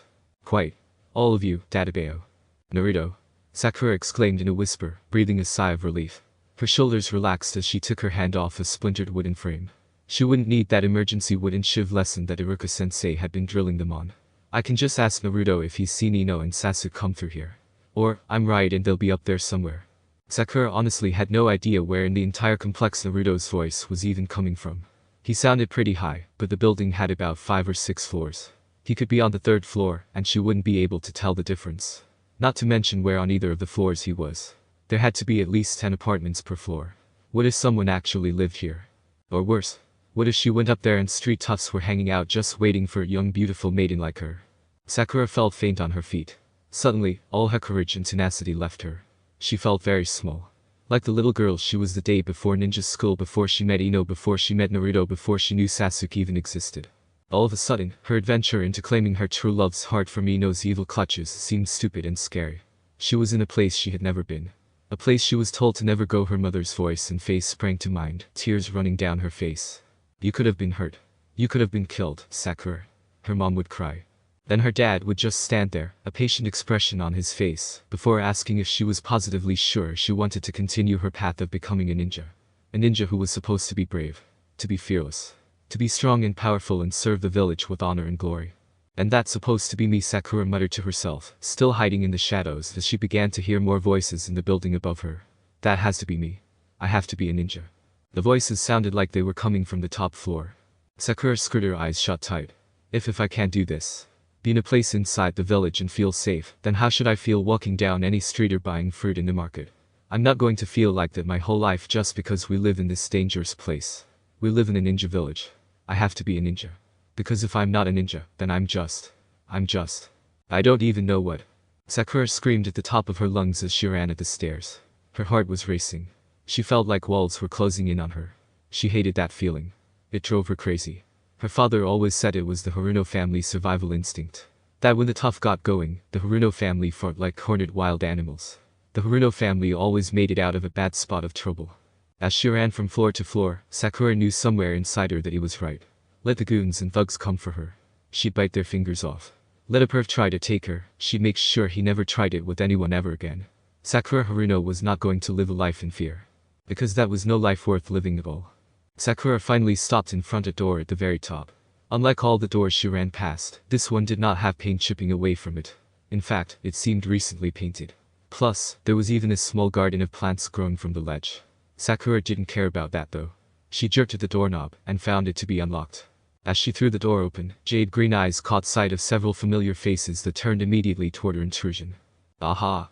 Her voice cut through their scene like a hot knife through butter. Finally caught you all red-handed. When all eyes actually registered her as a trespasser, Sakura felt the weight of their gazes pinning her in place. All bravo drained from her as some of them looked not only confused by her presence, but angry as well. Finally, Naruto locked eyes with her, and an unbearable weight crashed down onto her shoulders. The pink-haired girl collapsed to her knees. What was this feeling? She couldn't move. She felt her breath leave her. She couldn't fill her lungs. It was like drowning. No, it was crushing. Suffocating. Okami-sama, what fresh hell was this? Was this Naruto? Was he sucking the air from her lungs because she had invaded his territory? All he was doing was looking at her. Staring into her eyes with an unnaturally stern expression she had never seen from him before. This was terrible. This was death. She was going to die. She was going to die, and they were all just going to watch. Before she could think any further, Ino was in front of her, a white Haori coat on just like the one Naruto went parading around the village in. Sakura gasped heavily in that same second, gulping down as much air as her lungs could handle. She could breathe. She could think. Thank the gods, thank the gods.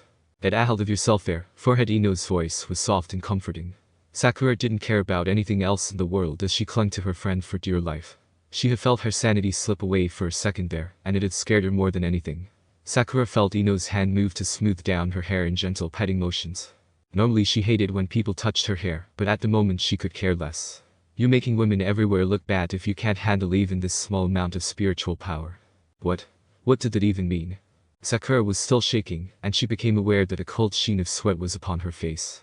What kind of hell did Naruto put her in by simply staring at her? Or, had it all been in her imagination? Surely Naruto of all people possessed no demonic power to make a person die or feel like they were dying just by staring at them. If that were the case, he would have killed Sasuke years ago instead of befriending him. What did it mean, this spiritual power? What nonsense was that? Sakura Haruno, a voice that Sakura didn't recognize, called out at her. Not to her, but at her. As if she were in a far-off chamber where she was imprisoned. Did this spiritual power have some connection to chakra? Or maybe its spiritual component? But it made no sense whatsoever. You couldn't use only one half of chakra. People could die trying that. Even an imbalance of chakra could seriously hurt the individual as told to them by every teacher at the academy. This is a very grave transgression you have committed, the voice continued, and Sakura looked up and past Ino with bleary eyes. The voice belonged to Naruto. It was Naruto speaking. But the voice was all wrong. Naruto's voice was annoying, loud, and immature. This voice that came from Naruto's mouth, it was old, ancient even. It was gruff and somber, like that of the village elders. Tell me, Naruto went on, and Sakura avoided his gaze like the plague, how do you plea? Ino was over to Naruto and instantly, chopping him over the head with her hand. Shut the hell up, will you? Can't you see we scared the poor girl half to death with the way we zeroed in on her? Give her a few minutes of peace, goddammit. Ow, ow, ow. Naruto whined as Ino continued to lightly beat at him. Okay. Just stop. What the hell is she doing here anyway, Dadabeo? Sasuke narrowed his eyes into a glare again at the frail appearance of Sakura. She looked like a leaf in the wind. It was disgusting. That is something I think we can all agree on for once. Shikamaru's attention was not on Sakura, but instead between Ino and Sasuke. Didn't you mention Sakura as the reason for being late earlier? Did she by chance follow you here? Ino waved a hand dismissively. Impossible. Sasuke and I raced here using flash step. There is no way Sakura kept us with us going at that speed. Yet highly possible she tracked you two at a much lower speed. Shikamaru sighed while shaking his head. If you two disappeared from the academy in so flashy an exit with racing each other on your minds, then you weren't concerned at all about concealing your movements. I believe Sasuke closed his eyes to keep from glaring at the Naruto genius that you've just accused us of sloppiness. Sakura is here in our meeting having a near-death experience. Shikamaru deadpanned with a gesture towards stated pink-haired girl. I think we are way past the point of accusations. But how does she know to find us here? Kiba asked while scratching his head. Akamaru barked in agreement. And was that her screaming earlier? Sounded like someone came at her with an axe, or something. Not to say, Choji chimed in with a good-natured smile. Sakura sure has a future in the tracking or sensor department, if normal ninja work doesn't pan out for her. Yes, I agree, Hinata hesitantly put in, her own smile timid. It must have taken quite a bit of legwork and deductive reasoning for her to get here. There are Chunin ninja that have trouble tracking us down when they need to find us. Don't go giving her too much credit just yet. Ino snorted while casting off her white Haori. It landed on a couch that was normally not against a wall. All the furniture had been spaced out for their meeting. None of us were too concerned with covering our tracks or anything.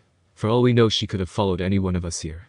Two sets of footprints, Sakura muttered, talking to herself. One light and practiced, the other heel heavy and careless. Ino's face fell as she face-palmed herself. Yup, no, it was me and Sasuke, goddammit. Naruto turned to Sasuke, who looked enraged with his eyes closed. Heel heavy and careless, Sasuke. I thought we were working on that. It will be corrected expediently, Sasuke snarled through barely moving lips. Man, am I glad I left to get here way before you two, Kiba laughed. She could have just followed me. I practically jogged straight here. Am I incorrect in assuming we are forgetting the issue at hand? Sasuke snapped, his eyes opening to pin Kiba with a frosty glare. We have an intruder in our midst. In the heart of the divisions. Is she not to be dealt with? Kiba was still in a teasing mood though. I still find it funny that the girl who wants to command the stealth force and the guy who wants to be the elite of nobility were tracked down in less than 20 minutes by a pink-haired Kunoichi in training. You have to admit that it's a little funny. Sasuke turned completely to Kiba, his expression one of complete fury. I admit nothing. Doesn't make the situation any less of a drag. Geez, how troublesome, Shikamaru muttered while clicking his teeth. Choji and Hinata were quiet for the most, observing the fact that Sakura was slowly but surely coming back around to her. Her shaking was stopping, and the frail look of her was fast becoming replaced with bewilderment to the situation she had landed herself in. Even as Ino and Naruto argued in the background about an increase in speed and stealth training, Hinata and Choji silently watched Sakura. She was looking around Naruto's apartment with growing curiosity. It was kind of amusing for the two of them to see her gaze around for a minute or two, before becoming aware of their attention being solely on her, even as their cohorts bickered and raged at one another. She would get all self-conscious, bowing her head to hide her awkwardness and flushing cheek while avoiding their gazes. She probably thought they could make her feel like Naruto did. Thankfully though, the difference in power between them and Sakura was not so monstrously wide as between her and Naruto. As between Naruto and most people, for that matter. Silence. Naruto barked in a gruff voice, slamming the point of the bokken in his hands to the floor, as Yamamoto would have his walking stick. The sound was like thunder ringing off the walls, and everyone fell quiet and formed back into a lineup on either side of him. They all returned to their respectable stations. On his left were Hinata, Sasuke, and Shikamaru. On his right were Ino, Kiba, and Choji. This was the divisions. A presentation of power and might for all of Konoha to aspire toward. Even Ino, though she was without her Haori. This was fine, though, as Hinata and Choji never wore the ones they were presented anyway. Neither of the two felt worthy of the captain coat for one reason or another. Kiba was never given one in the first place. Everyone knew why, and even Kiba couldn't argue a case for having a captain's Haori of his own. So other than Naruto himself, the only others currently wearing their coats were Sasuke and Shikamaru. This was fine as well, since his lead position at the head of the lineup made the captain's Haori stand out even more prominently. It was a symbol of power. Of status. And right now, Sakura needed to see that he was in charge here. He was going to take none of her know-it-all attitude or Sasuke favoritism. It was Naruto time, Dadabeo. Sakura Haruno. Naruto spoke her name as if issuing sentence already. None of the others even flinched. They knew not to give away the game. Good, because if Kiba burst out laughing or Shikamaru yawned, then he was likely to beat them half to death with his bokken. I will ask a very simple question. You will respond with a concise answer. Is that understood? Why yes, she mumbled, not daring to look him in the eye.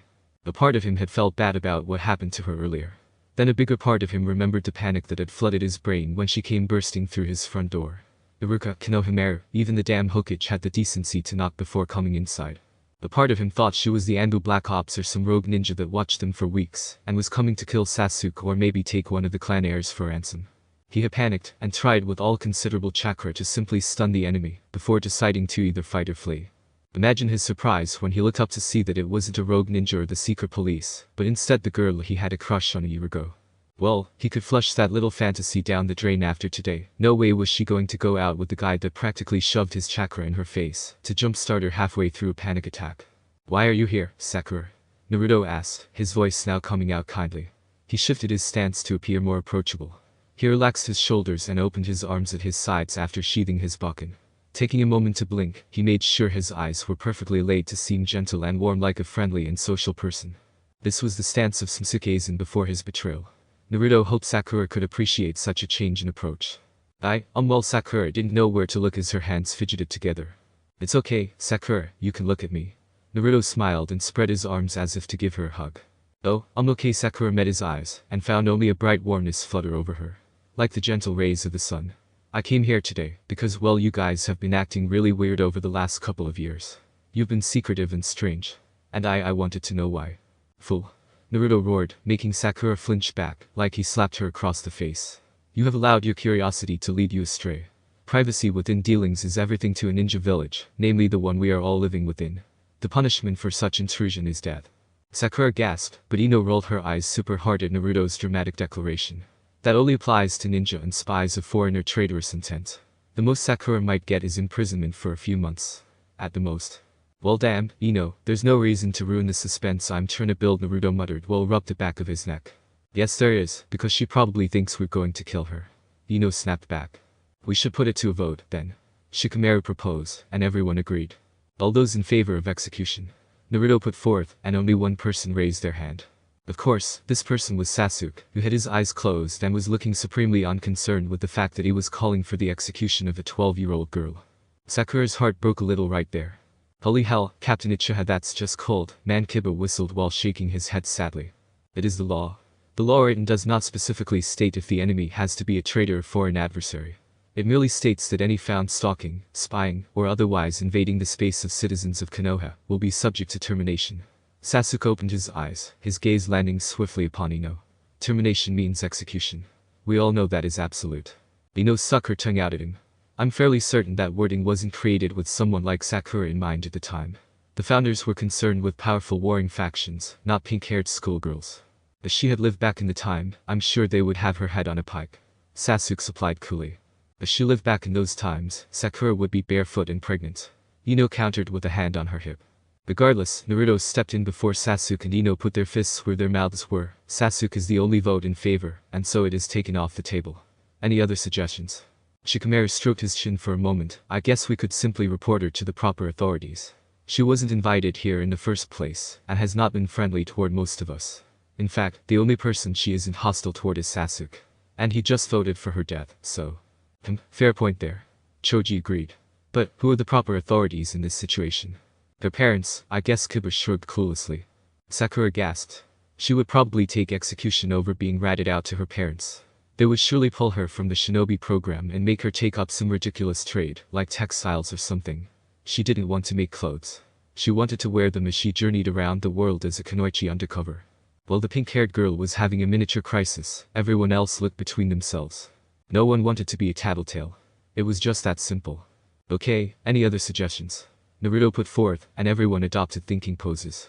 You might have a suggestion, that is, if you all don't mind. Hinata began, the nervous habit of her index fingers pushing together.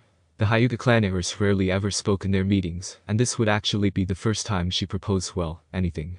Hinata had always been more than comfortable letting the others take the lead in conversation, but now she felt almost as though she would be the only one thinking reasonably. Hinata took a deep breath and steadied her courage. Why don't we simply accept Haruno-san into the divisions? That way, we'll be able to avoid any future offenses by her. I like that idea, Hinata. Choji eagerly agreed to the idea, gleefully cheering. Forcing someone to join us is much easier than actually convincing them to. Hinata felt a little apprehensive about that line of thought, but said nothing. Let's put it to a vote then. Naruto nodded to Hinata, who blushed and looked away shyly. All those in favor of initiating Sakura Haruno into the divisions. Naruto didn't raise his hand, but only because he would be a neutral party to this. Shikamaru, being a smart guy, raised his own simply because having Sakura would increase their numbers. Choji, who was an all-around nice guy, voted in favor of Sakura joining. Hinata proudly raised her own hand, being that it was her idea and all. Ino looked a little miffed with the whole idea, but still favored Sakura being in the group. Sasuke clicked his teeth and closed his eyes without putting up a hand. Kiba looked over at Sakura, snorted, and dismissed her with a wave. Well, there you have it. Sakura is to be inducted into the divisions of Konoha at once. Naruto proclaimed, and Sakura breathed a sigh of relief she didn't even know she was holding. Maybe this is my destiny. My chance to make Sasuke see me for who I really am. He doesn't think much of me now, but maybe this will change his opinion. Sakura thought while finally getting up from where she had been on her knees the entire time. Can I just ask about what exactly is going on? The divisions, I mean. It's just you guys playing around. It doesn't mean anything. It's all just some game you all play. Perhaps Choji was the one to speak up. It may seem that way to you, however, to us the divisions is very much real. We formed this organization devoted to the protection of Konoha. Sakura squinted her eyes, appearing very skeptical of the whole thing. But that's what the ninja of the village are for. Shikamaru shook his head. Only in times of emergency like invasion do the ninja act as the protectorate of the village. Besides, shinobi are steeped in shadows. When all the others bowed their heads at this, Sakura became even more confused about what they were talking about.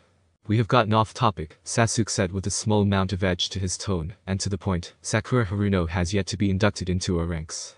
There is no need to inform her of our future goals just yet. Sasuke is right, Ino chimed in with a hand on her hip. You guys always running your mouths, no wonder none of you are ninja yet. Sakura still has to be one of us, and that hasn't happened yet. But still, Choji turned to Ino with a smile. No need to be secret about our self-assured mission. We of the divisions will protect this village from all threats. Night or day. Our justice will be backed by unique and overwhelming power. It burns in us. Tone it down, Choji. Ino shook her head. You sound almost like those two idiots who run laps around the village in green spandex. Again, I bring up or straying from the matter at hand. Sasuke was definitely annoyed by this point, his fists clenched at his sides. Naruto clapped his hands together lightly, bringing all attention back to him. He took up a small and cheap hand fan that covered the lower half of his face. As loath as I am to admit it, the most honorable last Uchiha is right. Sakura has yet to join us, and all this talk is pointless until she's become one of us. Her initiation is not yet started. Initiation? Sakura echoed the word in confusion. But I thought all I had to do was agree to join. What could I possibly have to do to be one of you guys? Kiba leaned out of line up in order to stare at Sakura with a rather smug look. You must share with the group something about yourself that you want no other person to know. Something that ties you to this organization on pain of that secret being exposed to the world. Sakura nearly died again, but this time from embarrassment. A secret they wanted a secret out of her. Her face was tomato red as she fidgeted in front of the division members. But I don't have any secrets. I'm a very open girl. Honest. Kiba turned away, muttering, yeah, sure for your precious Sasuke-kun maybe. Ino and Sakura were on him in a hurry, both slamming their fists down on his head. Watch your mouth there, dog breath. Sakura yelled as she stood over Kiba's crumpled form. Yeah, Mutt, you talking about a lady. Don't you forget it. Ino shouted while shaking her fist at him, which was still steaming from the speed at which she struck him. Hinata, however, was more vocal and less violent with her disapproval. Kiba, you should never say such things about a woman. If you continue to, you'll never get married in this life.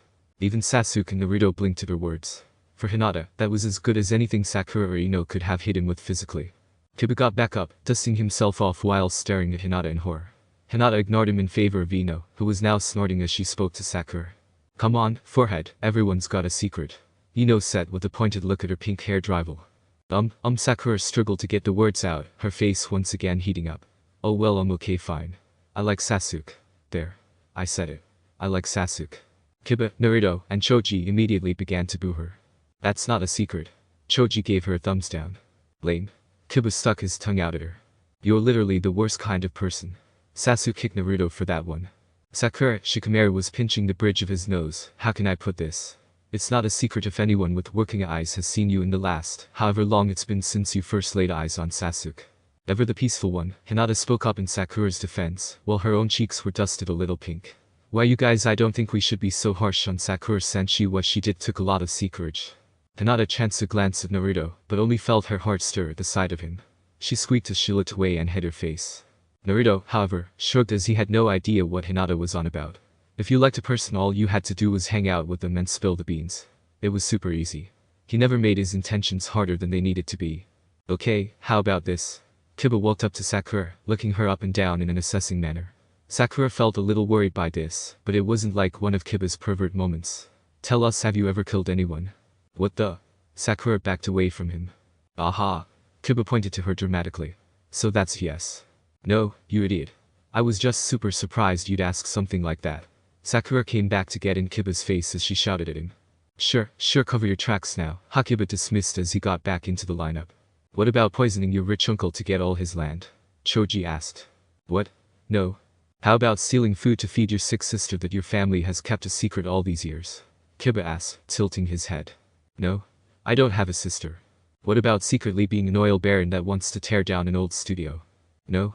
Sakura was beginning to get less and less shocked by their combined stupidity.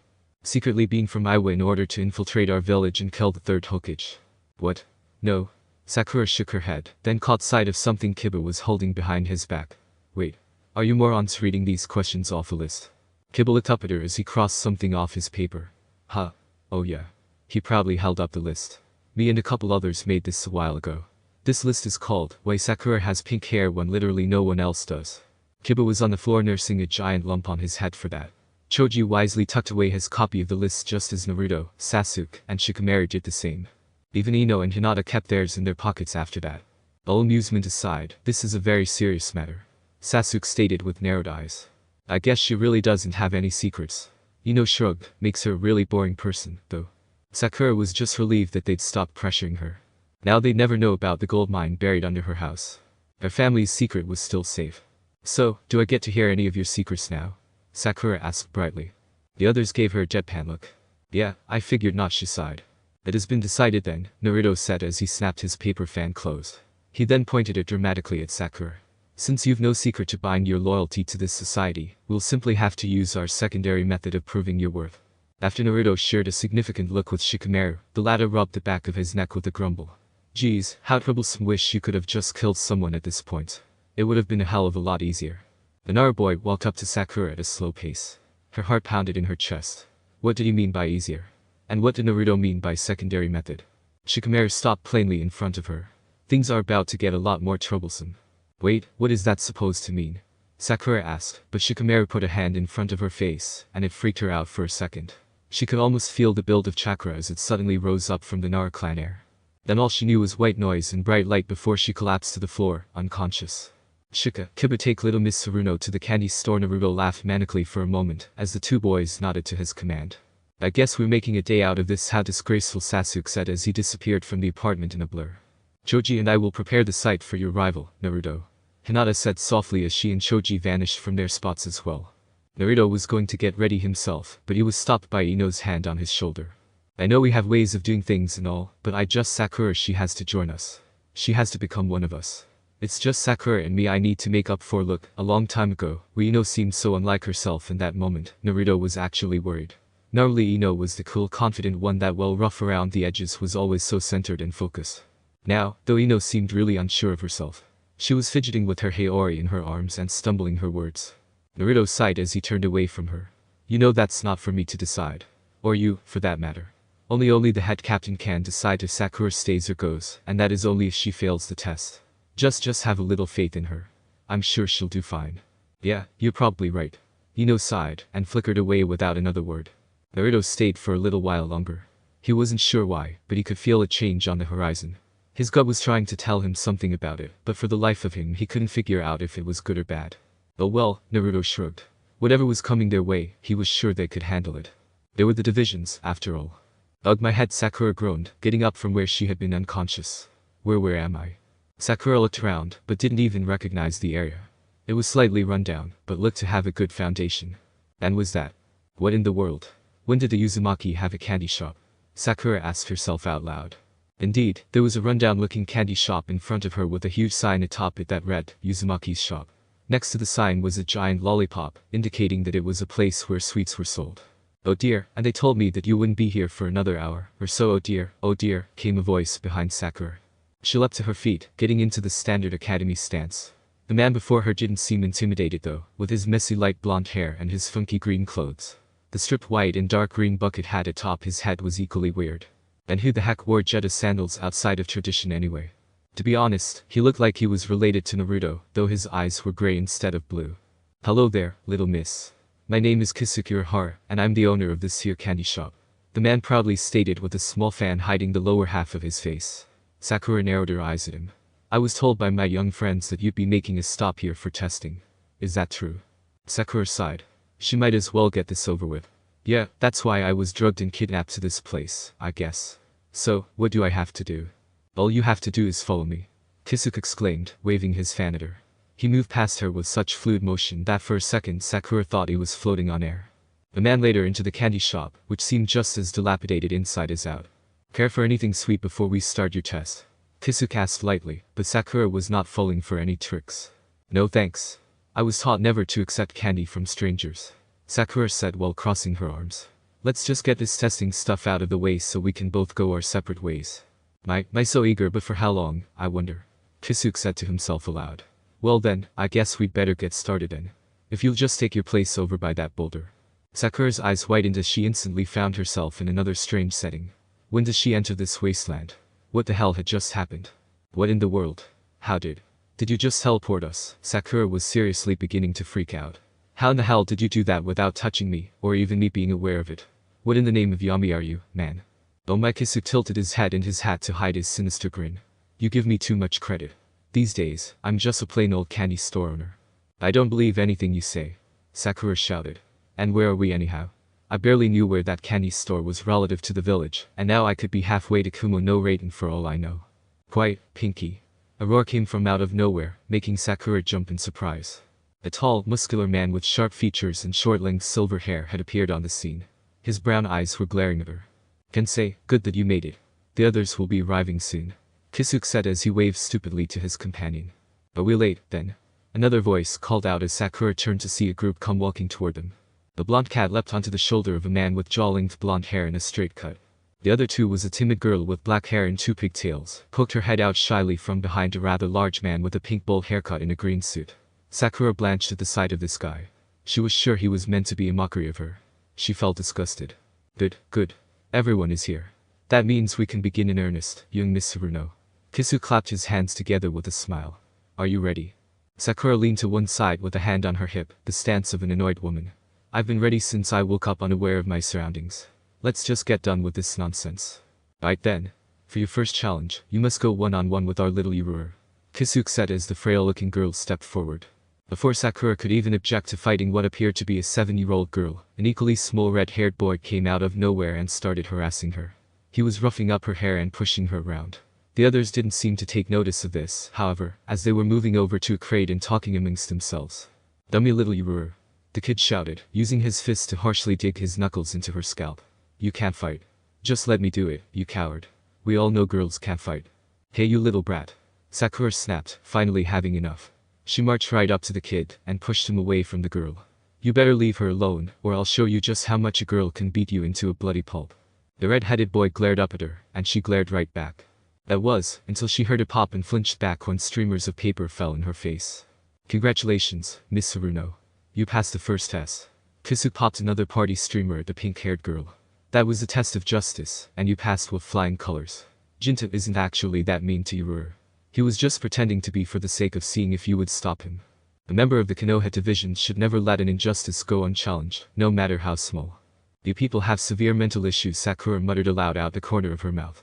But you still have your first challenge to complete. First challenge, but actually the second test. You really must fight Ururu in a one-on-one contest of Taijutsu combat. Kisuke informed her, but still Sakura looked skeptical. She's just a little girl. I'm not going to fight her. I mean, has she even been to the academy yet? Sakura asked, gesturing over to where Ururu was putting on her light fighting gear. The child still had tears shining in her eyes from being bullied by Jinta. Don't worry, Miss Saruno, IW wouldn't hurt you too badly. With that said, Ururu bowed formally to Sakura in her cute little flower-decorated gear. This is utterly ridiculous. Sakura slapped away the fight gear the huge pink-haired guy was trying to hand her. I'm not going to fight her. She's a tiny girl, even compared to me. This is completely out of hand now, Naruto. Ururu came at her with a left hook that put cracks in the boulder behind her. If Sakura hadn't seen the little girl practically skipping up toward her, she would have lost her head. Instead, Sakura had ducked and ran away screaming. What are you running for? I thought she was just a tiny tot. Jinta shouted after Sakura, who was still scrambling to dodge Ururu's onslaught of powerful blows. Screw this crap, man. Sakura yelled, stumbling a bit as she moved over a boulder that was shattered by a karate chop from the girl in pigtails. This is insane. Who is this girl? She's our little pride and joy, Kisuke sang with a smile on his face. Sakura, however, wasn't about to outdone. Ururu was monster strong for a little girl, but her attack patterns and speed were easily readable. What the girl lacked in speed and technique were more than made up by her strength. Sakura skidded to a stop as she turned on the girl coming at her with a furious right hook. If I can just redirect her punch, I can get her in a grapple. Then I'll pinch the nerve cluster in her neck, and she'll be out like a light for a few minutes at least. Sakura thought, watching closely as the girl got within striking distance. So, I'm not going to fight a little girl, but if I can take her out of the equation, it won't be a problem. Cha. But in that instance, Ururu proved to be faster than Sakura had calculated, appearing within inches of her with her fist mere hairs away from impacting her face. All Sakura could do in that small span of time was look shocked beyond reason. The pink-haired girl was even more shocked when she didn't feel that monster strength-packed fist impacting with her face in the next second. When she opened her fear-closed eyes, Sakura saw that Kisuke Urahara had actually caught Ururu's arm from the side as casually as Sakura might pick a flower from her mother's rose garden. I think that's enough, don't you, Miss Saruno? Kisuke said with that smarmy smile on his face again. You people really are fucking insane, Sakura panted, clearly out of breath. My Miss Saruno, you have quite the mouth. What would your mother say if she heard you now? Kisuke said as he guided Yururu away to take off her fight gear. So is it? Am I a part of the divisions now? Sakura asked, finally getting her breathing and heart rate under control. HMPH, you've only just passed the test of bravery. Standing your ground is instrumental in being a member of the divisions. Even if the opponent has 10 times your power, you must stand and fight in the defense of those who cannot do it themselves. Kensei barked with applause from Jinta, the big guy in the mint green suit, and little Yururu. The blonde guy with straight hair only sighed and muttered something to himself. Kensei is right, little Miss Saruno. The blonde guy with straight hair finally spoke up, his bottom row of teeth showing with his every word. That was only the second test. There are 2 more tests before you can be accepted as part of the divisions. They are the test of survival and the test of instinct. If you can complete these 2 final tests, then you will officially be part of the divisions. Think you can handle that, Sakura sighed as she put her hair back over her shoulders. I guess we won't know until I try. The sun hasn't moved an inch in the sky wherever we are, but I'm sure it's getting late. So brave and tenacious, but I suppose we shouldn't expect anything less of Miss Saruno at this point. Kisuke said as he came forward with his fan hiding the bottom half of his face. Let the test of survival begin then. Kisuke closed his fan and pointed it off into the distance to the side of everyone, but Sakura gasped as the ground beneath her disappeared, and she fell into an abyss of darkness. Welcome, Miss Saruno, to the shattered shaft. Kisuke's voice was ominous as Sakura dropped all the way to the bottom, where there existed only a padded bed bottom, the bones of some dead guy, and a few rocks. As you'll notice, the sides of this pit are unusually smooth, so there'll be no climb out by way of walking up using your chakra. Well, if you even possess such an advantaged ability for your age. Get to the point, you damn blonde dummy.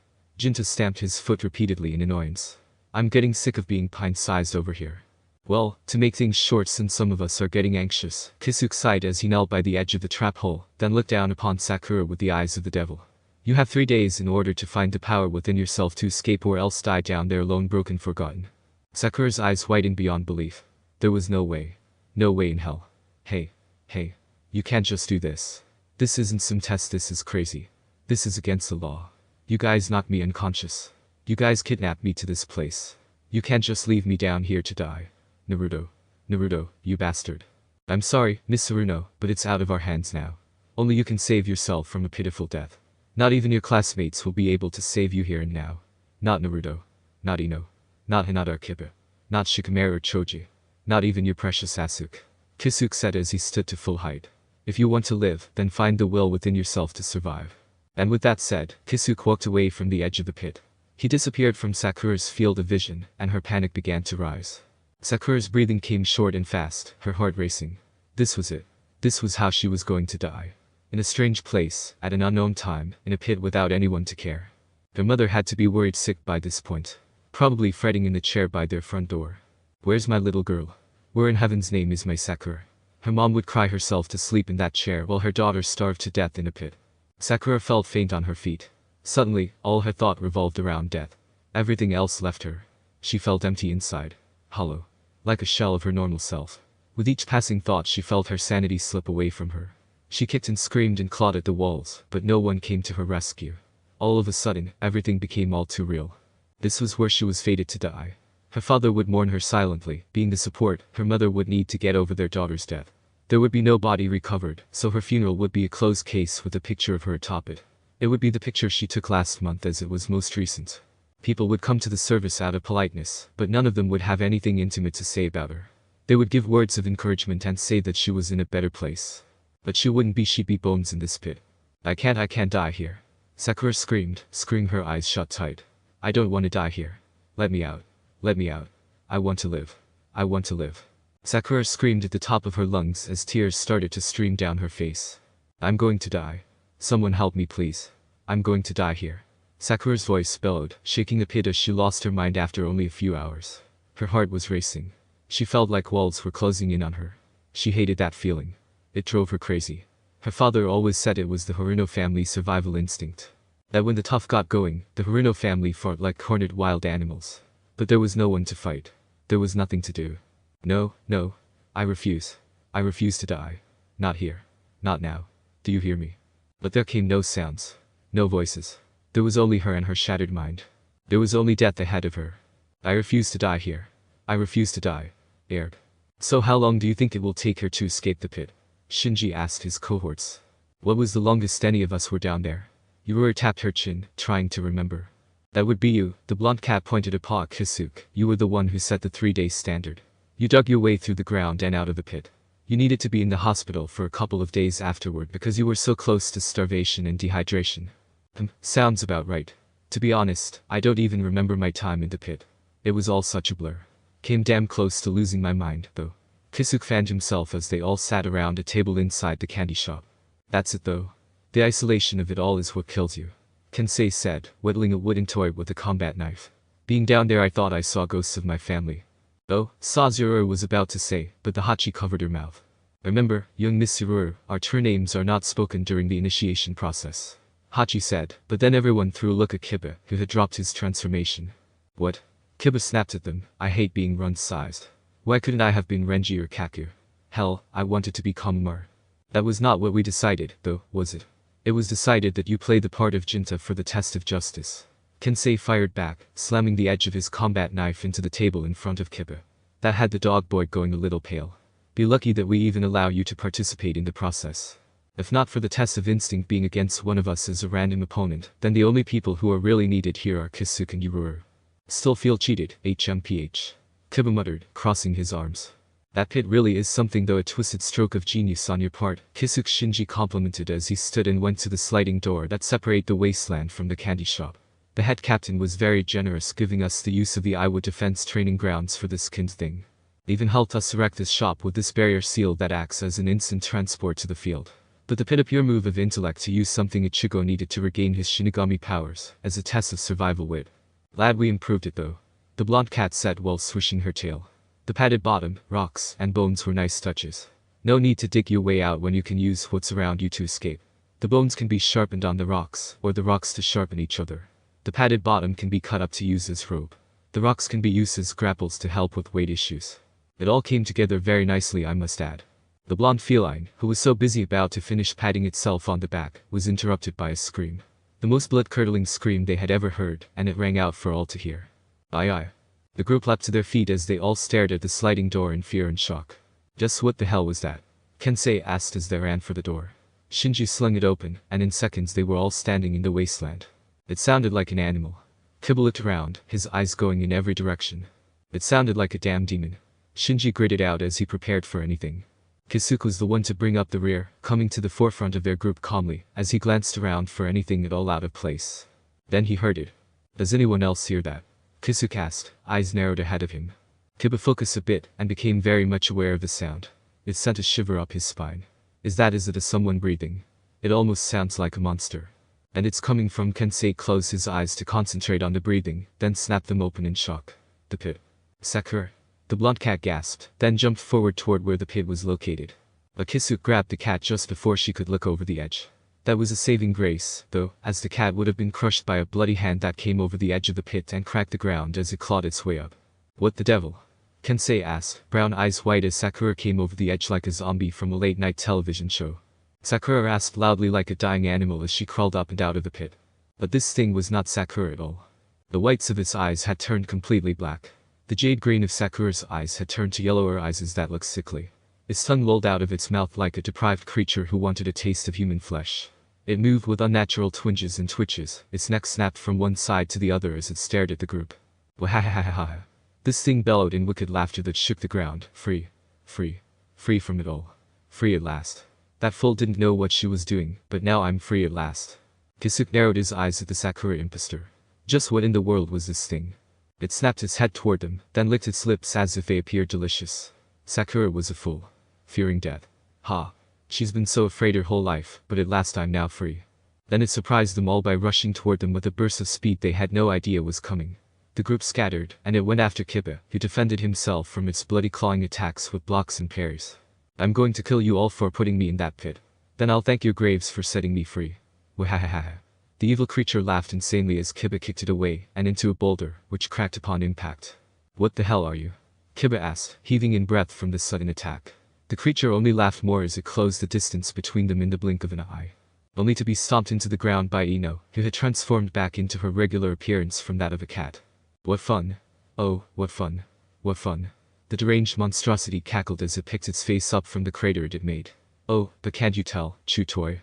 I am Sakura. Wahahaha. The hell you are, you twisted spawn. Ino spat, spinning around to deliver a kick to his face that sent it flipping back towards Shikamaru, who was just finishing up a wire trap that imprisoned the malice thing. You're about as much Sakura as I am fat. Oh, then you must be getting tubby there, chubs, because I am Sakura Haruno. The creature said with the vilest smirk the group had ever seen. It struggled against the wiring, but it couldn't seem to break free. The wires were beginning to dig into his skin, creating small cuts. By this point, all pretenses and transformations were dropped. Naruto, Sasuke, Choji, and Hinata joined the other three. Each was fully ready for a fight. How did this happen? What went wrong? She was barely down there for a few hours. Naruto asked, looking more worried than fearful like his cohorts. Oh, it's not really your faults. It's just all inside me. You're getting a good look at the real wild side. The twisted version of Sakura sang, its head bobbing some as it still struggled to get free. Blood was now flowing freely from a multitude of cuts along its arms and legs that were bound in wire. When the tough gets going, I come out to play. Wahahaha. This is what it looks like to lose your mind. Wahahaha. What do we do? Hinata fretted, should we contact the Hokage? We'll have to. Shikamaru sighed. Our top priority is Sakura's safety and well-being. We couldn't have possibly known something like this would be unleashed. A medic ninja at the hospital will be able to reverse this whatever this is. At least that's my hope. Oh, so quick to assume. I love it. The anti-Sakura grinned, showing all her teeth in a creepy fashion. But just how will you do that, I wonder? I'm not going back. I refuse. Guess little old Sakura will just have to die here and now, then. What the? Sasuke's eyes whitened as this twisted version of Sakura tried to rip herself apart by forcing her body against the wires. Cut the wires. She'll bleed out. Shikamaru cursed as he snapped the main wire, causing all the others to drop limply. Hahaha. Gotcha. Evil Sakura cackled as she dropped to the ground and leapt at Shikamaru. She threw blood in his face, stinging his eyes, before grabbing him by the neck. Shikamaru was just barely able to save himself by kicking her leg, making her hesitate in snapping his neck enough for Kiba and Hinata to come to his rescue. Kiba struck Sakura in the back, while Hinata hit her with gentle fist strike to the stomach. Sakura coughed up blood, but spun with the two attacks and drop-kicked Kiba into the ground, while punching Hinata into the air. How's she still moving so well? Ino asked as she rushed into the fight alongside Sasuke. The two started combating the black-eyed Sakura with standard Chujutsu, but it became increasingly apparent that this thing was not fighting like the Sakura they knew at all. She's lost plenty of blood. She should be down for the count by now. Look out. Naruto yelled, but it was too late. Ino found herself in a grapple that had Sasuke's foot buried at her windpipe. Ino gasped and hacked as her breathing was shot to hell, right before she was thrown into Sasuke, and the two were used as stepping stones for the evil Sakura to reach Naruto. Naruto was not so easily shaken though. He stood his ground, defending himself by throwing the oncoming Sakura into a boulder when she flew at him. The wicked pinkhead laughed as she pulled herself from the impression her body had made in the rock. You're something else, whatever you are. You don't move like Sakura. You don't talk like her. But I guess you have all her smarts and stuff. Naruto's eyes narrowed, and Sakura smirked viciously at him. And those wounds, they're healing really fast.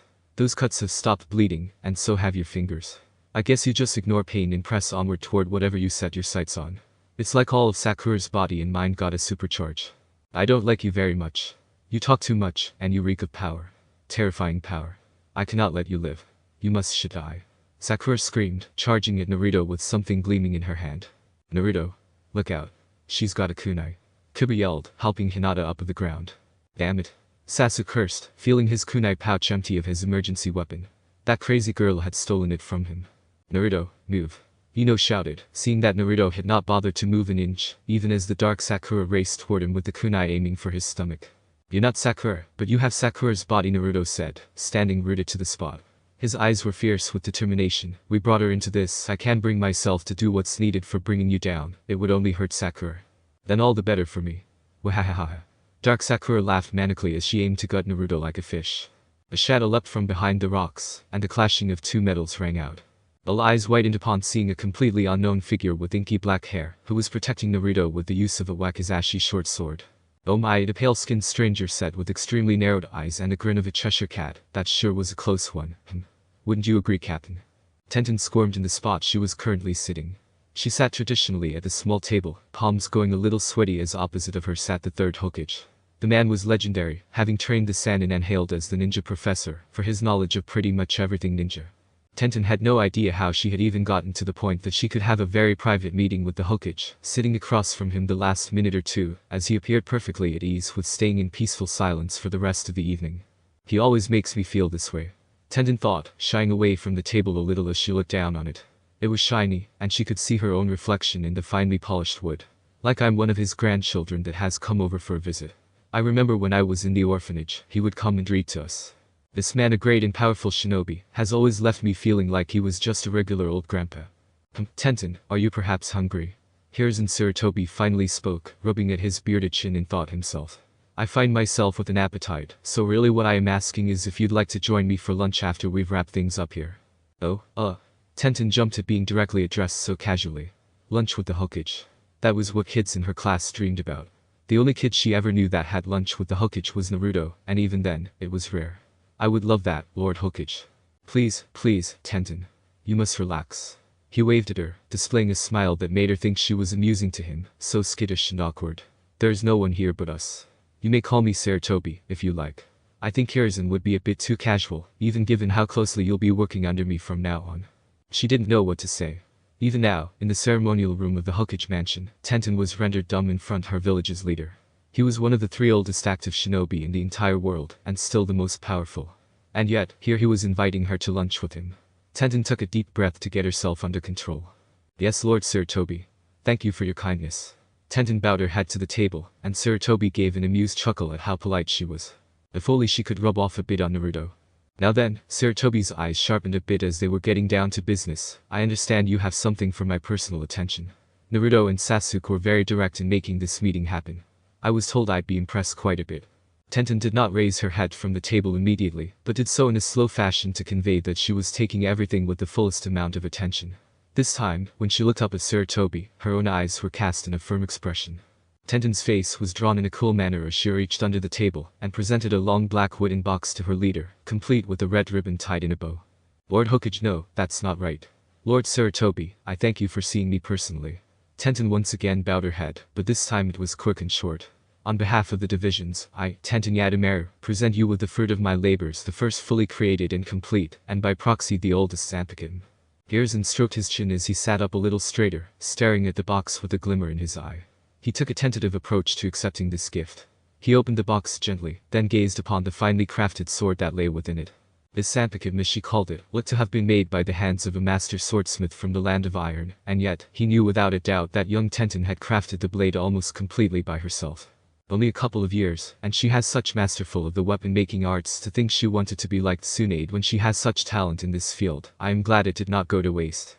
Hiruzen thought to himself as he took the sheathed sword from where it rested in purple velvet inside the box. In appearance the sword was perfectly standard. It was formed as a katana, with a dark purple handle and a circular handguard.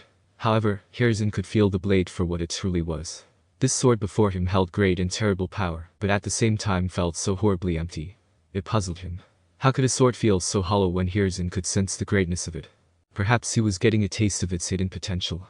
Hiruzen Sarutobi narrowed his eyes at the plain-looking sword. It would require further study. Please, Lord Sarutobi, no, again that is not right. Head Captain Hiruzen Sarutobi of the divisions, I, Tenten Yadamaru, as creator of this sword and all others that are to follow, do humbly request that you keep the Zanpakuto with you, at all times. That you eat with it. Sleep with it at your bedside. That you train with it. Only then will you and it become as one. Tenten again bowed her head to the table, and this time waited for Sarutobi to reply to her. He stared first at her, then back at the unusual sword. So, it took time for the sword's power to be unlocked. Or was it something else? For once in his life, Hiruzen Sarutobi found himself with too many theories and not enough evidence to support any of them. He would have to back through the many progress and summary reports Tenten and her father had compiled for his interest over the last 2 years. In all his time as Hokage, he never thought that glancing over a report instead of reading it outright would come to bite him back so badly as now. True, it wasn't a matter of security or a mission that was particularly tricky, but as far as his curious mind went, this would bug him for days to come until he cracked the enigma that was his new sword. Ugh, this was going to be a rough week. He was so busy this week that he'd never get the chance to just leisurely go through years' worth of reports to find the answers he sought. I thank you for this gift, Tenten. I, Hiruzen Sarutobi, shall follow your professional request to the letter. This blade will leave my side only in the most troubling of emergencies.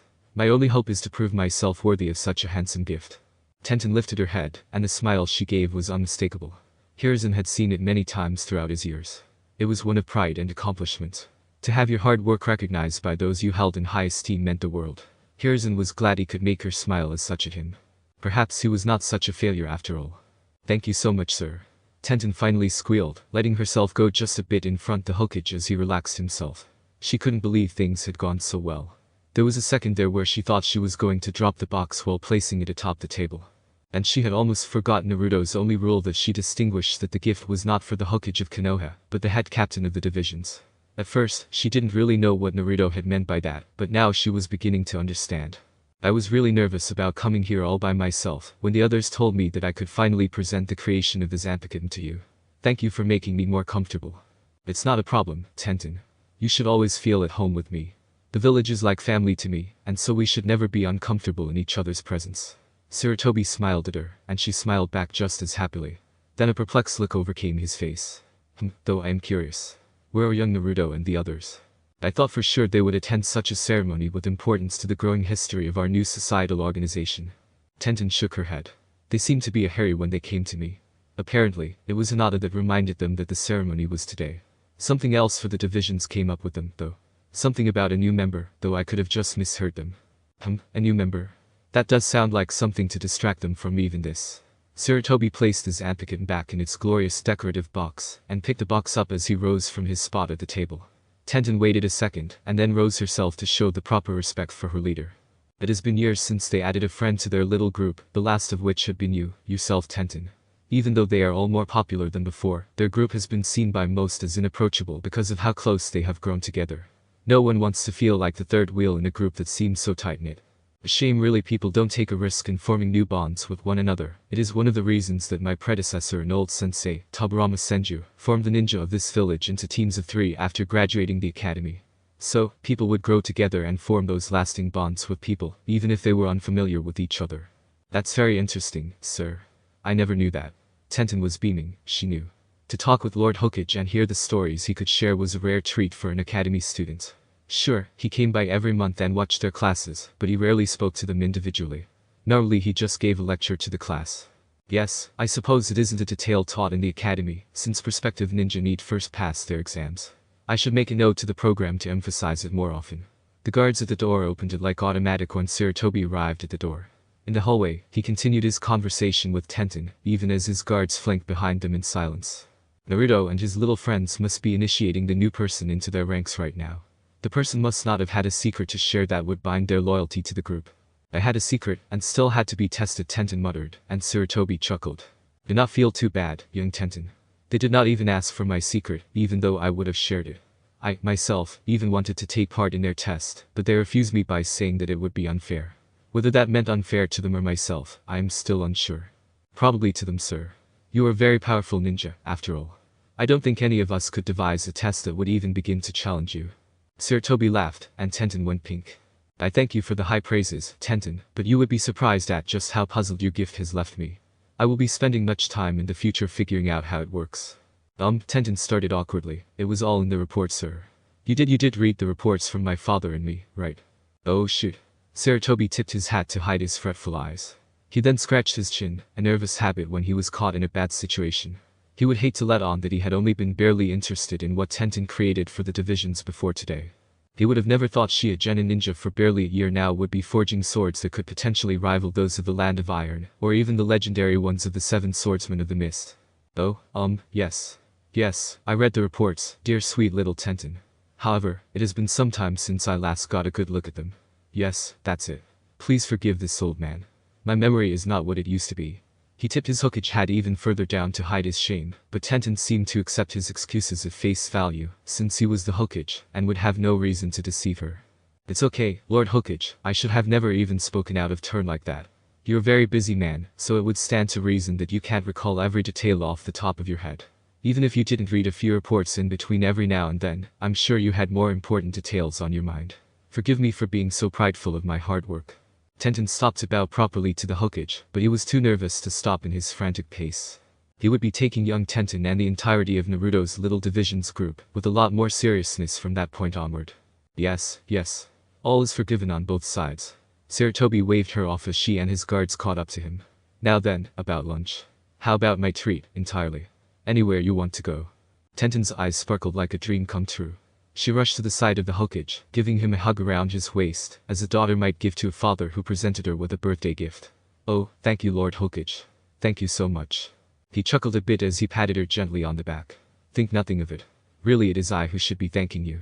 After all, this is something of an excuse to get me away from all that dreadful paperwork waiting for me back in my office. Tenten blinked, then looked up at the Hokage. What did you say, sir? Huh? Oh, nothing at all, little Tenten. Don't mind the ramblings of this old man. Now, on to that lunch. Lead the way. He saved himself another embarrassment as Tenten ignored him and started growing excited for the lunch she would share with him. Sir Toby had no idea what was wrong with him today. Maybe if he kept his mouth shut for the lunch and allowed Tenten to chat up about herself, he could save himself further shame. Lunch, here we come. Tenten cheered as she led the way to her favorite restaurant. Naruto stood his ground, defending himself from the oncoming twisted version of Sakura that had crawled out of the shattered shaft and began attacking them all. He dodged her claw-fashioned swipe for his head and countered by throwing her into a boulder. He narrowed cerulean blue eyes as the wicked pin cat pulled herself from the impression her body had made in the stone. She was laughing once again, demented and creepy. This was not Sakura. Not her movement. Not her temperament. Not even her voice or eyes. The voice was like a demon fresh from hell. And the eyes black pupils, amber-colored irises, and black sclera. This thing that masqueraded as Sakura was also deathly pale and had large amounts of dried blood under his nails and on his clothes, where wire-thin cuts in the attire were made.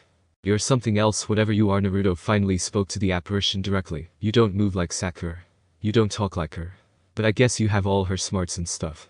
His eyes narrowed further, and the twisted version of his classmate smirked viciously at him. And those wounds, they're healing really fast.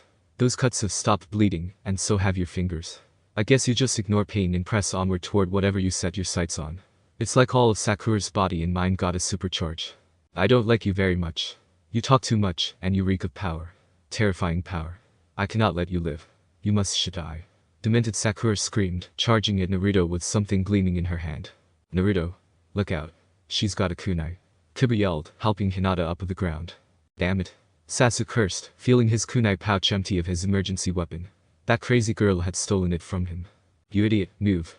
Ino shouted, seeing that Naruto had not bothered to move an inch, even as the dark Sakura raced toward him with the kunai aiming for his stomach. You're not Sakura, but you have Sakura's body, Naruto said, standing rooted to the spot. His eyes were fierce with determination. We brought her into this. I can't bring myself to do what's needed for bringing you down. It would only hurt Sakura. Then all the better for me. Wahahaha. Dark Sakura laughed manically as she aimed to gut Naruto like a fish. A shadow leapt from behind the rocks, and the clashing of two metals rang out. All eyes widened upon seeing a completely unknown figure with inky black hair, who was protecting Naruto with the use of a wakizashi short sword. Oh my, the pale-skinned stranger said with extremely narrowed eyes and the grin of a Cheshire cat. That sure was a close one. Wouldn't you agree, Captain? Who the hell are you? Was all the dark Sakura could get out before she was slammed into the ground, face first with some kind of ceiling tag on the back of her head. That's enough out of you, ugly. The captain and me are talking, jaw. The pale boy with practically closed eyes said as if it were the most natural thing in the world. What the hell have you done to me? The twisted spirit raged in a subdued fashion, trying to fight whatever the pale boy had used on her. She glared up at him at all of them, and Naruto took notice of how the black was receding from Sakura's eyes. The amber yellower eyes were slowly, but surely turning back to a jade green color. Why you, pale bastard? I'll fucking kill you. I refuse to be made servant to a weak princess. I want a crown for myself. No. That's right, ugly. Just go to sleep so the less ugly side of you can show its face. The pale boy grinned down at the girl as her thrashing stopped and she became still aside from the light rise and full of her back, indicting that she was still alive. The pale kid turned back to Naruto, and he finally saw that this stranger was wearing a shabby version of their division's robes, looking almost like he wore them every day for years. He kept his eyes constantly narrowed to slits, and although he appeared to be Naruto's own age, this strange boy was unusually thin and tall with very sharp features, giving him a skeletal appearance. His hair was inky black, the darkest black Naruto had ever seen, even when compared to Shikamaru's own dark black hair. When the boy looked up at Naruto while sheathing his short sword at his side, he kept his face set in a wide mocking smile. Well now, Captain, that sure was a close one. I wonder now, what should I do? You shouldn't even move. Ino said as she held the forgotten kunai to the boy's throat. She stood behind him, and the others were quick to follow as they either kept an eye on him or Sakura from various spots close by. Uh-oh, Captain, looks like I got caught. The pale kid threw up his hands in a mockery of surrender while grinning savagely at Naruto. Don't play around with us, idiot. Just who the hell are you anyway? Kiba barked out as he stood to the left of the boy, his bakken drawn for a fight. This time he was prepared. Oh my, I think I'm hurt there, Kiba-kun. How could you forget about your old buddy Sai?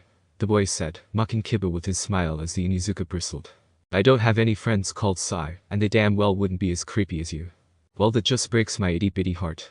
How cruel. I've been around since the very beginning after all. What the hell are you talking about? Kiba snapped, but Sasuke threw out an arm and stopped Kiba from advancing upon the mysterious Sai. He is somewhat telling the truth. I have felt his presence since joining your group. He's been watching us from afar for quite some time. Sasuke said, his eyes leveling Sai with a cool look. He's been following us ever since Naruto came back to the academy from his training trip. Shikamaru revealed, narrowing his own eyes at Sai. I was just wondering when he'd step forward to actually interact with us. You were there watching me train, now that you mention it. Naruto spoke calmly. I tried to get you to join me for lunch. You disappeared after that. Well, there's a very simple reason for it all. Sai tilted his neck away from the kunai Ino was using. I'm a snake. Cold of flesh and devoid of heart. My tongue flicks back and forth, ever in search of new prey, and if I like what I find, I swallow him whole. HMPH, I doubt a common peasant like you has the strength to stand against us. Sasuke said, closing his eyes to the nonsense Sai was spewing. Is that so? Well, we'll just have to test that little theory, Uchiha-kun. Sai dropped low, sweeping a leg under Ino's feet as swift as the wind. Ino, however, dodged the surprise attack and flicked the kunai in her hand towards Sai's heart. He drew his short sword in the nick of time to bat the kunai away, but it was caught by Sasuke, who was already in motion to stab Sai through the neck with the weapon. Sai spun out from under Ino and skidded off to the side where he parried Sasuke's attack. The two weapons clashed against each other, sparking a few times from the effort the two warriors put behind trying to end the other. Quite impressive, Sasuke Uchiha. But I suppose we shouldn't expect anything less from the last noble Uchiha. Peasants like you should watch themselves careful, lest you die for offending me with that fake smile. Sasuke spat calmly, pushing Sai back a bit. Oh my, how scary. But I see that you've yet to draw your sword. Where is it? I happen to know that you all have actual swords in place of those wooden playthings you carry around. Why not kill me with that instead of a crappy little kunai? Sai asked, before his grin grew wider. Or can't you control those strange swords yet? Sasuke narrowed his eyes at Sai, pushing him back to the point that Sai had to break the clash between them and retreat a few meters back, lest he be injured by Sasuke. Do not talk so big, boy. You would need 100 years before you became worthy of my blade. My sword is not drawn to kill paupers such as yourself. Sasuke looked down at the kunai in his hand, then made a sound of disgust. To think that even this cheap object would be needed to end your life is beneath me. Know your place, one named Sai. Well, if you won't draw your sword to fight me, perhaps the captain will end my life honorably. Here I come, Captain. Sai dashed toward Naruto with a burst of speed that the others weren't expecting. Shit, this guy is better than he's been leading us on to believe. Kiba thought as he and the others gave chase. Hinata and Ino stood guard over Sakura's unconscious body. When Sai got close enough to Naruto, he reared back his short sword for a shallow blow. Just enough to draw blood. However, what Sai had not been expecting was for Naruto to stare him down like a mountain against an ant. Sai felt small under that intense blue gaze, like the sky was falling upon his shoulders. His sword arm shook, and for a moment he was fearful of attacking the boy in front of him. Naruto grabbed Sai's sword in his hand, not caring that it cut into his palm, and caused him to bleed. He gripped it tightly, drawing Sai in close, so he could stare the pale boy down so intimately that their noses were practically touching. Hear this, and listen well, boy. Naruto's voice was gruff and stern, like an old war general chastising a child. Our blades are not for killing the likes of you. They were forged to end evil and defend lives in preservation of justice. The ideology around which those swords were created means that they should only be drawn as a last resort to thwart malicious souls from extinguishing the innocent. Those who draw their swords as quickly as you do are no more than butchers who senselessly slash away at the world around them. Remember this well, boy. Noble is the blade hidden from light, for in bloom is the soul that abstains it from fight. Wicked is the blade bathed in blood, for wretched is the soul whom it loves. Sai had to admit that he was a little caught off guard by the amount of conviction he saw in Naruto's eyes and heard in his tone. The fact that Sai could now feel Naruto's blood dripping down onto his shaking sword hand only made him stare at the blonde in awe of his resolve even more. But then there came the crushing weight upon his shoulders. Naruto was now pinning him under his gaze to keep him in place. He had let go of the sword and was now almost towering over Sai, despite Sai being a few inches taller than him. The pale intruder collapsed to his knees, so great was the weight of Naruto's chakra on him that he couldn't even stand. All this power focused entirely on me like a microscope. When did he learn to do this? It's almost in the same league as a Jonin-level ninja's killing intent, Sai thought as he tried to use his own chakra to repel some of the effect. It was damn near useless. Naruto held too much power, and had caught Sai too off guard with the move. He couldn't muster enough strength to get up, never mind summoning up the chakra. This is bad. I was supposed to toy with them a little and spout that nonsense, so they'd let me join their group. I never believed I'd encounter such a situation as this. His chakra is like a boulder on my back. I can feel it saturating the air. If he doesn't let up soon, it'll suffocate me. The very air itself is already growing heavy with it. I won't be able to breathe such chakra-enriched air in a few moments. It'll be like I'm drowning on dry land. And all Naruto Uzumaki was doing was standing there, looking at him. Staring directly into Sai's now white eyes, which showcased how inky black his eyes were. That unnaturally stern expression in his eyes made Sai feel like a scolded child. "I'm sorry, Lord Danzo, I have failed you," were Sai's final thoughts before he completely gave up on his own life. And in that same moment, he felt the enormous heft of Naruto's chakra disappear, while two sets of arms hauled him to his feet and kept him prisoner. On either side of Sai were Kiba and Choji, both who were sweating slightly from having entered the field of Naruto's power before it was entirely gone. He has too much power right now. It is beyond that of any ninja short of Lord Danzo and the third Hokage, and still, I can sense that this is only a fraction of his true might. How frightening of you, Naruto Uzumaki, Sai thought as Naruto sighed and slumped his shoulders. Take him into custody and lock him away in the abandoned district. We shall deal with him tomorrow, after we've gotten Sakura the medical and mental attention she needs, Naruto said, and everyone nodded. Hinata and Ino disappeared with Sakura carried between them. Shikamaru and Sasuke disappeared in the next second, probably to bring the Hokage up to speed on what had occurred. Wait. Sai said as he felt Kiba and Choji about to use their high-speed technique to vanish from the spot. He bowed his head forward as much as the tight grip of his two captors would allow. Fighting them and escaping would be counterproductive to Lord Danzo's plans. He was meant to join their group, not fight them. Plus he was now very interested in Naruto Uzumaki.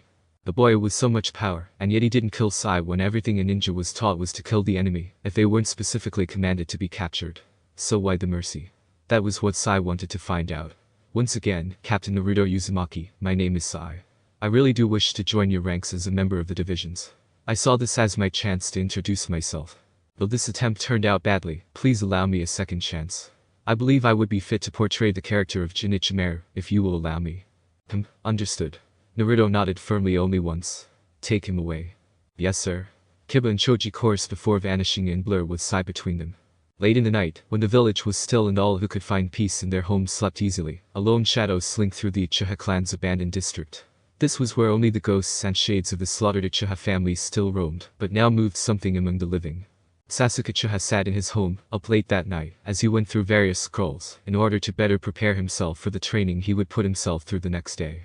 He was certainly surprised when a knock came at his front door. But this was different from that which clung to the shadows and wanted to avoid all attention. It moved through the district, completely unaware that the lone survivor of the Uchiha clan was awake and greeting a guest into his home. This was fine, though. It wanted nothing of Sasuke Uchiha at the moment. No. It moved to the police force department where, in an abandoned cell, sat its target. The door to the cell creaked open slowly, bringing light in through the growing space where a metal sheet door had once kept darkness inside. Sai sat in complete silence as that intruder stepped into the faint moonlight. It was an old man. One who appeared injured and calculating. His lone eye was brown, sharp with wisdom and experiences that were not for the faint of heart. They certainly left you in a better condition than I would have at their age. Pitiful really. Hiruzen's foolishness has made their generation weak with resolve. As prospective ninja, they should have beaten you and gotten all the information they could out of you. Instead, they simply let you to rot in this cell. It would have been a waste, but still they hadn't even bothered to try, pathetic Danzo said, mostly to himself as Sai sat before him with a wide smile. A fake smile. That's not the full picture though. They also left me this nice juice and a few apples. Sai brought attention to the small plate of refreshment that was beside his cell's bed. It was curious to him, but Danzo scowled at it harshly. They're even worse than I thought, then Hiruzen has truly made the village weak. Danzo turned his back to Sai and the plate of food, but Sai was still staring at it. His smile having dropped as soon as Danzo turned from him. It was rather curious that they showed him such kindness. They had given him food and drink, something Sai found very unusual. Everything he had been taught by Lord Danzo said that they should have left him to starve for days on end if he did not cooperate with their initial interrogation. But there came no interrogation. No starvation. Nothing except a plate of apples and juice. Why though? Weren't they training to become ninja? Were they not supposed to be harsh and unforgiving to spies and infiltrators? All of this was out of depth for Sai. He simply did not understand this. The reasoning behind it. The logic of any of it. Sai's grin returned. How interesting of them, he thought. Naruto and his little group were certainly something new that Sai had not expected, and was quickly growing all the more curious about as time ticked by him. This was a failure. A small one, but still a failed mission. You must disappear from their senses and memories now, never to be seen again. Danzo said as he began to hobble toward the exit. I am most concerned with that Uzumaki boy's power. His weakness aside, he is growing too powerful too quickly if he could stun a shinobi of your level with simply the weight of his chakra. Though from what your in-clone scroll informed me, he caught you off guard.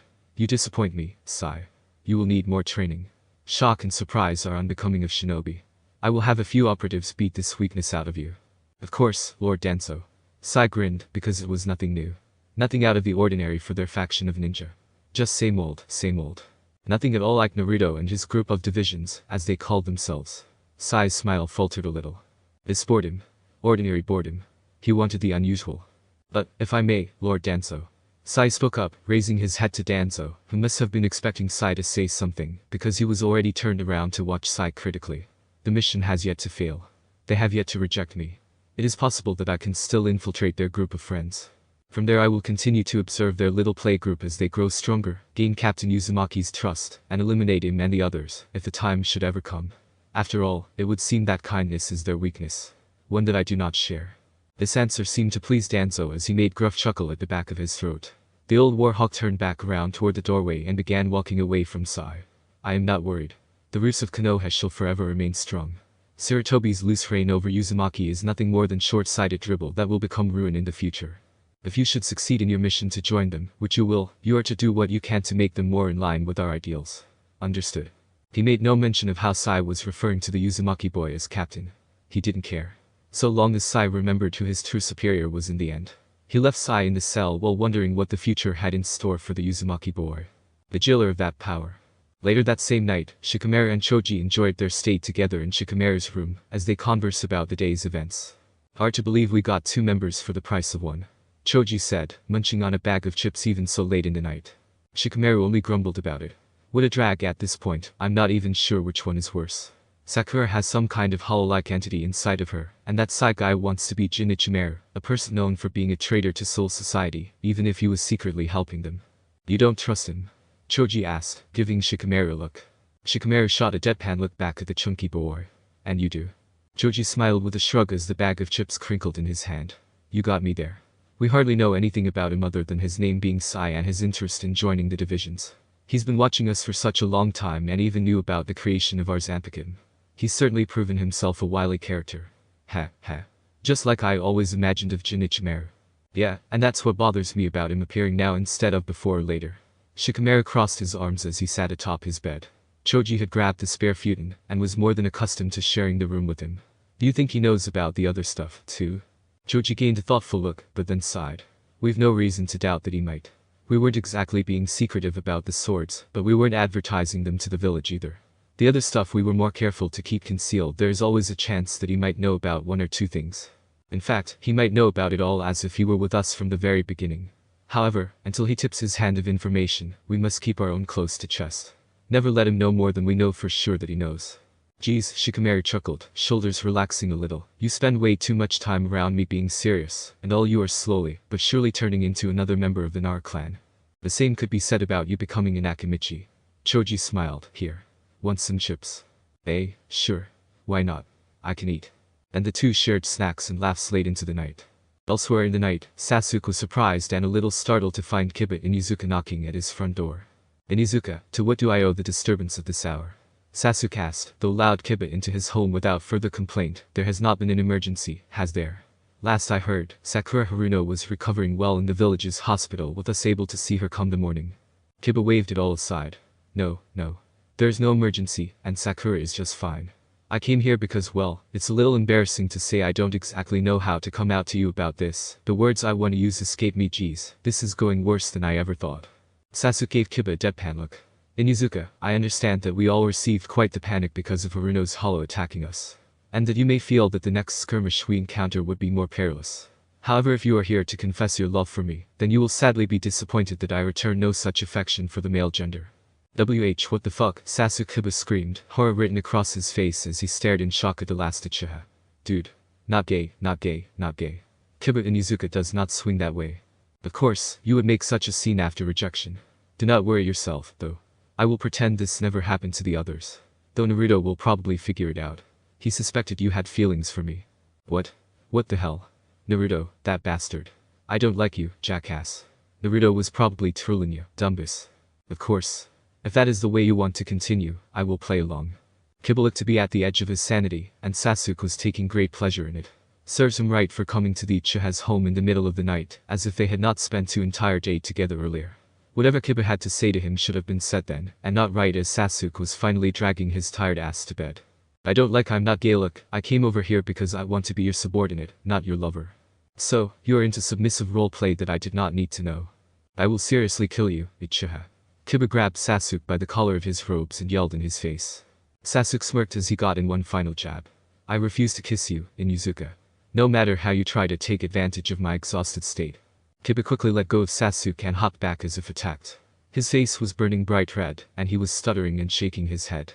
Finally, Kiba took a deep breath and regained control of himself. This was ridiculous. He had played right into Sasuke's little amusement. He should have known Sasuke was goofing on him from the very beginning. Look, Kiba bowed at the waist. I thank you for the noble welcome into your home. I apologize for coming here at this late hour to bother you. I only hope to express my desire to learn to be more like you. Sasuke's smirk dropped from his face as he considered Kiba for a moment. You wish to become my student. That seems foolish. Not your student, no. Kiba shook his head. I want to be your lieutenant. Your second. You are Sasuke Uchiha. Even before you joined us you had this air about you that screamed how untouchable you were. Sasuke remembered that air around him. That dark cloud that had hung over him until he had friends and comrades like Naruto, Ino, and the others. I am deeply ashamed of that period in my life. Never again mention it. Yeah, sure. Whatever. But now though you have this noble refinement that everyone sees in you. It says to others that you are not to be approached with anything that wastes your time. That is what I want to learn by sticking closer to you as your lieutenant. Look dude, I don't know much of anything about being nobility, even though I am a major clan heir like you and Hinata. Sasuke gave Kiba a very chilling look filled to the brim with haughty pride. Do not ever again in life lump those of the mighty Uchiha into the same category of common rabble nobles like the Hyuga or the Inuzuka. Kiba pointed at Sasuke, grinning wolfishly as he did. See? That's exactly it. That is what I want to learn. That comment alone shows how you can express your nobility and convey your pride in the Uchiha clan, without resorting to fist fights like I do most of the time. I'll never be gentle and graceful like Hinata, or as nonchalant about things like Shikamaru and Choji. People talk shit about my clan, and it pisses me off. I want to stand out and do my clan proud. Kiba then crossed his arms, a grimace flashing across his face. The Inuzuka clan have always been looked at in mixed regard for as long as I can remember. Thanks to our ninja dog companions and roguish appearances, people think we're a bunch of brutes with nothing better to do than beat rocks together or fight. We have brain and brawn, damn it. We are teachers and vets and healers and rescue workers. We pull our weight around the village, but don't get half the respect of the other clans. It pisses me off to no end. Sasuke again considered Kiba, regarding him now with an unreadable expression. Then he stepped past Kiba, barely brushing shoulders with the Inuzuka air as he moved toward his bedroom. I will admit that I was once one who gave no thought to the Inuzuka outside of their animal affinity, but you have struck a chord with me tonight. Fine, I will grant your request to act as my adjutant. However, do not take this position lightly. I am strong, and my second must be strong as well. The weak will be cast aside. I am not like Naruto or Hinata. I do not suffer fools or weakness. Kiba grinned again, throwing Sasuke a thumbs up. You won't regret it, Captain. I will not let you down. Take notes because I, Kiba Inuzuka, from this point onward, swear to one day surpass you in terms of power, skill, and charm. You can count on that. Sasuke was cold as ever in his retort. The day will never come for you. Watch closely, Sakura-sen. Hinata said as both of her hands began to give off a gentle green glow. Sakura's eyes whitened as she sat up straighter in her hospital bed. This is medical ninjutsu at its initial state. It is a simple jutsu for me to perform, given that training the Byakugan is far more difficult, and I have been doing that since I could walk. Sakura said nothing as she continued to stare in awe at the green glow of Hinata's hand. Hinata was her first visitor of the new day aside from her parents, who were greatly worried about her, but had been put at ease when the third Hokage himself had come to inform them that Sakura was succeeding in her training, and had just had a little accident. Honestly, Sakura didn't remember very much about the whole day apart from her joining the divisions. It was all blur things that made no sense, but luckily Hinata had explained to her that she was now part of their group of friends, and that Sasuke would be coming by to see her later with the others. It is the manipulation of one's own, or the patient's body for the purpose of healing. Even in this practice form, it requires very advanced control of one's own chakra. To make it practical and effective, you'll need extensive knowledge and study in subjects like herbs, medicines, the human body and even poisons. That is, it's simply incredible, Hinata. Sakura said, though she was a little disappointed when Hinata stopped her medical ninjutsu, and the green glow disappeared faster than one could blink. Hinata even appeared winded after the display. The midnight-haired girl was breathing fast, as if she had just run a mile. It is, but it is still very far from being used for any duration of time. I can only use it for small cuts and wounds at the moment. I'm still a while off from healing anything bigger than training bruises. The reason I'm showing you this is because aside from myself, you have the best chakra control. In fact, because you possess such a small pool of chakra, you have perfect control over it from your training at the academy. Hinata was smiling at her, but Sakura felt like she had just been backhanded by those words. Small chakra sounds so inferior. Oh, don't worry, Sakura-san. Hinata giggled, lightly laying a hand on her shoulder. Your chakra capacity will increase with time and training. From what your parents said and Ruka-sensei's observations, you don't really train much outside of what we do at school. That is going to change now that you're a part of the divisions. We'll be really tough on you, but while you're perfectly under control of your chakra, teaching you to use medical ninjutsu as your first skill will help you catch up to us in no time at all. Oh really? That sounds amazing. Thank you, Hinata. Sakura smiled brightly up at her. Hinata might have neglected to mention that teaching Sakura to heal as her first skill mostly meant that she would be healing herself through their rigorous training, as they brought her to the brink of collapse. They only had 6 months to cram into her all the skills and strength of the divisions that had taken them 3 years to perfect to their current level. Oh well, Hinata was confident that Sakura would be fine. Well, mostly. And hey, if she got hurt, it was just the universe's karma from all the times she had hurt Hinata's Naruto-kun. No need to thank me, Sakura-san. After all, we're part of a team now. Hinata smiled, a little sharper than she meant to, though Sakura didn't seem to notice at all. Hinata reached into her sleeves and retrieved a scroll that was bordered with light green and tied with a red cord. I will help you study this scroll for the day. You have very high grades in memory recall, and Iruka-sensei praises your ability to put theory into practice. Please, show me your skill. I will do my best, Sakura mumbled as she took the scroll and began reading through it. It wasn't until around noon that a knock came at the door to Sakura's hospital room. I hope you ladies are decent. I'd hate to stumble upon some kind of lifelong fantasy. Naruto's voice floated into the room, even as he came in without waiting for any kind of response. Hinata blushed, but Sakura watched him enter with annoyance clear in her expression. Naruto, you idiot. Don't talk like a pervert around us. Sakura berated him, but then winced as while she shook her fist at him wildly, she felt her muscles ache in protest.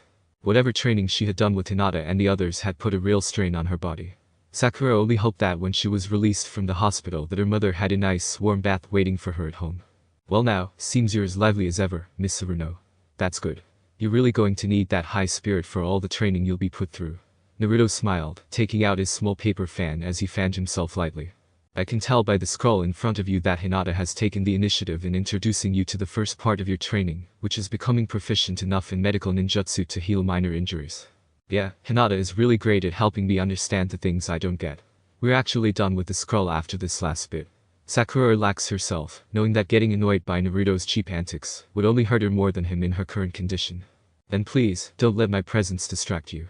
If I can be of any assistance, simply let me know. Naruto said as he sat in the chair in the corner of the room closest to the hospital bed. Sakura was still so surprised by Naruto's personality. He was still immature and annoying, but there were now times over the last few years where he became calm and could easily get along with anyone. He would help out around the academy if someone needed a training part or if anyone needed a bit of life advice. Naruto was even given charge of discipline at the academy for a few months earlier in the year, which was shocking to many when he became a success at it. The irony of the whole situation was lost on none.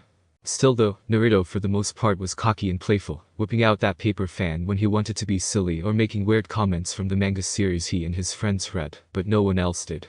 Okay then, we've been over the theoretical part, and we're finally at the last of it. Then you'll just have to practice the technique until you've got it right. I'll help you with that as much as I can, but don't feel too bad if you don't get it for at least a few weeks. It's an incredibly difficult change in chakra that is not easy for anyone. Hinata said as she unraveled the scroll to its last part. The last part of our study is this. The mystical palm technique, or more commonly known simply as the healing jutsu. Hinata began as she settled at Sakura's bedside. This is the practical application of medical ninjutsu that I showed you earlier.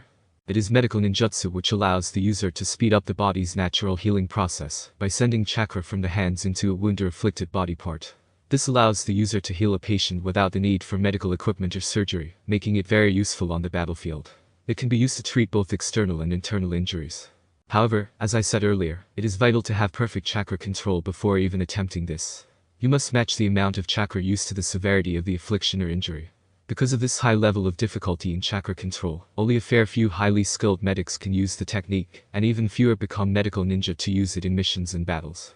Only a couple ninja aside from the legendary Tsunade Senju are able to heal grievous injuries and can use the ability at a short distance away from the target instead of through direct contact. So, it's possible to send the chakra from a distance that sounds near impossible. Sakura commented, and Hinata had to agree. But people have done it. Which means that we must strive to exceed their example. Hinata said with conviction.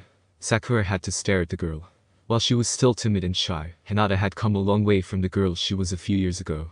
Now she was comfortable enough to speak to people above a whisper, and even took part in class, instead of trying to shrink down and remain unseen. If the technique is performed with too little power, it won't heal the patient properly, healing the injury too slowly in the best of cases.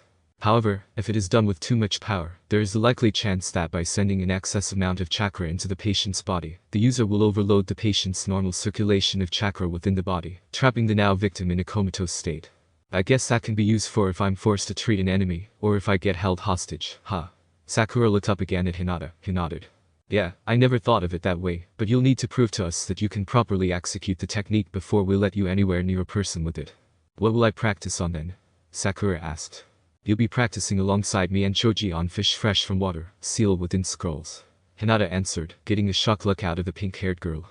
See, Choji? You mean even he can use medical ninjutsu? Sakura was surprised to say the least.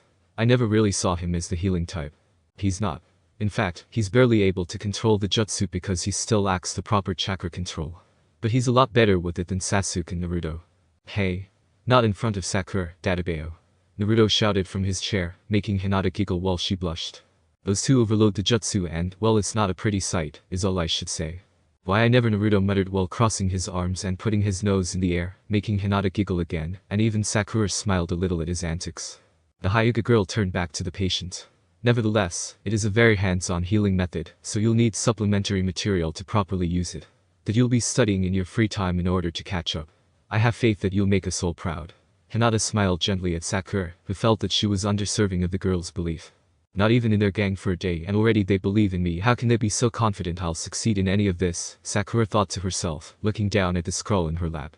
No, I can't let them down. Especially my Sasuke-kun. And Hinata is so nice and sweet, I'd feel bad to disappoint her. I have to get the hang of this stuff right away. And I guess that's all for the scroll. Hinata turned to Naruto. Is there anything I'm missing from the explanation, Captain? No, you did well, Hinata. Naruto said as he got up from the chair to stand beside the bed, opposite of Hinata's side with his back to the window. Though there are a few things I'd like to point out as supplementary information that might help a book-smart person like yourself, Sakura-san. For some reason, him using her name so formally made Sakura feel hurt. He's so cordial to me now, like he doesn't even want to know me anymore. There are 3 forms to the healing technique that you'll come to find out, so please practice each of them as much as you can. We'll get you texts and scrolls on them later today, but for now just try to keep what I'm about to say in mind. Naruto started off, closing his paper fan as he pointed it directly between Sakura's eyes. The first form is the support technique, the basic healing jutsu itself in the green form that heals wounds at injuries. This is strangely enough the most difficult of the 3 forms, even though it is the most basic. This is because the other derived jutsu use less chakra control and more of the user's own ability, with medical ninjutsu as a whole. Okay, so what are the other 2? So eager still, Sakura-san. Naruto opened the fan and hid his chuckle behind it. Calm down, I was getting to that. The second form is the offensive form. It is short and simple. The technique is named the chakra scalpel and performs just as that. It is a small sharp blade made entirely of the user's own chakra, to make highly accurate incisions necessary for surgeries and anatomical dissections. Unlike regular scalpels, the chakra scalpel can make cuts inside the body without creating an actual open wound, limiting the risks of an infection. Though it requires less than perfect chakra control, it does have a much higher degree of precision needed to be effective. Because of this requirement, using the chakra scalpel offensively is highly unusual, especially since one of the main rules for a medical ninja is never to participate in direct combat. Not to mention that in heated combat, even the greatest medics won't be able to exert the precision needed to make fatal cuts. But it can still be used like a scalpel, though, and cuts through anything it touches. Meaning it could still be effective enough to slice through muscle tissues and tendons, rendering the target immobile. Sakura said, putting the things she had just read to theory. Naruto grinned at her like a massive beast taking in the side of its prey, while Hinata looked stunned. Ino was right about you, Miss Saruno. You truly will make a great addition to our divisions. Naruto said like a mad scientist who had found a golden goose. Sakura gulped. Your theoretical knowledge and deductive reasoning skill is astonishing, Sakura-san. I would have never thought of that idea so quickly. Hinata praised, making Sakura blush. I'm just book smart though. I'd probably have a very hard time putting theory to practice. Sakura admitted, but Naruto's grin only seemed to grow wider at that. Don't you worry your pretty little head, Sakura-san. That's why you'll be training with the divisions from now on. By the time exams are upon us, you'll not even recognize how weak you once were in comparison. The blonde said, once again closing the fan with a snap as he tapped it along his shoulder a few times. Again, Sakura gulped. Naruto had that crazed researcher look again. Now then, I believe I should tell you the last form of the mystical palm technique that can be used. This is the defensive form of the jutsu, called puzzling operation jutsu. It is used to disable an opponent by inserting your chakra into the nervous system of the opponent at the very start of your battle. As the body is controlled with electrical signals from the brain through the nerves, the user of this technique cuts off those electrical signals. The enemy becomes unable to make their body move as they want. There is also the ability to take it a step further for changing the nature of one's chakra, to give it the properties of electricity, creating an electric field. Hinata put in, making Naruto smile at her as he pocketed his paper fan. Yes, Hinata, that is right. This takes the move to a whole other level by disturbing those signals in the body and deranging them. It is appropriately named the body derangement technique, and works by using the lightning chakra in the hand, as soon as a strike of the hand lands, to pour electricity into the enemy's nervous system. This will sever the signals and wreck the enemy's body control. The target's body moves in any way, except how they want it to move. For the common man, battle, not to mention even just walking, will become impossible afterward, allowing the medical ninja to assassinate the target or flee from the battle altogether. Healing, severing, and disrupting the abilities of a medical shinobi are so diverse and amazing, Sakura said, more to herself than either of the two in front of her. True, but it takes years to become a top-rate medic ninja. Naruto smirked, however, because you possess so little chakra and have perfect control over it, your training will be much easier than anyone else who could even hope to be a medic. You start now, and you'll have the mystical palm technique down by the end of the month. In 2 months, it will be perfected, and then we can move on to helping you learn the other 2 forms of medic ninja power. Naruto looked like he wanted to say more, but then something shot through the open window of Sakura's hospital room. Naruto didn't even turn to it as he put a hand beside his head and caught whatever had been aimed at the jugular vein of his neck. Hinata gasped, but Naruto only smirked wider. He turned toward where he had been sitting earlier. You have to get up pretty early in the morning to hit me with a kunai that slow. Naruto bragged, spinning the knife on his index finger. Sakura gasped as in front her eyes the chair began to flicker as if not really there, and Ino appeared sitting in it with an annoyed expression. Damn, thought I had you that time with your attention on Sakura and Hinata. Oh well, if at first you don't succeed. Ino smiled thinly, giving off an ominous cackle like a scheming witch. That's she just tried to murder him. And he's not only okay with it, but he's joking about it. Sakura gaped at the two as they bantered back and forth. Naruto even had to catch another kunai that came from the window again. Did you have throwing these for you this time? Naruto asked, snagging yet another kunai from the window before it could even enter the hospital. I promised Mogi some training time if she helped me with this. Her throwing speed is a little slow, but that's why I had hoped you were properly distracted. Ino sighed, lounging now in the chair as casually as a queen atop a throne. You can stop now, Mogi. He's not dead. Oh, will you still teach me the Byakurai technique? The voice of a very young girl came through the window. A second later, Sakura was shocked as the little girl sat in the windowsill as if it were natural. Of course, you little cutie. We'll plot Naruto's death another time. Right now, my attention is needed here. Ino chirped happily, to which the girl Sakura could only assume was Mogi cheered and disappeared from the window. Nice to know you motive people by trying to kill me really says a lot about our friendship, Naruto deadpanned with a shake of his head. Well, at least I'm teaching others like you asked. I mean, I still think it's dumb for us to be spreading our techniques to other people, but at least those kids joined the divisions under the head captain. And I can bribe Mogi with candy or comics like I do with the other 2 kids she hangs out with. Ino pouted, making Naruto chuckle before he turned back to Sakura.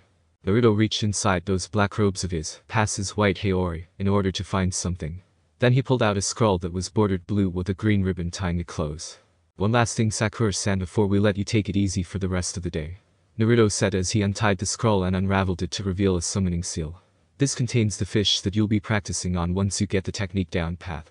We made it very simple, just in case you were unfamiliar with summoning scrolls.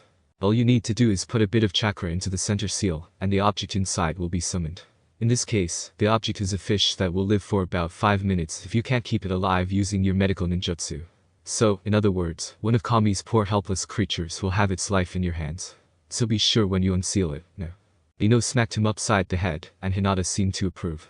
You moron, don't go putting it like she's some kind of murderer. It's only a fish. Maybe we should let her practice on you instead, you poor helpless jackass. Ow. That hurt. Hinata, help. Ino is being mean to me. Naruto poked at his fellow blonde while whining to the Hyuga princess. I'm sorry, Captain, but you deserve it this time for trying to make Sakura-san feel bad. Hinata said without hesitation, a tiny frown on her face. We're trying to encourage her, not get in cheap shots at her resolve to further herself and help the divisions. Man, these guys are so weird. Sakura grimaced as Naruto began to fake tears, saying that everyone was ganging up against him. Hinata and Ino ignored him though. How's it that Sasuke-kan could be part of this group of misfit weirdos? Even Ino has become something kind of parody of herself. Glad to see you're so deep in thought there, forehead. Ino said, standing over Sakura where Naruto had been. Naruto was now in the chair, his crocodile tears gone as he sat with his hands on his knees. This scroll is yours to use, however the ink on it is real, so you'll only be able to seal small things and animals into it. Sorry if you wanted to use it for a survival pack, but that won't work. Oh, that's not a problem. Thanks anyway. Sakura said, especially because she knew next to nothing about sealing and summoning. All she knew was what the academy taught them about the two fields of shinobi arts, and that basically extended to recognizing explosive tags, and that summoning was what powerful ninja used in order to have help in battle. Yeah, well, if you ever need a survival pack scroll or some paper bombs, just let us know. Naruto's gotten pretty good with the sealing arts, so we'll just make him do it for free, instead of going to a weapon supply shop. Ino went on as she sat herself at the edge of the bed casually. Though as a member of the divisions, you have to buy all your weapons and supplies from the Adamera family shop from now on. The daughter of the blacksmith is one of our members. She's a little strange, keeps calling herself senpai, but it's all cool so long as you don't make any crazy requests from her. She takes every one of them seriously. Omoke Sakura honestly didn't know how to respond. She was also a little thrown off by how casual Ino was being with her. Just the other day Sakura had been arguing with her about being Sasuke's true love. And again, Sakura honestly could not recall the last time Ino had even argued back with her. It was always a cool comment here, an offhand observation there. Ino would talk circles around the subject of Sasuke, but only now did Sakura realize that Ino had not declared love for Sasuke since that day. Naruto had come back to the academy and beat Sasuke with sheer stupidity as his weapon. Sakura-san, are you feeling alright? Hinata was now looking at her with some concern. Shall I call a nurse for you? No, I'm fine. Really. Sakura waved her hands, but the flinched as her muscles ached. A little pain, but I'm okay. I mean it. I was just in my own head, is all. Well, take it easy on that inward concentration while we're here. Naruto said, sitting up a little at her words. Not sure we would be a hindrance or help in subduing you again, what with that inner whole HMNHMNHHNNM. Ino had covered his mouth with an annoyed expression, glaring at her fellow blonde. You idiot. Don't bring that up. The less she knows and remembers about all that, the better. I'd hate to fight that thing again. All Naruto could do was nod, and Sakura was utterly confused as to what they were talking about. Fight what thing? Ugh, they were so weird. Well, I was asking if you feel well enough to attempt the healing technique we went over. You might not get it right the first time, but it will give us a clue as to help you when we really start your training. The hand seals for the jutsu are Ox and Tiger. Aside from those, you can do whatever hand seals help you to concentrate your chakra. Hinata said while Naruto and Ino stopped glaring at each other to direct their attention back to Sakura. Now all of them were crowding her bed. Sure, I can do it. Why not, right? Sakura chuckled nervously, but the others seemed very confident and at ease. The ratio of chakra is about 4 to 5, with 4 being part spiritual energy, while 5 is physical energy. Then you channel it to your hands, centering the chakra in your palms. Naruto said, sounding strangely serious for a demonstration of practice. His blue eyes were also very sharp. Sakura took notice that all of them had become serious. But that's an imbalance of chakra. Sakura said, but the other 3 just looked at each other. Yes, but this isn't an academy-level jutsu. It can be learned by an academy student, but it is much more advanced to put it to healing work. Naruto said, looking at her a little confused. Sakura Ino said, staring right at her and into her eyes, you do know that most techniques beyond the academy use chakra in proportion, right? Like, the jutsu we learn there that use a perfect balance of chakra, is only to help us feel the chakra, and how to properly mold it to our will. Have you never studied further into yin or yang properties than what they told us at the academy? Well, I was going to, okay. Sakura defended herself, making the others falter. You mean to tell me that you didn't train outside of the academy and didn't even bother to read anything outside the academy texts? Ino looked like she was caught between angry and dizzy. And people thought you were my rival all these years. I thought you were my rival. How? Man, oh man, you were so gonna die out there if we hadn't got a hold of you, Sakura-san. Naruto said with a chuckle, shaking his head. At least I trained outside the classes. I could take a punch and throw one just as well as anyone. I might not have the book stuff down, but I'm scrappy and unpredictable. Sakura-san, I will help you as much as I can. Hinata said, though she was gazing at Sakura now as though the girl were a fragile object.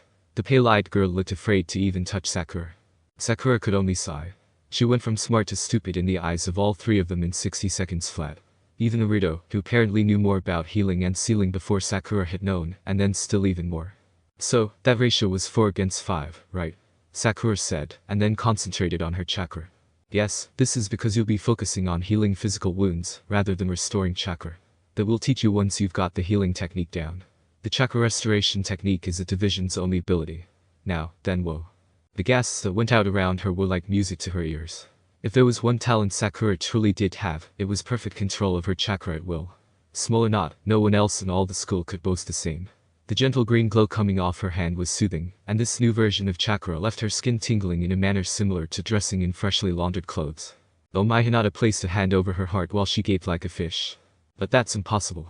No one can get it on the first try. It's too advanced. Ino gasped, her eyes wide with shock and awe. Interesting, Miss Saruno, very interesting indeed, Naruto muttered, cerulean blue eyes locked onto Sakura's hands. But just as quickly as that calming sensation and tingling came to her, not even 30 seconds later found Sakura feeling winded and weak. The strain this jutsu had put on her was unreal.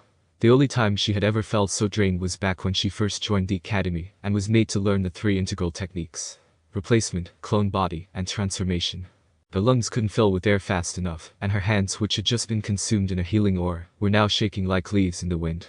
Interesting for sure, Miss Saruno. You possess so little chakra that while you can perform the jutsu at will and without hand seals, you can't maintain it for any extended period of time. Well, that makes things all the easier on our part, though. You'll just be training so hard for the half year that you'll gain the strength needed for those healing powers to work. A knock came to the door of her room, and Sakura pleaded for it to be her parents, with the way Naruto and Ino were going on and on about the rigorous fitness they were going to put the hospitalized Pinket through. For once in her life, Sakura was not happy to see Sasuke. Well, not as happy as she normally would have been. And that decreased even further when he joined the conversation with talk of weights and timetables, and finding out her chakra nature. She was embarrassed to say that she had no idea what her chakra nature was in front of Sasuke, who looked at her with a curl of his lip that made her heart break a little. Then Kiba Inizuka walked in looking all the more smug before Ino bopped him on the head. Shikamaru Nara and Choji Akamichi waited out in the hallway, saying the room was looking a little too crowded, but they still chimed in on the conversation when their input was needed. Finally, after being subjected to their looks and near condescending conversation, Sakura's parents were guided into her room by a nurse that let them all know she was free to go with an order of bed rest for the next couple of days.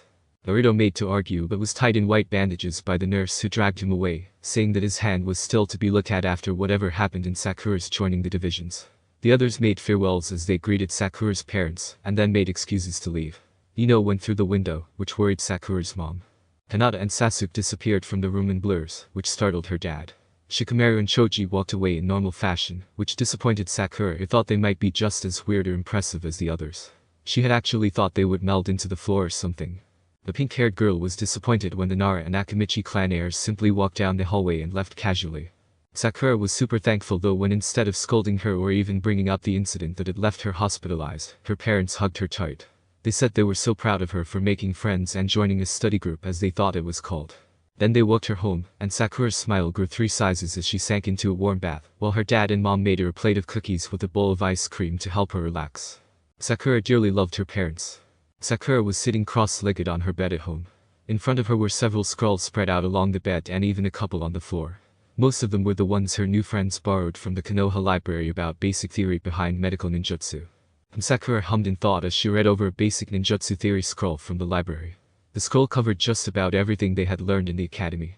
All the general ideas, some basic concepts, tips on when and where to use certain ninjutsu, what situations you should avoid using ninjutsu in.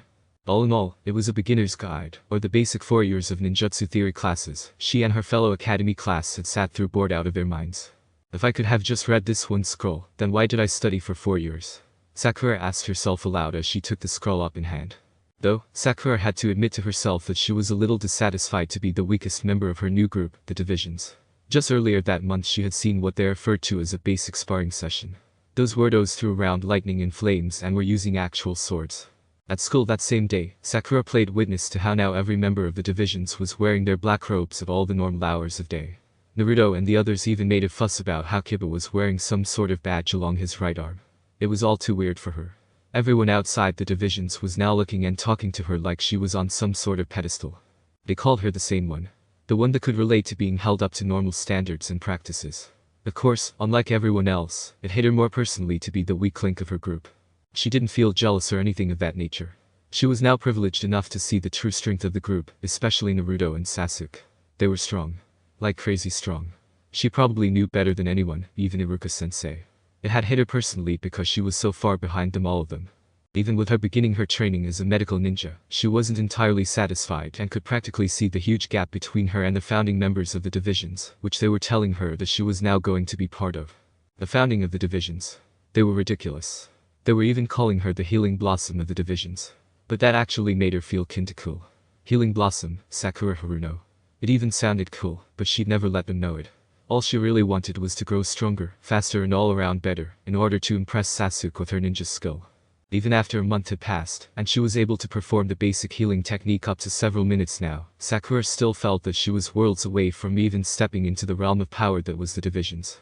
Especially after seeing the wild things that Naruto, Sasuke, Choji, and even Ino could do in their sparring practices. She read a bit more, writing notes on a spare blank scroll she had packed. So far, she spent about an hour rereading the dynamics of ninjutsu, making sure she fully understood them. Given what it was she was trying to create, Sakura wouldn't be able to practice the technique she wanted properly, until she met up with the others later in the week.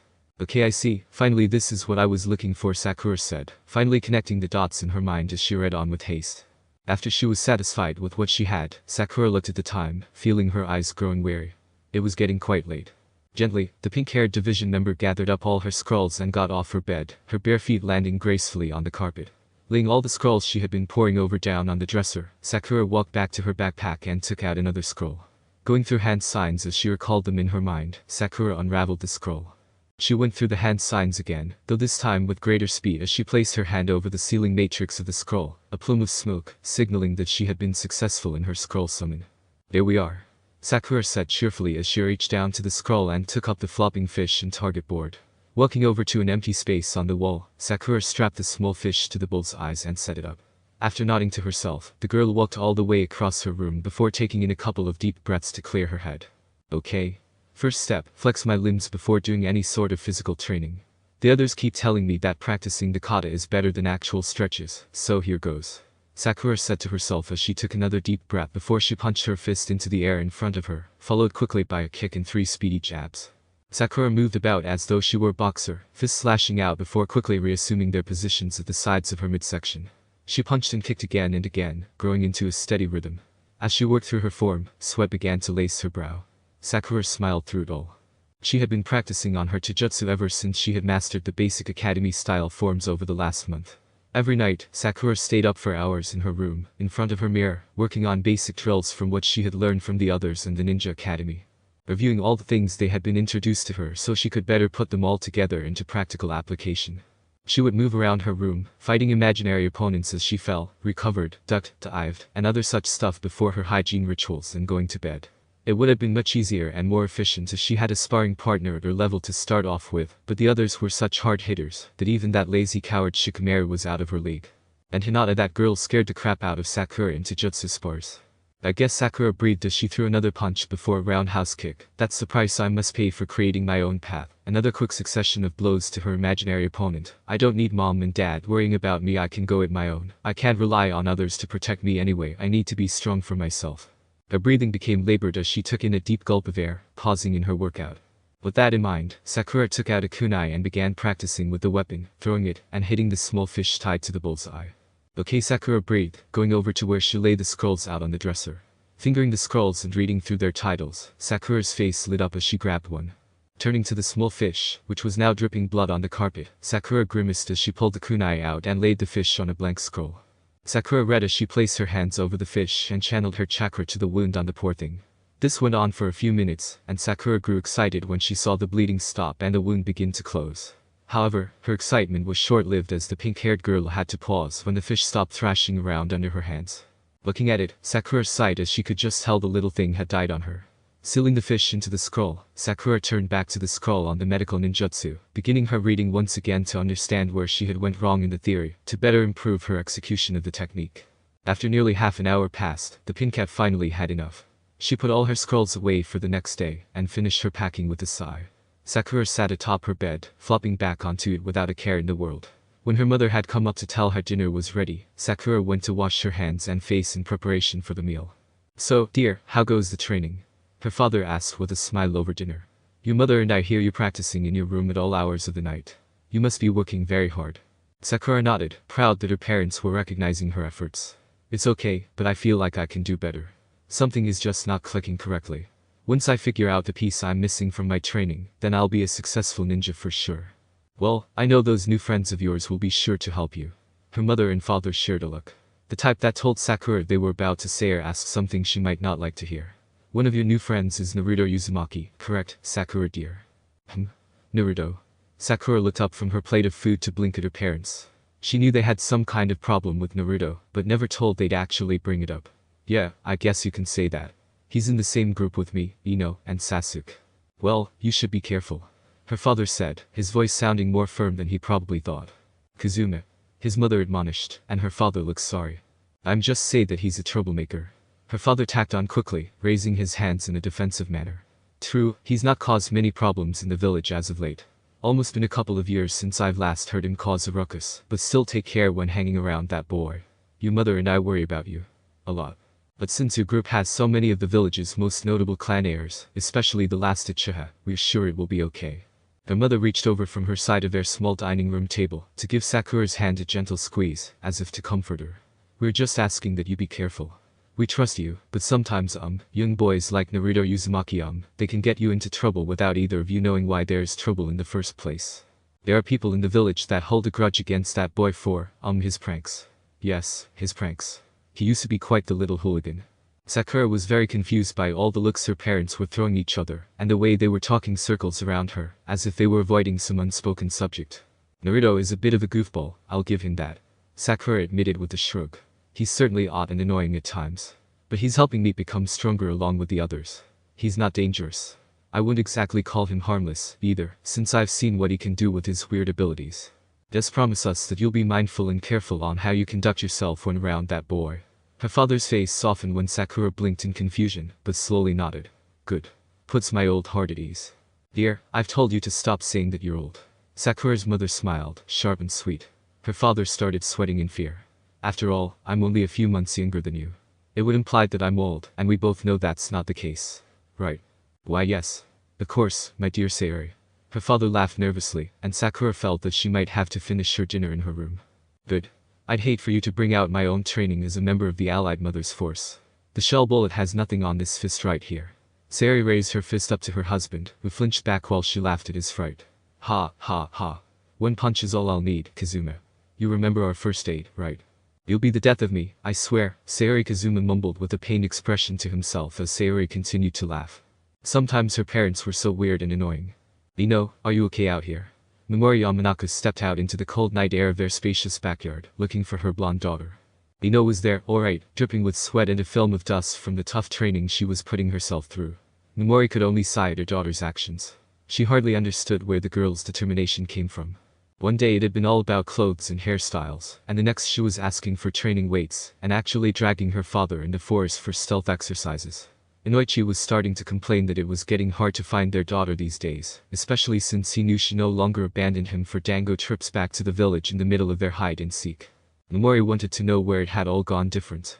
When was the exact moment that Ino and her stopped connecting over fashion and started having serious discussions about her future career as a shinobi? "I'm almost done, Mom." Ino was breathing heavy, nearly gasping for every breath. A flare of worry went through Mimori, but just like when Inoichi came back from his Ino Shikacho training, she told herself that her little girl would be just fine. "I've perfected a new technique, and I want to make sure I've mastered it fully before turning in." "Ino, darling," Mimori stepped off the patio and went to where her daughter was practicing. She always had to hold back a gasp when she laid eyes on Ino's new sword. A very real sword, unlike that wooden practice thing she carried around for the last couple of years. Only a month ago did Ino mysteriously have it. She never called attention to it, and Inoichi refused to say anything despite how much it worried him that their daughter was wielding a weapon he did not prepare her to use. "I think you and I need to sit down and have a talk." Ino got control of her breathing very fast after those words. She took one last breath before releasing it in a calming fashion. The way she sheathed the sword horizontal on her lower back was like something Mimori might have seen in a kabuki play. Her daughter was skilled with that sword, of that Mimori could tell in only a few moments. "I am not giving up on becoming a ninja. Ino stated firmly, and Memori was both shocked and confused that Ino had somehow read her mind. H, how did you even know I wanted to talk about your ninja path? Dad came to me earlier today after school. He tried to walk me home while talking about the harsh realities of a shinobi career. He said he wouldn't think less of me if I decided that the life of a ninja wasn't for me. He went on tangent about all the lies and secrets I'd have to keep to myself. He was so into his ghost stories that he didn't even realize I had diverted us to the training field where my friends were waiting. And I'll tell you just as I told Dad. I want to become a ninja of the village. Not because I think it'll be a charmed life, but because it is my destiny for having been born into the Yamanaka clan of Kanakagikur. This village is my family, and I will protect my family by slitting the throat of anyone who dares to oppose us. Memori couldn't help but take a step back from the steely gaze her little girl possessed. Well, that was certainly I never imagined. I am stronger than you think, Mom. Than Dad thinks. Stronger than anyone knows. Ino dusted herself off before smiling. But everyone will see my strength soon enough. Memori took a deep breath herself. She closed her eyes to focus on her motherly power, and centered it. She gently opened her eyes on Ino, and smiled just as softly. I know, dear. That's why I didn't come out here to tell you about abandoning the ninja way. I came out here to encourage you, sweetheart. Why you did? Ino looked more shocked than Memori had seen her in a while. I will admit that there was a time where I argued with your father about sending you to the ninja academy. He wanted you to be a ninja back then. It was all about tradition and honor and glory back then. I told him he was stupid, and he said I didn't understand because there were no ninja in my family. He was right, but for all the wrong reasons. Now it seems that over the last year our opinions have reversed. It would be funny if it didn't involve your future. It's still kinda funny, Ino said with a small laugh, but Memori only smiled. Despite her kimono being new and expensive, Memori dropped gracefully to the ground and patted the spot beside her for her daughter to sit down. Ino threw back her white haori and took the spot, while Memori started to look up at the starry night sky. There are so many children that run off to the academy. They want to be famous. They want to support their families. To live dangerously. Be part of something. So many reasons, but the right ones, if there ever are right reasons, they all die much too young. Memori sighed with a shake of her head. It was entirely too sad to think about fully at present. It's tough sometimes. To sit at home as a wife and mother, knowing that in a few months both the people I love the most in this world will be off on missions for undisclosed periods of time, while I have to pretend it doesn't bother me.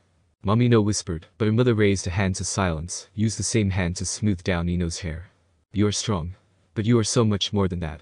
You are also smart, so never forget to use your brains out there when you're pinned down by the enemy. You are also beautiful, and targets will fall for a pretty face long before they fall to that sword's blade. You are sweet, so use it to lure your foes into a false sense of security, but also to comfort your allies. Memori smiled up at the starry sky. I guess what I'm trying to say is that you don't have to prove anything to me, your father, or anyone else in all the world. You are Ino Yamanaka, daughter of Inoichi and Memori Yamanaka of the prestigious Yamanaka clan of Konoha, that have been here since the village's founding year. But even if we had no last name, we're dirt poor, and you are just another face in the sea of people. I am your mother, and I will always love you. I will always be proud of you. And when the time comes for you to either spread your wings or spill the blood of the enemy, I will always encourage you to do your best. Oh, Mommy. Ino was crying, tears freely falling from her eyes as she knocked her mother over with a tight hug. Memori wrapped an arm around her daughter's shoulders. Just be sure to leave me with some grandchildren before I get too old, dear. I don't want them to know me as their gray-haired granny. Especially if you're going to be with that Naruto boy. Your kids will have too much energy for me to chase around and play with. Besides, that Uzumaki seems the type to put his life on the front lines of every battle. A kid or two might be just what it takes for him to survive mission after mission to come home. Mom. And don't you dare lose to that Hyuga girl. She has that wallflower, sweet girl next door vibe going for her. You need to use all your charms and appeal to win out. Remember, love is a battlefield as well, dear. And all is fair in love and war. Oh Mom, you're just the best. Ino chuckled as she and her mother lay on the grass, looking up at the stars. I know, dear, I know. In the early hours of dawn, Rukia held back Hyon with the back of his hand as he followed behind Naruto and Sasuke. The third Hokage had asked him to escort the two wherever it was they were headed. The elder didn't give him any details, but Rukia was starting to get anxious about the whole thing. True, they were still inside the village, but ever since Naruto knocked on his door at 4 in the morning, Rukia hadn't the slightest clue what the blonde was up to. They had gone to the Uchiha district and got Sasuke. If he were honest with himself, Rukia was sure it was mentally unhealthy for Sasuke to continue living around the hauntingly empty district. When asked about it, Sasuke had cut him a sharp look and politely asked that he not pry into the business of the proud Uchiha clan. Rukia wasn't quite sure how to take the demands of a clan that only had 2 living members left, but Naruto distracted them both from their conversation when he ordered ramen for breakfast at the Ichiraku stand. That made for a slight bonding moment as both Rukia and Sasuke groaned about it, while Naruto was happily muttering about how the girls would never find out that he was cheating his healthy meal plan, devised by said females. Rukia and Sasuke shared a look that said how much they were each thinking about ratting their blonde friend out, but in the end they both probably decided against it. Even still, Rukia was clueless about where they were headed. After the ramen, they just seemed to walk aimlessly across the outskirts of the village. Naruto and Sasuke would talk, and while it was almost comforting to spend time with his two students outside the school, Rukia had to remind himself that they were doing something. What was it something? Rukia had no idea, but they had awoken him from his precious sleep for a reason, so it had better be something pretty damn important. Ah, I think this is it, Naruto announced as they turned yet another corner and came upon another row of building in the outskirts of the village. Rukia looked up with tired eyes to see that this row of building was very different in design and structure than most of the others they encountered on this morning. These buildings had many swirl marks carved into their stone. Red swirl tassels hung from the porch ceilings like wind chimes. There were various tags and paper seals on the doors of the buildings. The storefronts were all closed off by stone walls, and the houses were boarded up with wooden planks blocking entrance. Rukia was not sure what any of this meant, or if he had ever been to this part of the village in all his life. Looking up and behind himself toward the center of the village, Rukia was surprised that he could barely make out the Hokage mountain from where he stood. For as long as he could remember, Rukia recalled the words of the third Hokage, telling him and every other child of the village that the stone faces of the Hokage mountain could clearly be viewed from any spot in the village without fail. But from this place in the village, Rukia could only see the first two, the first and second Hokage stone faces. The third Hokage's face was blocked by a wall that Rukia hadn't even noticed passing through in his trek with the kids. And the wall that protected the village from outside forces was not in sight either, even though Rukia knew for a fact that they were near the edge of the village. Instead, there was a riverbank that ran through where the village wall should be. Looking ahead of himself, Rukia squinted his eyes to see another enormous wall off in the distance. But all of this was impossible. There were no two large walls on the outskirts of the village. There was no river that was on the outside. This was crazy. Sasuke was observing all of this in stride as well as he stood almost beside Rukia with slightly wide eyes.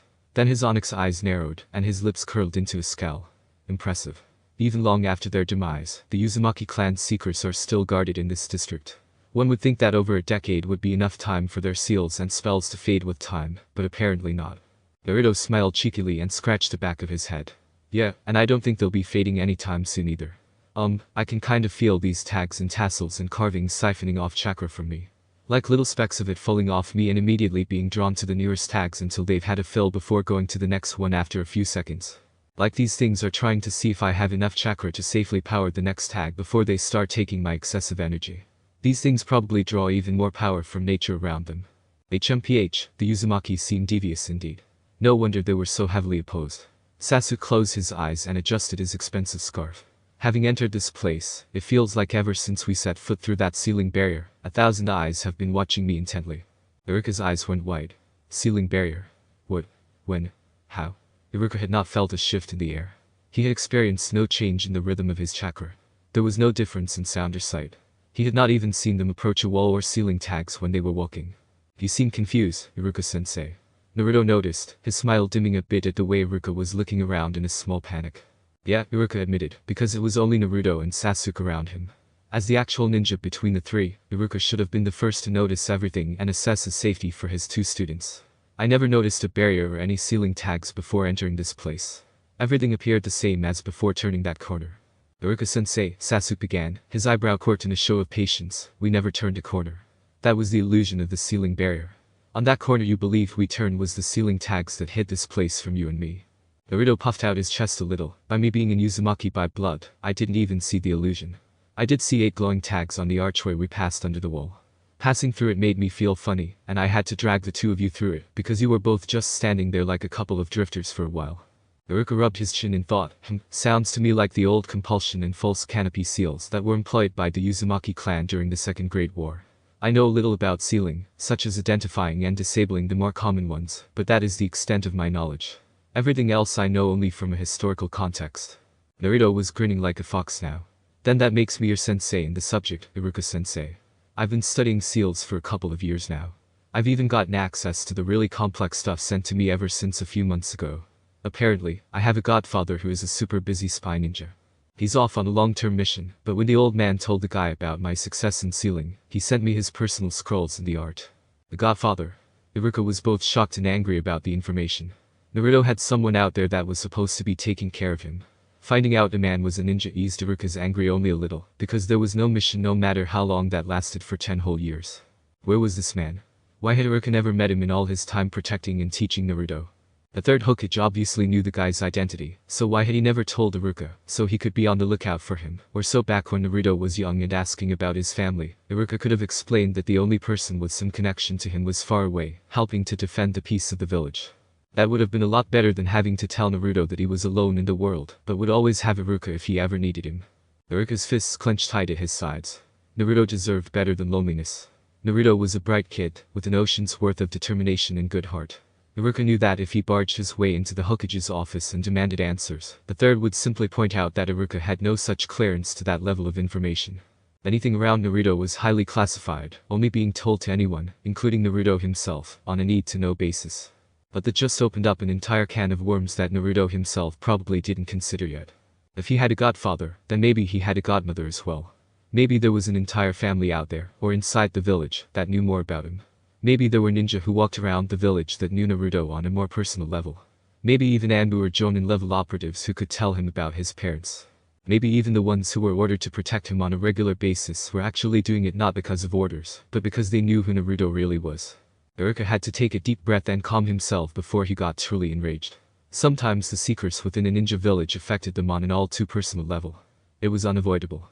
But it still pissed Ruka off when those kinds of secrets had to make children suffer. For the first time in a long time, Ruka wasn't sure who he could trust. Was Mizuki secretly someone who knew Naruto's parents and guarded him by taking up the position of his assistant? Ruka had always been a little suspicious of Mizuki's sudden reassignment to their classroom. Ruka was one of the only teachers who could keep order in his class, and he went through lessons smoothly on his own for the most part. It was odd that Mizuki stated his reassignment was due to personal conduct on his missions. Only super aggressive ninja, or those who completed missions under questionable means, were taken off active duty for that. Mizuki was as mild and agreeable as Ruka had ever known. Was it possible that Mizuki was secretly safeguarding Naruto? Ruka liked to think so. Ruka-sensei. Come on, man. Stop daydreaming, Databeo. Naruto waved from down the street as Ruka blinked, finally realizing that he had been thinking too hard about something that could wait until later. We found the place we've been looking for. We need your help getting these wood panels off the entrance. I'll remove the seal tags. Easy peasy, Databeo. Ruka shook his head as he walked over to his young students. Despite how angry he was for Naruto, he had to remind himself that only Naruto could express those emotions for himself. If Naruto chose to forgive the people of the village, then he'd be a better person than Ruka. Could Naruto forgive the village once he learned the truth of his situation? Ruka liked to think so. He truly did. Kiba gave Tenten a suspicious look. Tenten did her best to appear as innocent as possible. So what you're trying to tell me is that you have a way of connecting Akamaru and me? Kiba narrowed his eyes, and Tenten laughed nervously. How exactly are you going to do that? Well, I'm still kind of experimenting with the methods, but Tenten held up her forge hammer, making Kiba and Akamaru flinch back. Basically, I'll need to borrow Akamaru for about a week, and something deeply saturated in your chakra. Your jacket should do just fine since you wear it all the time unless in training. Kiba still wore an expression that said he was skeptical of her skills. Unless you want to give me your pants. Tenten smirked as Kiba's face went pink. Well, if you really need them. Don't take off your pants, idiot. I was just teasing you. Tenten was now the one red in the face as Kiba sniggered at her. She crossed her arms and turned up her nose at him. Besides, it's not like you have anything of interest. Why you? Kiba shouted, and Tenten got in his face. Oh what? That's because you're finally developing. Oh, you disgusting perv. Tenten covered her chest. Don't look at me. Oh, but it's so okay for you to comment on what in my pants, huh? Well, that's because I'm a girl, I can get away with stuff like that. No, you're a girl, so if you can talk about my privates, I can talk about yours. Fine. Whatever. Tenten threw him another look of disgust. Just hand over the jacket before I decide to use my hammer on your face instead of your jacket. Kiba dropped his jokes in favor of looking surprised. Wait, you going to forge my jacket? Tenten stopped joking around herself as she shook her head. No, that's not exactly right. This hammer has the special ability to draw out chakra. Instead of taking from myself or a metal, I'll be able to use this effect on your jacket to take the residual chakra from your jacket and examine it. Then I can draw out Akamaru's chakra. Since the two of you train to synchronize your chakra and combine your abilities, it should be much easier to do than when I forge swords for you guys. Tenten then muttered aside, and boy do I mean like way easier. What did you say? Kiba asked as Tenten waved him off with a nervous laugh. Nothing. Oh, but I'm gonna need back the sword if I'm going to do this right. Kiba took his sword, scabbard and all, from where it rested at his side inside his sash. You better not hurt Akamaru. He's my best friend. I'd never dream of hurting this little cutie. Tenten giggled as she threw Kiba's sword to the side, while picking up Akamaru from where he normally rested inside Kiba's jacket. Akamaru licked her nose, and Tenten spun around with him as Kiba watched them with apprehension. Why do I get the feeling she's only doing this to take my dog? Kiba muttered to himself as he watched Tenten play with Akamaru, who seemed all too happy to be with the blacksmith girl. And why do I think Akamaru was in on this plan? You just give us a few days. Maybe a week, at best. When I'm done, you'll have a whole new level of power and closeness with this adorable little puppy. Tenten held Akamaru close, stroking his head as she smirked at Kiba. You just might be the one to achieve that form if you're lucky.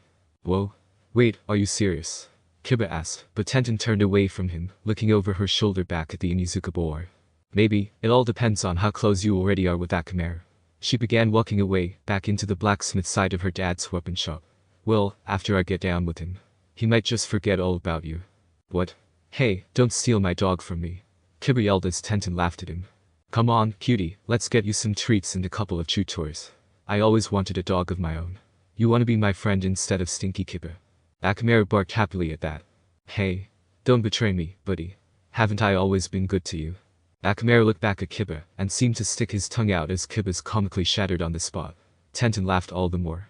When Kiba met up with the others for training, everyone noticed the cloud of gloom hanging over him. They asked about it, but all he kept muttering was about weapon girls, and the betrayal of his best friend for Beep. It made no sense to them, so they just ignored it as they tried to cheer him up with the 3 new moves they would be perfecting in their latest training session. Kiba didn't even seem to notice that the side boy was joining them, or how he questioned Kiba's manliness, if he was so heartbroken over a dog. Shino Aburam was out among the rest of society. It was the beginning of the summer months, and so was prime time to acquire new specimens.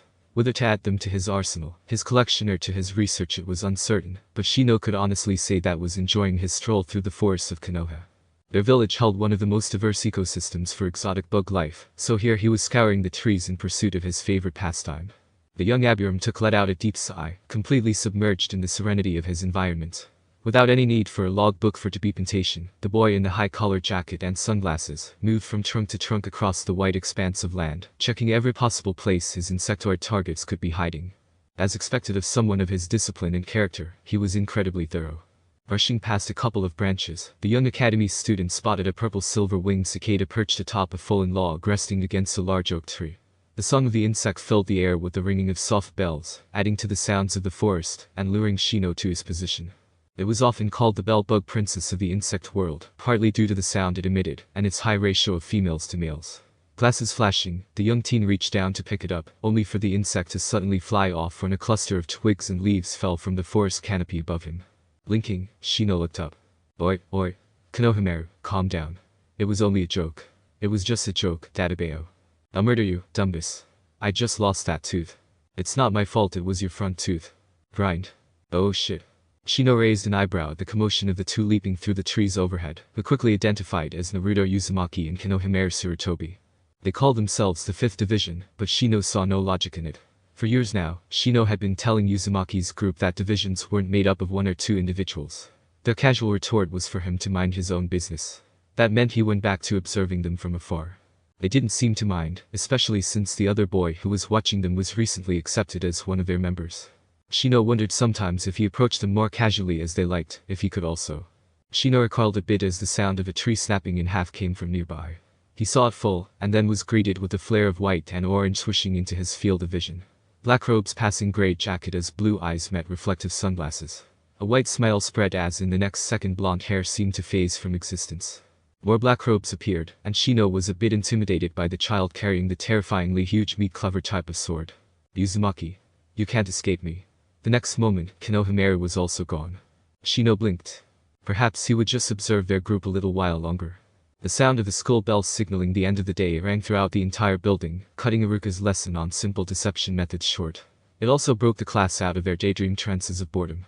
Before the scuffle for the door could commence, however, the young teacher clicked his fingers so that he could get everyone's attention. Remember, students, to study all the material we've been covering these last few weeks. The written portion of your exams will be up first, and I want everyone ready to take it by tomorrow morning. I expect each and every one of you to get a good night's rest and do your best. Iruka stated before dismissing them all with a wave. As kids began filing out one after the other, the man then turned to the window where he could see his most troublesome students still lounging there in the sill, as if it were as comfortable as any bed. He had been there since he arrived half an hour late to classes, and Rukia had pretty much forgotten about it, until Naruto made a yawning sound that caught his attention again. In the young blonde's mouth was what looked like a strain of wheat, but it was still green instead of brown. "The class is over, Naruto," Rukia said, his tone already reflecting the fact that he knew Naruto would do or say something to make Rukia question why the boy was his favorite student. "You can go now. And I expect you to pass the exams with flying colors. You have been working hard, haven't you?" "Of course, Rukia-sensei," Naruto said, still chewing his strange wheat. Rukia noticed that Naruto was wearing a straw hat around his neck tied there by a loose bit of rope. "I've trained myself well in all the arts of the divisions. I had to, you see, I'm his founder." Rukia narrowed his eyes. "That's not what I meant, and you know it. Your shinobi skills shouldn't suffer in place of your 4 divisions disciplines. In fact, you should be using your ninja arts to better improve the division Zankinsoki. Just look at Sasuke. He seems to be a genius of both." Naruto hummed in thought, but Rukia was glad that Naruto didn't look upset. He often used Sasuke to light a fire under Naruto, but they both knew that Naruto was more than a fair match for the last of the Uchiha clan. But Sasuke was more respected because he took himself seriously, while Naruto encouraged an image of tomfoolery and silliness. "I've said it before, Rukia-sensei. If one takes life too seriously, they become a kichiki. However, should one also take life too nonchalantly, then they are doomed to live as a kairaku. So, I should be calling you Captain Kairaku, then?" "Nah," Rukia asked in a deadpan, but that seemed to be where Naruto wanted the conversation to go as he pulled up his straw hat and tipped it to Rukia. "Well, being labeled such has its advantages as well. I never said I gave up perception and intellect just because I lack seriousness. The same as how Sasuke doesn't give up one martial art for another." Naruto smiled, his smile and whisker marks being the only things Rukia could see beyond the hat tilt. "But have you studied the chakra exercises any better? Learn to use them to effectively limit your jutsu?" Rukia asked, a bit of his true feelings of panic seeping into the conversation. He was worried about Naruto. Naruto waved him off, however, though his tone was morose. "There is only so much an exercise can do for you. It is difficult for you to ask me to pour a raging river into a teacup, no matter how many dams and streams we build to offset the flow of water. That teacup can only hold so much at once. It cannot change itself to suit the whims of the mortals who created it." Rukia's eyes widened. "Are you saying?" Naruto tilted his straw hat even further, so all but his chin was hidden away. "The exercises helped greatly, Rukia-sensei. They made me aware of the river. The practice helped me create a dam. They showed me how to make streams to offset the water's flow. They even made me aware of the teacup at the end of the river. But a river is just that. And a teacup will never hold the waters of a river, not even 1,000 of them can do such an impossible task. Naruto, there are other jutsu that can." Rukia started, going back over to his desk for a few scrolls he knew he had laying around. But Naruto was already in front of him, holding up a hand to impede his progress. His hat was still obscuring his face. Rukia saw a single drip of water hit the floor. "It would not matter, Rukia-sensei. If I cannot fill the teacup, then I should not be given bigger mug, while all those around me depend upon the river to flow steady. I see it for its power and majesty, but I cannot cheat in this impossible task handed down to all of us together in this academy. There is still my honor and pride in the divisions to uphold. If this were 3 or 4 years ago, then I would have taken your hasty offer without a second thought. But I am not that boy seeking attention anymore. I have my pride. I have my honor. I have the divisions. And if I should fail to fill the teacup with the waters of the river, then all of that shall stand firm as the waters float all else."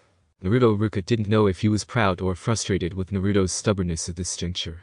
On the one hand, Naruto was becoming a great man that should be followed for his integrity and honesty. On the other hand, Naruto was risking his entire future on a hedged bet. But at the moment Rukia was thinking just how much he wished he could help Naruto with even more that life would soon throw at him. The blonde tilted his straw hat up high enough for Rukia to see a foxy grin. "Besides, Rukia-sensei," Naruto began mischievously, "I never said I wouldn't use our methods to complete that impossible task. After all, this exam is a judge of our skill as shinobi. Though I hardly consider myself a ninja after all I've done to promote the divisions, I have been meaning to show you my cunning as co-creator of the stealth force." Rukia couldn't help it. He smiled. Naruto was always so strange and yet so endearing. Fine. You do what you must. But come prepared, Naruto. If even one trick catches my eye, then I'll give Ino the full title of commander of the stealth force. Especially if I can't get past your eye." Rukia was quickly filled with annoyance and rage at the insult. "What was that, you brat?" Naruto gulped. He tried to flash step past Rukia, but he was plucked out of the air as Rukia turned to where he was racing for the window. "Don't think you can get away with cheap hit and run tactics like that in my class, brat. Prepare to answer for your crimes. Rukia-sensei, please have mercy. Mercy is for the weak." You know, if you swallowed your pride a little, then Iruka-sensei could help you. Ino said as she leaned against a tree. Naruto chewed his straw of weed in thought while laying sprawled out in the grass. Ino is right, Naruto. Iruka-sensei has to know more exercises or techniques that can help you make a clone effectively. Hinata spoke up from where she sat next to Naruto, her knees drawn up to her chest. The shinobi library was useless since everything they had was already given to us by Rukia, but maybe something in his personal experience could be of more help. Ino put forth while Naruto continued to chew. But perhaps we could potentially approach another shinobi outside our families for information. I mean, yes, it didn't work so well the last time, but it's been months now. I'm sure whatever their problem with you must be forgotten. The way they all glared, maybe you shouldn't have pulled those pranks when you were younger. Though their glares were very harsh for some mild crudeness and childish humor. Okay, now the blonde young lady was getting annoyed. Ino stomped over to where Naruto was laying. What the hell is wrong with you? We're trying to help you, and all you can do is hem and hum. We can't save you, but at least pitch some ideas of your own. We're trying here, and you can't even say something. Interrupted from his chewing, the blonde boy looked up and quickly processed the anger on Ino's face. Oh, how to put this, I seem to be having an altogether different problem at the moment. Ino leaned down, giving him a confused pout. What is it? Well, you see, I put this piece of weed in my mouth earlier because I thought it might relax me. Yeah, okay. Hinata crawled over to be a bit closer, while Ino squatted down next to her fellow blonde. Except now I think it might not be weed at all. I think it must be toxic, or something, because the more I chew it, the more I can feel it burning the inside of my mouth. What the hell? Spit it out, you moron. Ino swiped the unknown plant stem from his mouth and tossed it aside. Hinata was left looking wide-eyed and speechless, though Ino was hopping mad. Why would you go chewing on stuff? Especially if you don't know for sure what it is, Captain. Don't put strange substances in your mouth. Hinata chided. Naruto's voice became serious. My little prank there aside, let me ask you, am I to forsake everything we created together for something we all know is beyond me? Ino and Hinata looked away from him. Ino clenched her fists at her side as she stood up straight. Does it even matter what we think? Or what the others think, for that matter? Ino snarled in her caged rage. Hinata shook her head. It doesn't matter, and we all know that. No sense in asking pointless questions. We all love you, Naruto. Besides, regardless of any advice we might give you, you'll just go ahead and do what you were going to do anyway. That's the way we like you, and that is when you're at your best. Naruto looked over to her, his eyes wide and almost childlike the way they sparkled with surprise. He watched as Hinata got up to her feet and dusted the grass off her black robes. Gently ensuring her hair was still okay, Hinata smiled sweetly down at him. But don't worry about it. Ino and I will be sure to walk several steps behind you at the exams tomorrow, that way we won't get dragged into whatever trouble you cause. Naruto smirked a little before his face became morose. Ugh, that's too bad, that means I'll be on my own. Naruto clambered to his feet with a groan as Hinata and Ino watched from the corner of their eyes. His cerulean blue eyes were not shining any longer. The wind gently billowed his haori at his ankles. And that means that Iruka-sensei and old man Sarutobi will blame it all on me. Hinata and Ino had no easy words for that. They could only hope that all went well. Unfortunately for them, things rarely ever did for the divisions. I've told you about sneaking around my office, Naruto. The third Hokage sighed while outstretching a hand to the air. His fingers dug into it, tearing away an illusion that revealed the blonde Uzumaki grinning like a little loon. Oh dear, how did I get here? What time is it? Have I taken my pills yet? Naruto pretended to be confused, but Sarutobi was already frowning at him. If I've told you once, I've told you 1,000 times. This building and especially my office are not playgrounds for you to test the effectiveness of your stealth abilities. If I were a different man, you'd have been killed on the spot as soon as you entered the building under that flimsy little illusion of invisibility. Sarutobi sat behind his desk and brought his hands together. Naruto scratched his head through his hair in a casual manner. I don't know. I think I'd survive long enough to prove I'm a friendly. Sarutobi arched an eyebrow in challenge before raising his right hand. Then he snapped his fingers. Naruto was quickly pinned to the floor of the Hokage's office by 7 Anbu operatives, each with a sword kunai to his neck. Whoa, old man. Hold on. Naruto's eyes were wide. The Hokage's expression was one of stone. Execute him. Wait. Only one blade left his neck to swing back down and through him in a quick fashion. The blood spurted from the open wound as Naruto's head went rolling. Then his eyes popped open while he was gasping for air. Naruto looked around to see that he was still standing in front of the Hokage's desk. There were no Anbu Black Ops. There were no swords or kunai. There was no blood. No headless corpse. His headless corpse. Naruto pouted. Well, that was a cheap trick. It's not fair. He crossed his arms tightly. Sarutobi laughed cruelly at the young blonde's expense. All is fair when brats like you need to be taught a lesson. An illusion for an illusion. An equally ironic and yet satisfying punishment, I'd say. I just saw myself dead. head rolling on the floor and everything. Naruto was unconsciously rubbing his neck. That was wholly different from killing intent or spiritual paralysis or my bent light technique. It was cruel and unusual on so many levels, old man. Sarutobi nodded his head while bringing his hands together. A fairly good technique you've recreated from those comic books of yours, young Naruto. It uses the same principles that are in effect when light bounces off mirrors to reflect the environment. This makes it reflect whatever should be behind you and covers you in the same illusion without disrupting the environment. However, I easily saw through this as my office is a space I am immensely familiar with, and the subtle shift in air your very presence introduced was all I needed to know you were here. Well damn, and here I thought I was being so sneaky. Naruto kicked at an imaginary rock just to be childish. Sarutobi allowed himself a small smile. At least it gave me the chance to practice the technique you demonstrated to me last week. I happened to find the name of curtain stripping to be very appropriate. Naruto chuckled lightly as he crossed his arms. Yeah, and you've already mastered it. The elder male shrugged. I was not nicknamed the professor for nothing. There is no technique as this whole village I cannot learn comprehend, and far fewer that I could not comprehend academically. Barring secret clan techniques, I have mastered them all to some extent. Naruto rubbed at the back of his neck nervously. Geez, old man sir, you really are something scary. The third Hokage looked Naruto squarely in the eyes as he noticed that the blonde was settling into a more serious mood. Naruto quickly cleared his throat. Ahem, you wanted to see me, head captain. Naruto stood up straight and presented himself professionally. Yes, I did, Captain Uzumaki. Sarutobi turned his chair to the large window he had in his office which overlooked the village. I am aware you may not pass the graduation exams, and that you are refusing aid in correcting this problem. I've already wasted enough of everyone's time on my problems. I can't hold the others back anymore by allowing them to focus on it any longer. There's a jutsu. Naruto interrupted as he bowed at the waist. With all due respect, head captain, I already know about the technique you are referring to. That made the old man's eyes whiten. You do?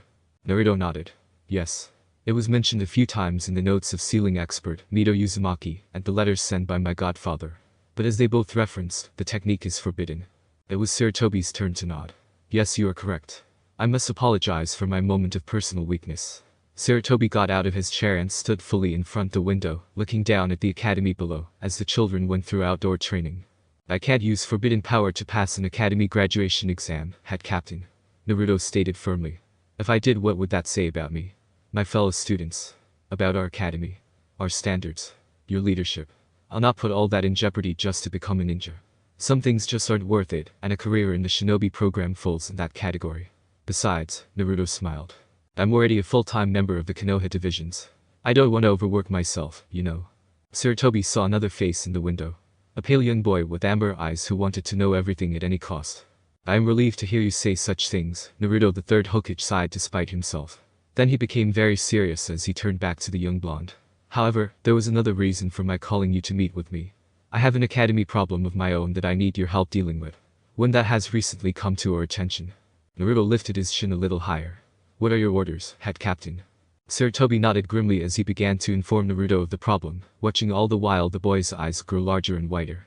As the group waited to be called in for their part in the graduation exam of the academy, they talked amongst themselves for a while. Then everyone fell silent as Shino came walking up the hall in order to enter the exam room. Good luck, Abiram-san, Naruto said, pulling out his little paper fan. Shino stopped to converse with him. For someone of your skills, this exam is probably nothing more than a formality. Shino nodded, his stance firm but approachable. Indeed. But it puts me forward on the path to justice. And where there is justice in my sight, the path is made all the clearer. With that said, Shino entered the room while Naruto whistled lowly. Is it just me, or did Shino get like 10 times cooler having said that? The blonde asked, looking around to see a few of the others nodding. Yeah, but I could still hear that crawling sound like he has an army of bugs inside his jacket or something, Kiba said with a shiver. Naruto kicked back with his hands behind his head. He was eyeing the badge wrapped tightly around Kiba's left bicep. HMPH, I still can't believe you became Sasuke's lieutenant, Kiba, and here I thought you had some standards. Sasuke's eyes were closed, but they twitched in annoyance. You were one to talk. One would think you could not afford socks to wear with those sandals on your feet. Ino pouted with her arms crossed, while Naruto pretended to be stabbed in the heart by Sasuke's comment. I want an assistant of my own. Someone to rub my feet. Bring me a magazine when I'm bored. Get me dango so I don't have to wait in line around lunch. Sakura gave her friend a flat stare. So you basically want a servant. Ino blinked. Are they not the same thing? Shino exited the room, telling Hinata and Kiba of his success before moving on. Kiba shot Ino a dark look as Shino walked past them while Choji entered the exam room. I sure as hell ain't some man's slave. I became Captain Ichiha's second in order to get stronger. I ain't run no errands for him. Sasuke turned his nose up. As if I would need you do such things. There are entire crowds of people who would love the honor of fetching me anything my heart should desire. Naruto chuckled darkly behind his little fan. If only you had a heart, Uchiha-san. Sasuke opened his eyes to glare at the blonde. Watch your words, Captain Uzumaki. Lest they cause your mysterious demise. The blonde swordsman chuckled nervously at that as Choji came from having his exam take place. Duly noted, Sasuke no need to go all dark and murderous on me. It was only a joke. Shikamaru turned to Choji who smiled with a thumbs up. I pass. The Nara smiled back at his friend. There was never any doubt. Naruto shook his head lightly.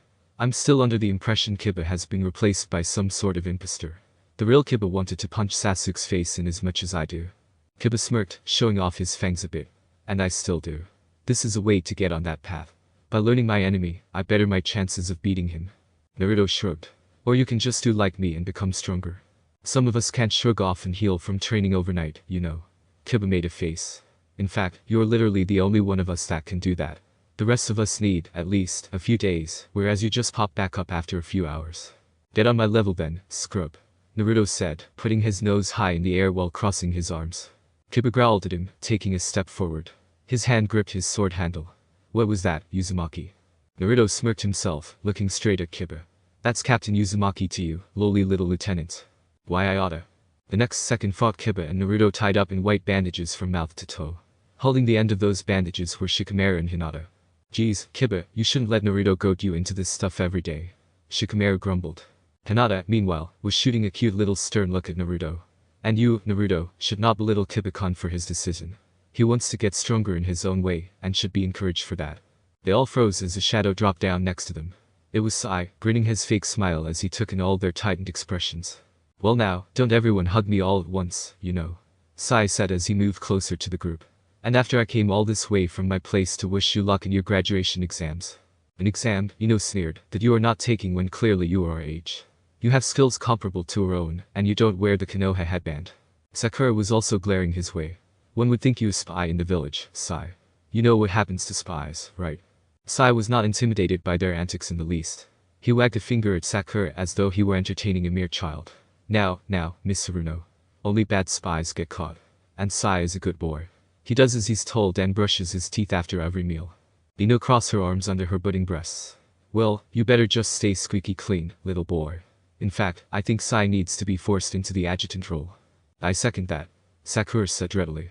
Sai grinned sharply at her. My such big talk from a girl who was so afraid to speak when she and I first joined the divisions. Why have you turned against so much, Sakura-chan?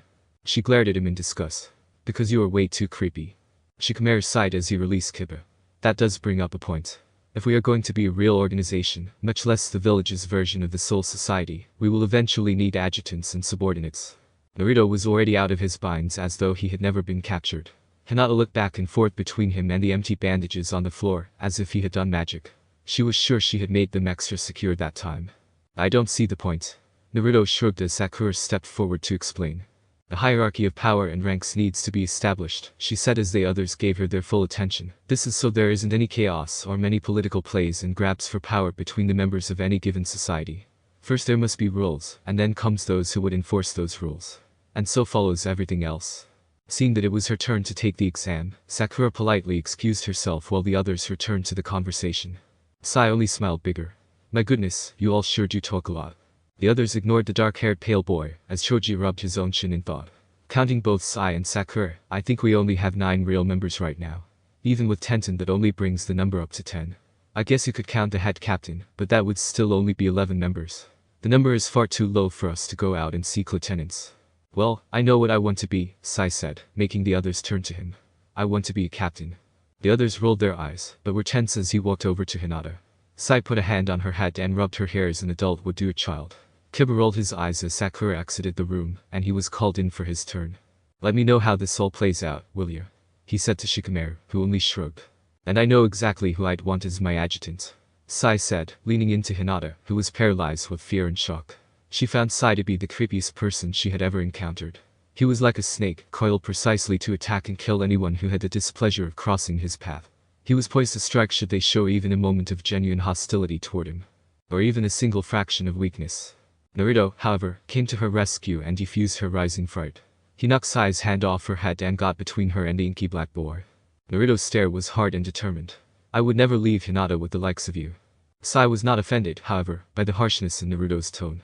In fact, the boy seemed to take it as a joke between old friends as he mockingly grabbed at his heart.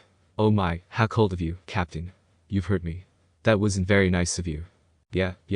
Blow it out your nose. Naruto waved him off dismissively as he instead turned to Hinata. He brushed the hair from her face behind her ear as he took her hand in both of his. I'm not going to let that creep steal you away from me. What do you say, Hinata? Will you be mine? Please say yes. Naruto asked with his face very close to Hinata's own. The girl nearly fainted right there on the spot as she would have in the old days. But now, she only dropped to the floor with her face cherry red as she mumbled incoherently. Ino bonked Naruto atop his head. Goddammit, you still come on too strong for little Hinata-chan. Ow, I'm sorry, Naruto whined as Kiba came back out of the exam room with a giant grin on his face. Ino turned to point a dramatic finger at Shikamaru, while Hinata excused herself to go take the exam. Well, I for one say that good-for-nothing loafer needs to be made a captain as well, if only so he'll stop being so lazy. Before the Nara clan heir could even sputter out in his defense, the others were already nodding in agreement.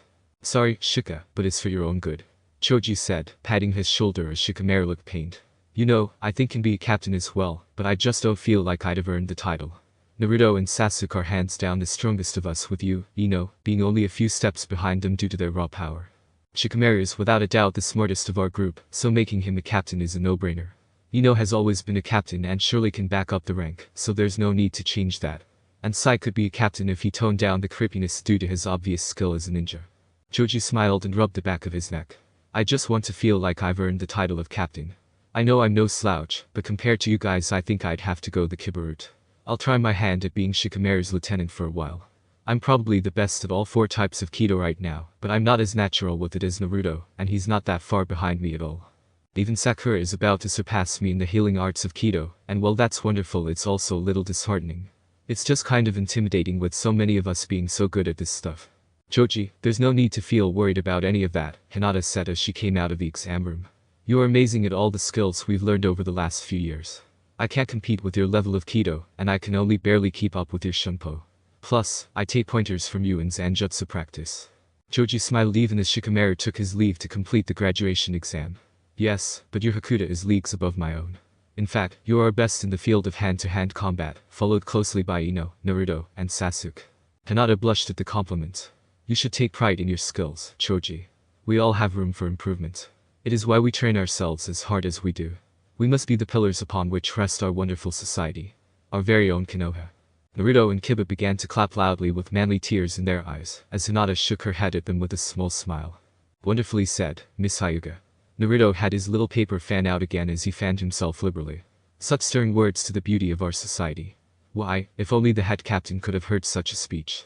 There was nothing really, Hinata said modestly. And such modesty. Kiba clapped even louder. Why, she is the very picture of a model individual. A prime example of the greatest of our Konoha. Bravo, little Hinata. Bravo. Shikamaru came out of the exams with a small shrug of his shoulders, but the small smile on his face said everything they needed to know. He had passed. One by one the other students and their members went in. For Sasuke and Ino, the exam was a breeze that no one had doubted they would pass with flying colors. But with each passing student, the others began to send nervous glances at Naruto more and more. As time wore on, Naruto's expression went from a carefree one to the look of sober acceptance. The blonde had put on his straw hat, using it to obscure his eyes as he waited his turn. Every year he was called in last. Every year had been the same. The others desperately hoped it would be different this time. Unlike with all the other examinees, Rukia came to the doorway personally with a somber look on his face. Naruto, it's time, was all he said before heading back into the room. Naruto followed him into the room in silence. The others, even Sasuke, silently prayed for him. Sai stood by smiling without a care in the world the entire time. Naruto stood in front of Rukia and Mizuki. He was a little nervous as the exact replica of him stood beside him. It was unmoving. Unblinking. That was not a good sign. Rukia gave a weary sigh. I want to pass you, Naruto, he gestured to the clone. It is by far the best clone you've made in years. But I saw how you made it. Every step of this process was bare to my eyes. And it took entirely too many steps to create something even that costly. Rukia looked helplessly at Naruto. I'm so sorry, Naruto, but your performance is just too low in this aspect, and your written performance. While everything else was perfect, these 2 areas have dragged your perfect scores down tremendously. I am truly sorry, but for that I cannot pass you. Naruto, you fail, I am so sorry. Naruto looked up at Rukia with tears brimming in his eyes. He took the hat that was hanging off his back by string, and pulled it overhead to hide his eyes from view. I did my best, Naruto grinned sadly. I suppose I will have to hand over the stealth force to Ino after all, it seems, God help us all, huh? Naruto turned away from Rukia and Mizuki as he headed for the door. You know, Iruka-senpai, Mizuki started timidly, maybe we could just pass Naruto. Naruto stopped in his tracks, but did not dare to turn back. Between us, we know him best, right? Naruto is a bright kid, and he has worlds of potential in him. His attitude change, alone, over the last few years, could be grounds for the decision, as he's inspired several of his peer group to change for the better. Mizuki glanced at Naruto's still back. He might dress like a comic book warrior, but he takes his training seriously, and has made others do the same. Heck, he even got Sakura Haruno to develop in her Chujutsu where you and I have failed to accommodate her. Mizuki bowed his head to Rukia. I'm just saying we shouldn't stifle him now. Not while he's this close. Please, let us reconsider the boy, Iruka-senpai. I beg of you. Iruka's expression was stern and unforgiving. I do not make the rules, Mizuki. You know this. You think I like failing Naruto? Better he fails and try again next year and be killed out there by what we know is an unforgiving world of cutthroat shinobi. If he cannot create a simple clone to divert the enemy's attention, then he will surely be struck down. He will become a liability to his team, to his unit, to his clients and mission objectives. Naruto will certainly lose his life if we send him out there now. I will not have that for him. I will not. Mizuki looked up into the teary and angry face of Rukia. Iruka-senpai. With his back still to his teachers, Naruto spoke for them to hear. For years, Iruka-sensei, I waited and waited hoping that I would get a sensei who would really help me, and actually train me. All my other sensei at the academy ignored me, or sent me out of class all the time because they thought my very presence was a disruption to their lessons. But you were different to me, Iruka-sensei. You let me stay in class, you listened when I had questions, and yet, even when I try harder than every single person in this school to pass this one damn test, you still never helped me figure out why I couldn't do it. Naruto Ruka's eyes whitened. Everyone else has a family to go home to help them, and I go home to an empty apartment every day, knowing that I never get any help. You criticize me and tell me that I need to try harder in class. I stopped skipping class years ago. I devoted all my time to passing this test. I try so hard to be a ninja, Iruka-sensei. But no one ever helps me. After his tirade, Naruto left the room in tears, but Rukia got up to chase after him almost as soon as he got out of the door. Mizuki was left in the doorway with Naruto's friends as they were all wide-eyed, probably having heard Naruto's heartfelt rant. Ino, Hinata, and Sakura were standing there crying silent tears for the blind boy. The boys were looking at the ground in deep sadness. Sai was not even smiling his fake smile after all of that.